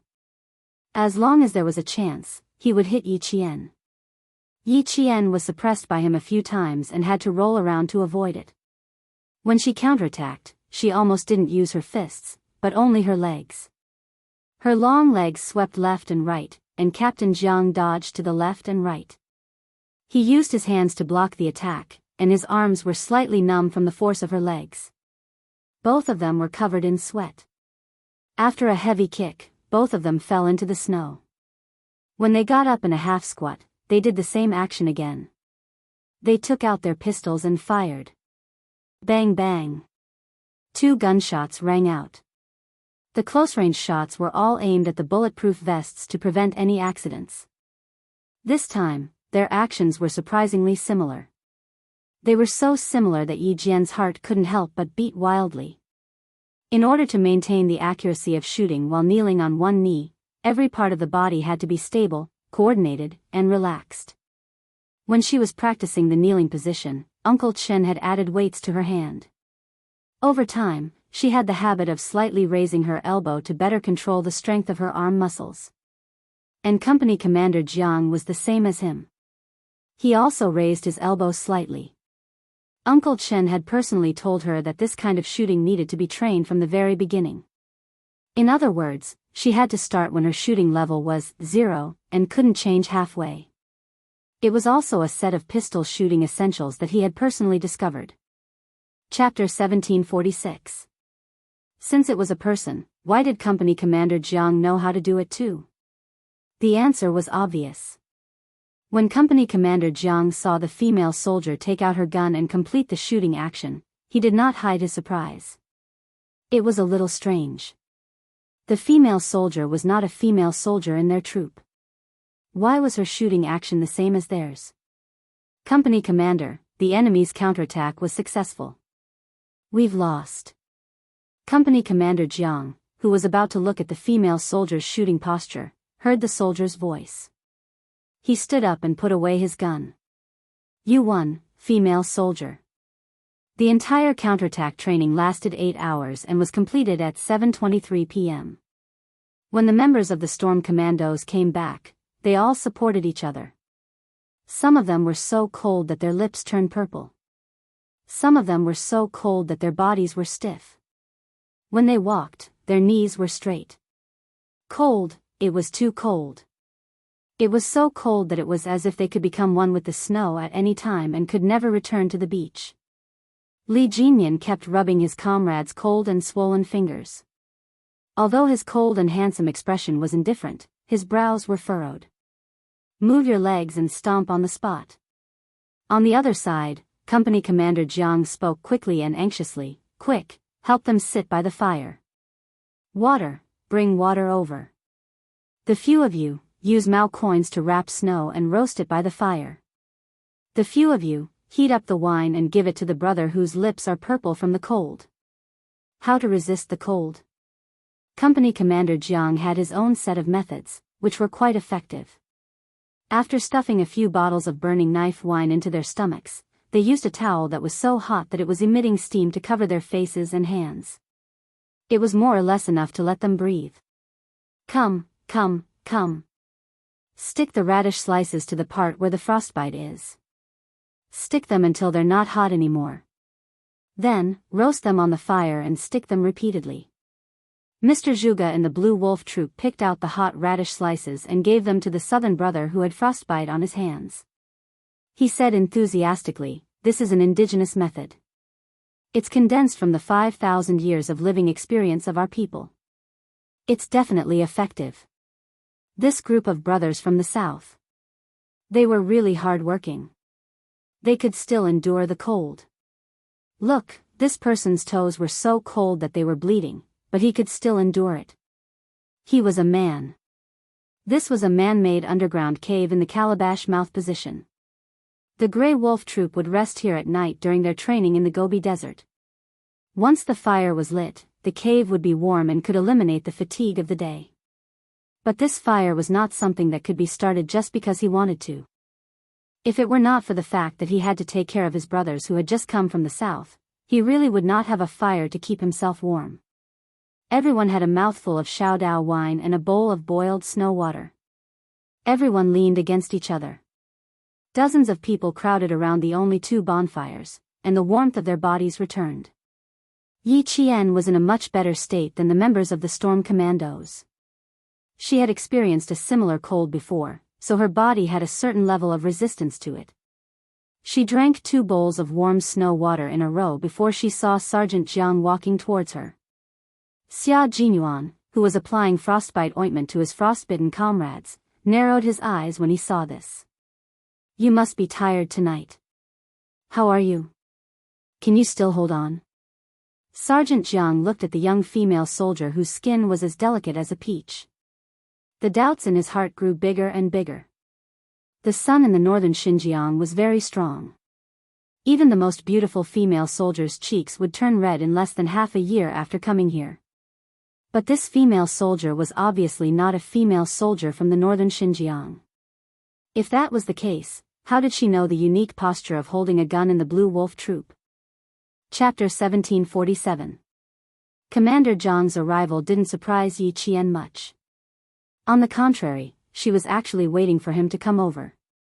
Hearing this, Yi Qian, who was about to stand up to speak, was patted on the shoulder by Commander Jiang. He motioned for her to sit back down with an undeniable authority. "You're welcome. Let's sit down and talk. We've been running for half a day. Let's relax a little during the break." He noticed that there was only one female soldier present. The only female soldier who followed the male soldiers into the desert for training. Just from this point alone, he could see that this female soldier was exceptional. He had only met a few female soldiers in his 15 years of service in Beijing. He had never met a female soldier who dared to follow the male soldiers and trained as hard as the male soldiers. There was a gentle smile on his resolute face, and even his gaze seemed to have lost some of its sharpness. "Don't be so formal. I'm just curious about your posture. I'm sure you've also noticed that our posture is different from other people's. Our gun posture started from the day we joined the Grey Wolf unit. If you're not a soldier from our unit, your first reaction when you see our posture would be to think that we're not qualified. But only we know that once we learn this posture, we'll be able to shoot more accurately with pistols, rifles, and sniper rifles. Of course, not everyone is used to this posture. The soldiers under me are in this situation. They can shoot very well with the standard posture, but they can't shoot with the unique gun posture of the Grey Wolf unit." Yi Qian knew this. When she was learning how to snipe, Uncle Chen told her that not everyone was suitable for the gun posture that he created. In fact, at this time, Yi Qian already had an answer in her heart. An answer that knew which unit Uncle Chen came from. She knew the answer she wanted to know, but Commander Jiang still didn't know why she knew the gun posture that was unique to the Grey Wolf unit. Yi Qian pursed her lips and smiled. "We need to practice this gun posture from day one. I also started using this training method from day one. The results are very good." "That's right. As long as we learn the essentials and grasp the essentials, our shooting accuracy will be even more accurate than the standard posture. However, I want to know, how did you, who came from the south, learn the unique posture of the Blue Wolf Troop?" At this point, Company Commander Zhang's voice was somewhat cold. "This is my question. I still need you to answer it." "Company Commander Jiang, I can answer her question." A low and powerful male voice came from behind. Xia Jinyuan, who had been paying attention to the situation, walked over and said, "Only I, the team leader, can answer your question." Yi Qian was a soldier trained by Uncle Chen. Since her posture was unique to the Grey Wolf tribe, then Uncle Chen must have retired from the Grey Wolf tribe. There was no need for Yi Qian to be questioned by Company Commander Jiang on such matters. He would answer for her. "Go help the other comrades. Leave this to me." Xia Jinyuan walked over calmly and lightly patted Yi Qian's shoulder. He was telling her to leave everything to him. Xia Jinyuan saw Yi Qian's hesitation. He knew that Uncle Chen retired as a sacrifice. This meant that the unit he was in, like Company Commander Jiang, would think that the senior who created the unique Grey Wolf unit had died. They wouldn't think that he was still alive. Chapter 1748. If she couldn't answer the question, she would just leave it to him. Company Commander Jiang looked at the young major who was even more powerful than himself. He knew very well that this was a soldier who had been to the front line and killed enemies. He immediately stood up. This is a serious matter. I need to understand it clearly. I know. It was unique to the army and could not be replicated or spread easily. Xia Jinyuan understood Company Commander Jiang's cautiousness. Yi Qian smiled apologetically at Company Commander Jiang, then got up and left. Xia Jinyuan was naturally better at handling this kind of matter than she was. With Xia Jinyuan's ability, he could easily hide the fact that Uncle Chen was still alive and give Company Commander Jiang a reasonable explanation. She believed that he would handle this matter well. However, this matter also gave her a wake-up call. When she returned, she needed to learn the standard gun stance to prevent similar problems from happening again. Uncle Chen's identity could not be exposed. Even if he had been sacrificed for more than 10 years, she still needed to continue hiding it. She could not let others know about Uncle Chen. About 10 minutes later, Company Commander Jiang found Yi Qian again. The 36-year-old man looked at Yi Qian with a gaze as gentle as the May wind in Beijiang, bright and warm. I was rude just now. You are a very outstanding female soldier. I look forward to seeing you on the training ground again. Yi Qian saluted the company commander who was about to leave and return to the army. This was an unyielding soldier. Even the heavy snowstorm didn't make him bend his waist. This was a soldier from the northern border.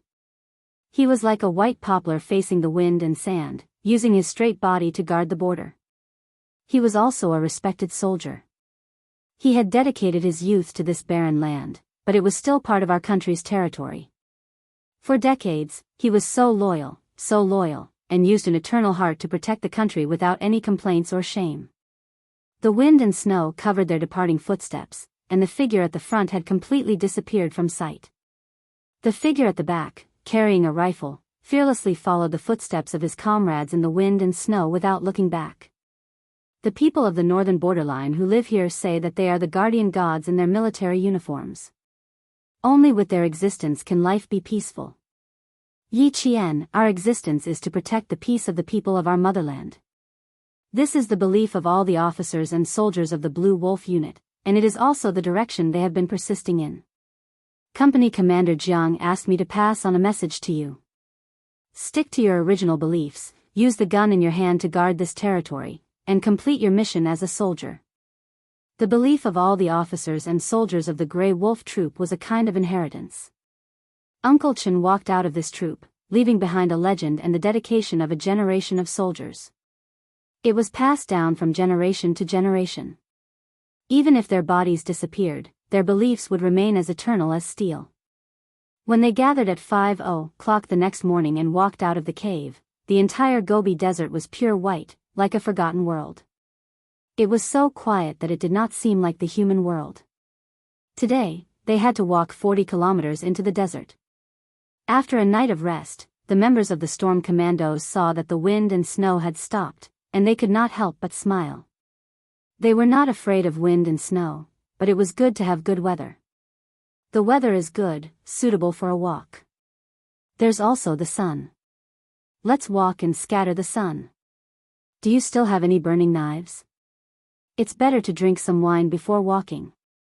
A new day had arrived, and a new training had arrived. The team members, who were happy in the midst of hardship, were so optimistic. Chapter 1749. The weather was good and suitable for training. The white snow rose and fell, stretching for thousands of miles. The light from the snow shone through the clouds, illuminating the pure white world. After checking their equipment, the members of the two teams quickly lined up under the cold gaze of Captain Xia Jinyuan. There was no need for them to line up. They were already in a straight line horizontally and a straight line from side to side. All of you. The young major at the front of the line stood upright, and his command was like a hot knife through butter. Everyone's attention was instantly focused on him. Yi Qian had always known that Xia Jinyuan was a very charming man. He had the majesty of a soldier and the elegance of a man. When they were in the sun, the Xia Jinyuan she knew was a gentleman. When they were in the dark, the Xia Jinyuan she knew was a man whose gaze was like a bullet, with a frightening sharpness. At this moment, Xia Jinyuan, who was standing in the sun, was looking at his comrades. Although his eyes were sharp, they were full of encouragement.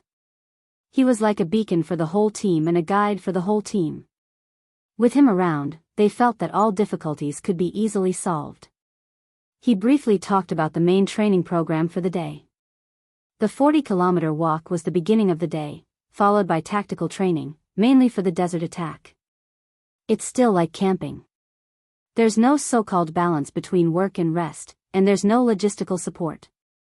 As for frostbite and other minor injuries, they'll be dealt with by themselves. No other opinions, right? Okay, no objections. Line up and set off. Xia Jinyuan said everything in one go.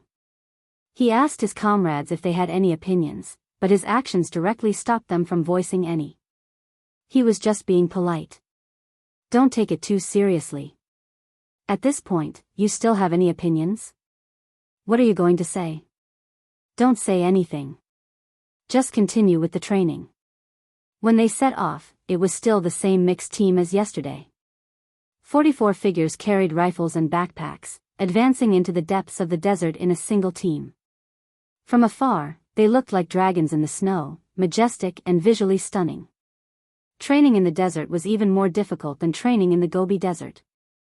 They had to roll in the sand, crawl in the sand, and sometimes rush down from high sand slopes. At the same time, they also had to complete shooting.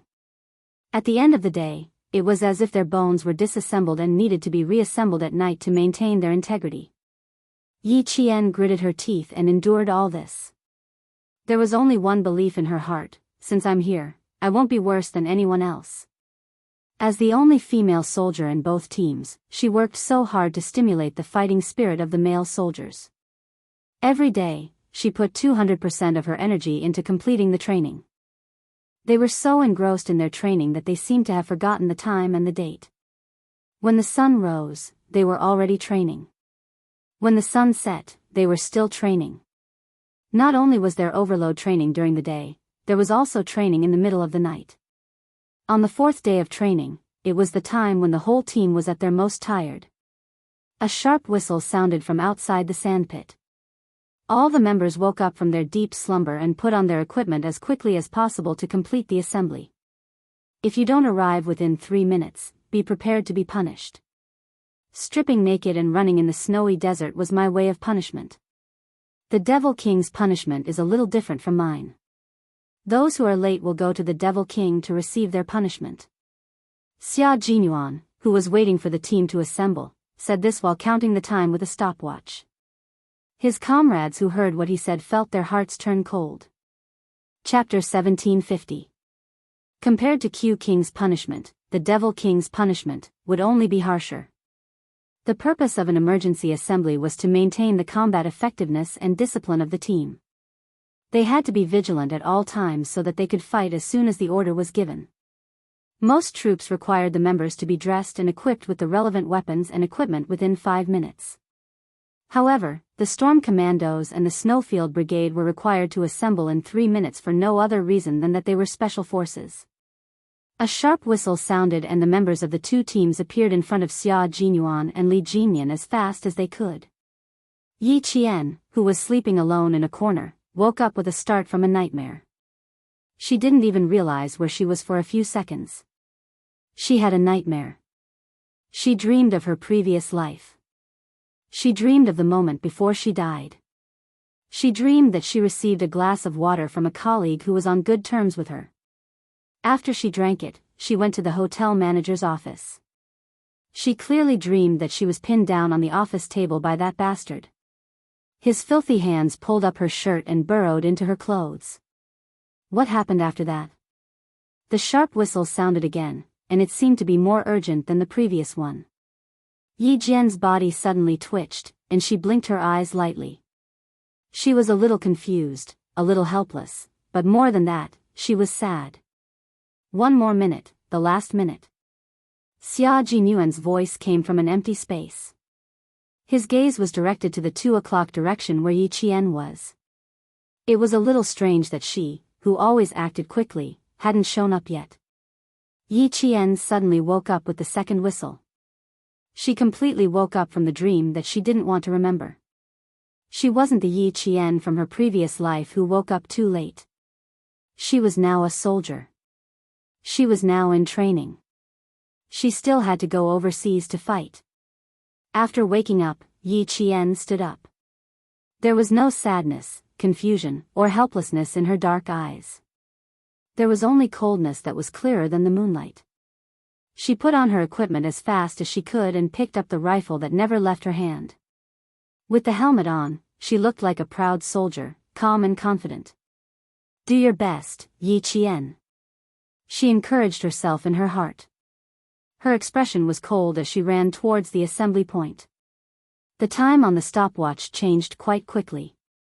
The faint blue screen light reflected on the face of the young major holding the stopwatch, making his handsome eyebrows and eyes even colder than the crescent moon in the sky. There were still 25 seconds left. He looked at the 2 o'clock direction again, but it still hadn't appeared. Li Jinyan obviously noticed it as well. He said calmly, "She will be late, and my punishment this time will be very heavy." "Your punishments have always been heavy." Xia Jinyuan pursed his lips. He was not afraid of the Demon King's punishment, but he was worried about Yi Qian. Yi Qian was never late, but he was late today. Was there something wrong with his body? She shouldn't be.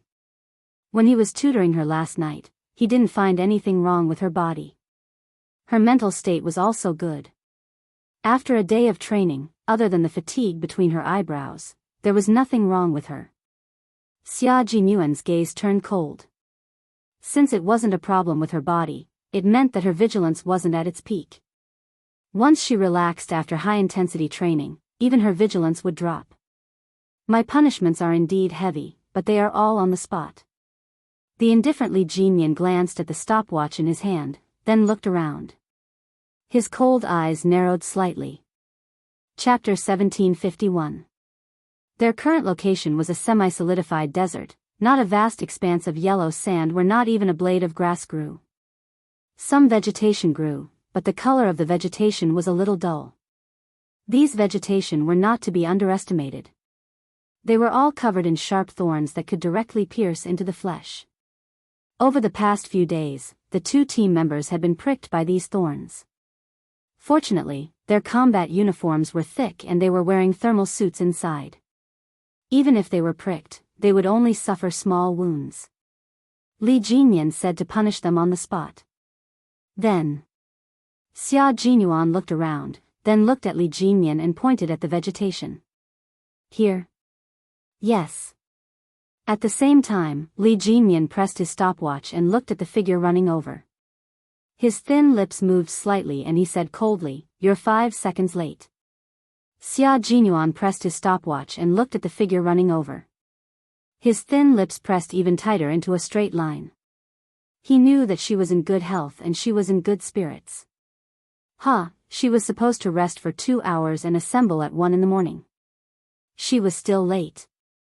5 seconds had passed since the 3 minutes had passed. Before Yi Qian could run over, she felt Xia Jinyuan's gaze sweep over her like a bullet. It was so cold that it made her heart turn cold. "You're late." After saying that, he stepped aside and gave his seat to Li Jinyan. Li Jinyan was the one to decide what punishment would be given to the soldiers who were late. Punish them on the spot. Then, she'd have a good time. The devil's punishment was always in line with his code name. It was full of demonic nature and couldn't be more harsh. Being 5 seconds late was nothing to an ordinary person. Who hadn't been late before? It was normal.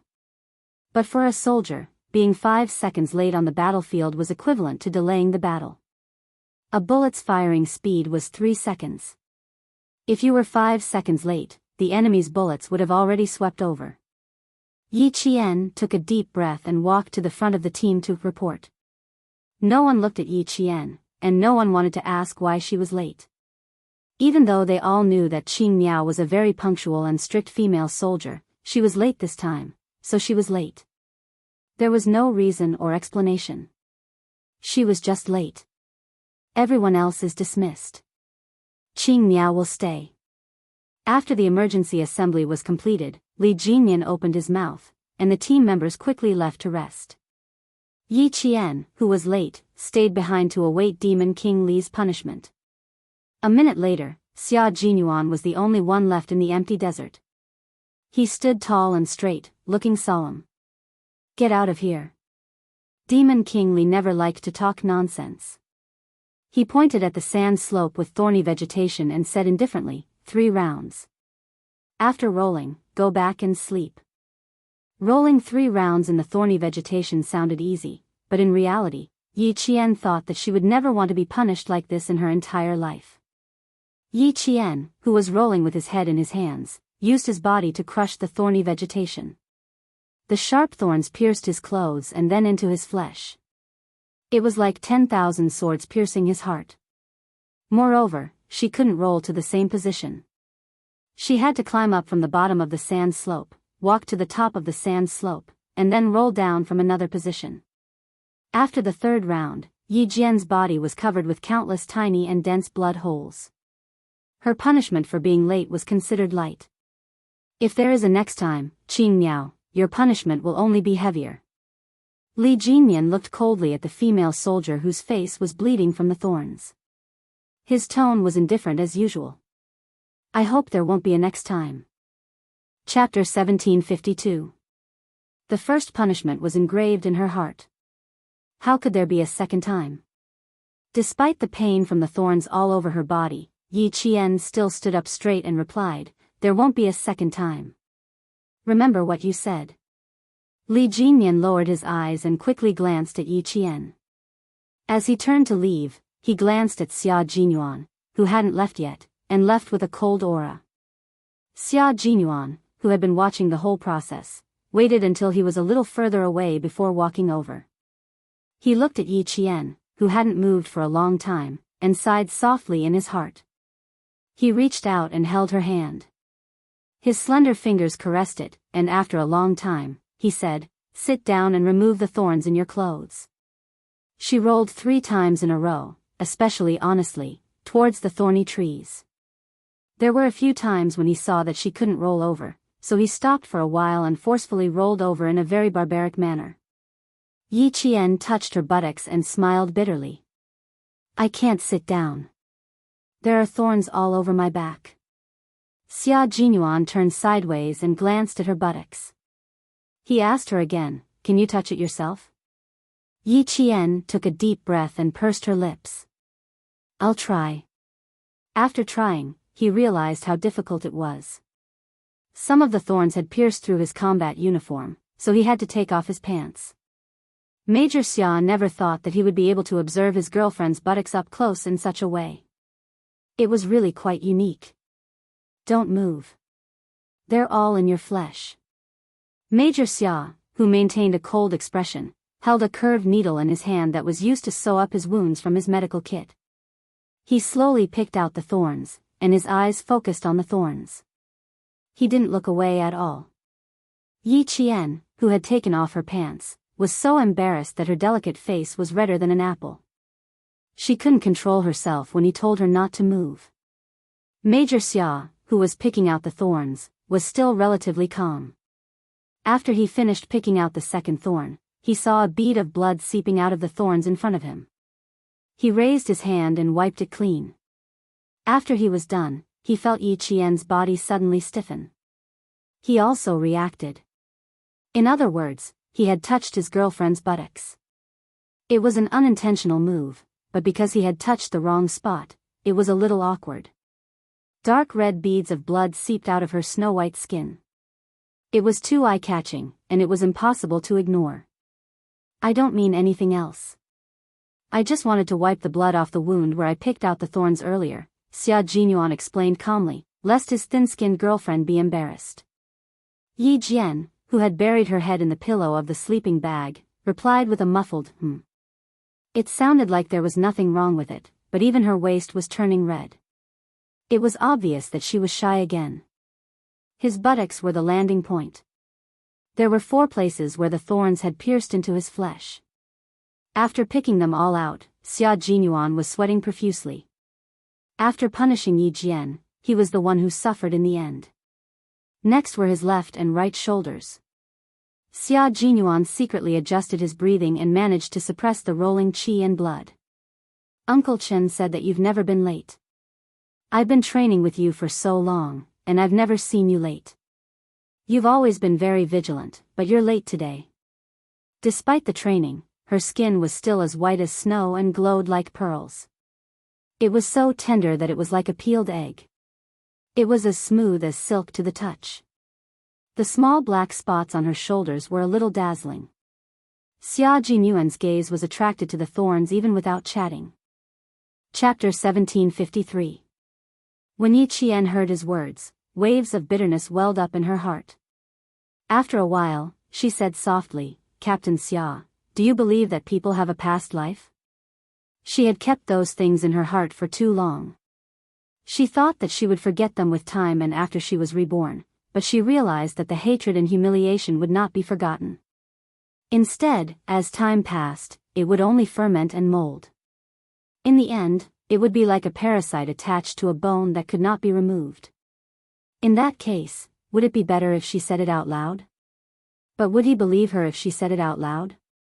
Xia Jinyuan, who had picked out the thorn in her heart, answered her, You want to tell me that you were late today because of a dream?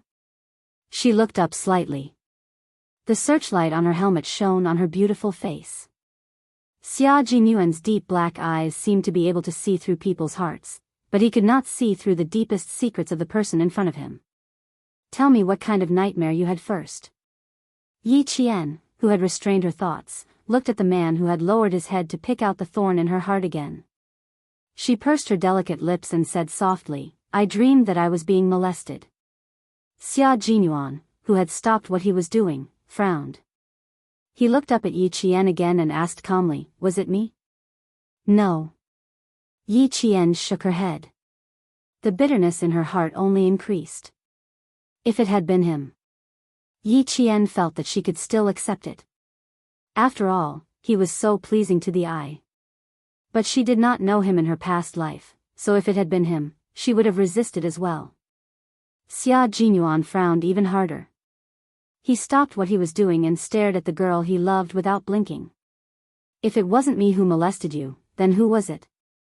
The major, who did not know the truth, only focused on one thing.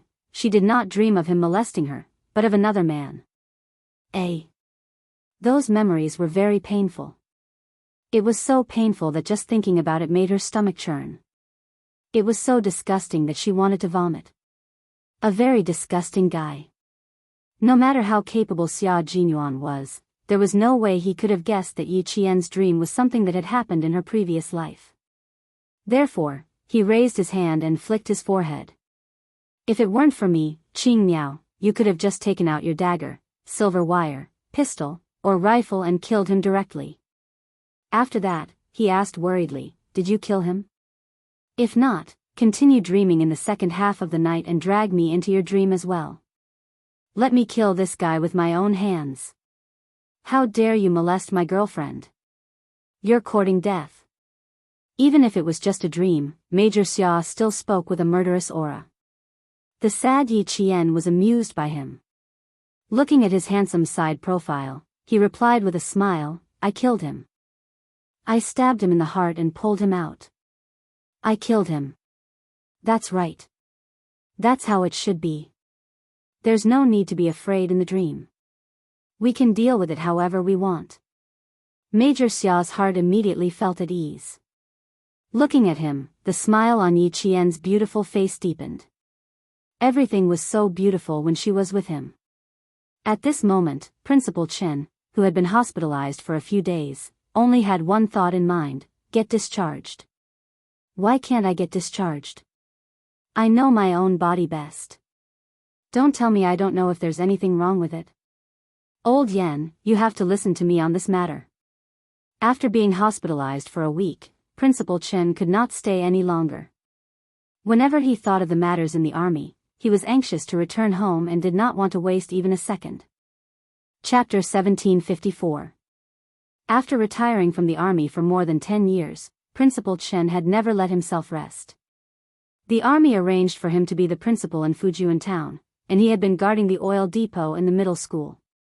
Later, he met Yi Qian, and almost spent all his time teaching Yi Qian. He had never rested for a day, and he had never let himself relax. Even if he could not wear the green military uniform openly, he still regarded himself as an active soldier. After staying in the hospital for so many days, it could be said that Principal Chen had rested for the longest time since he joined the army. Therefore, to let him stay in the hospital now was more uncomfortable than being tortured. However, he had been a middle school principal for more than 10 years, and he had the elegance of a scholar, so he spoke more gently. Seeing that Commissar Yan, who was sitting in the ward, was unmoved, Principal Chen could only persuade and reason with him. There are a few good seedlings among the new recruits this time. If we train them well, they will definitely achieve something. I have to hurry up. Look, I've been in the hospital for a week. If I don't go back soon, they will relax. How can this work? Training has to be done day after day. We can't give up halfway. I won't joke about my body, and I won't treat my body lightly. I've been in the hospital for so long, and I really can take it seriously. It's just a stomach hemorrhage. It's not a big deal. The surgery has been done, and I've recovered. Let's go through the discharge procedures today. No matter how well he said, it did not move Commissar Yan. You have to continue to recuperate. We're not doctors, so we don't understand. But the doctor said that your stomach hemorrhage this time was very dangerous. If you were sent here half an hour later, you would have died. You cherish the new soldiers, but you have to think about little Yi. She just sent old uncle away. Don't tell me you want her to send you away again. Brother, you have to think about little Yi. She's a girl, and she has to send away her closest relatives one after another. It's more painful than cutting a piece of flesh from her heart. We won't waste time with the hospital. We'll listen to the doctor and leave the hospital after 20 days. As long as you cooperate well and recover well, we'll leave immediately after 20 days. When Headmaster Chen fell, even Commander-in-Chief Xia was alarmed. He gave them a strict order. No matter what, they had to take good care of Headmaster Chen. They could not be careless. This was a call that Commander-in-Chief Xia had personally made to him and old Lu, yet no one in the provincial military knew about it. Not many people knew about Principal Chen's special identity. Even the leaders in the provincial military did not know about it. Only the regiment commander and political commissar of the troops stationed deep in the mountains of Fujian town knew about it.